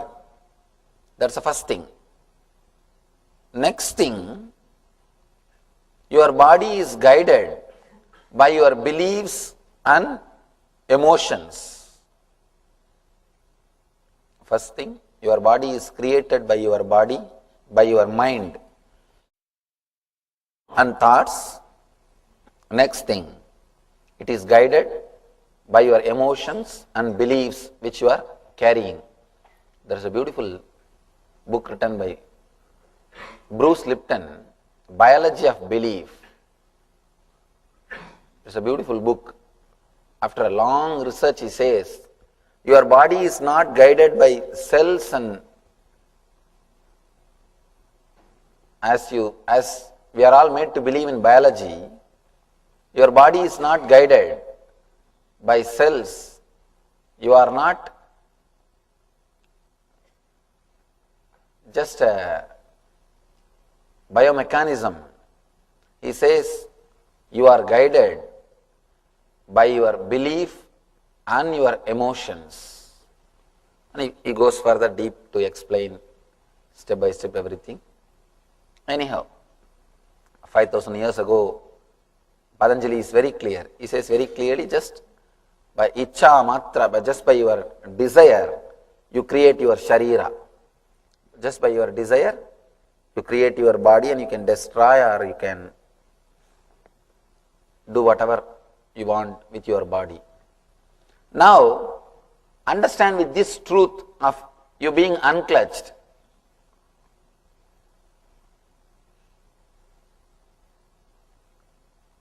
If we understand that your body is being created every moment by your thoughts, by your emotions, why are we continuously carrying diseases?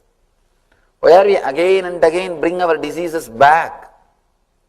And one more thing, even according to biology, you are creating your body, you are rejuvenating your body continuously. Your liver is replaced once in 6 months. Your complete intestine system is replaced once in 21 days. Constantly you are replacing yourself. You are rejuvenating yourself. Then why are we holding on to our diseases? Because of your old mental setup. When you believe in something, when you create an identity, when you start believing the identity which you are carrying about yourself, the continuity of identity creates the same kind of body. So the problem which is in your identity happens in your body. If you don't drop that identity, the body also continuously suffers. Even the new body which you create will be the same old problem. Constantly you are creating body with diseases.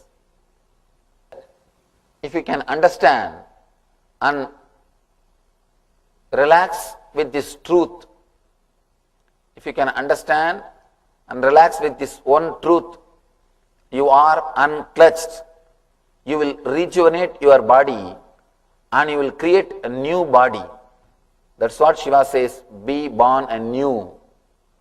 By understanding this truth, be born anew. Whether you have pain or any suffering, just completely unclutch yourself and see the pain which you experienced 10 days ago, the pain which you experienced 9 days ago, the pain which you experienced yesterday. Do not connect them and give a label. Just be very clear, something is happening in that area. Something is happening in my body. Do not label. Do not start believing I have continuous pain. The moment you start believing you have continuous pain, you have created problem. Even if you get rid of that pain, you will be waiting for that pain. Oh, that pain has gone, but I don't know when it will come back. Inside your mind, you don't believe that it has gone once for all. You will wait to bring that pain back. You are waiting to get hurt. You are waiting to get the disease. You are just silently, patiently meditating for the disease to come inside. That is what you are doing. Waiting for the disease, particular disease to come in means you are meditating. You are just waiting for it to come inside.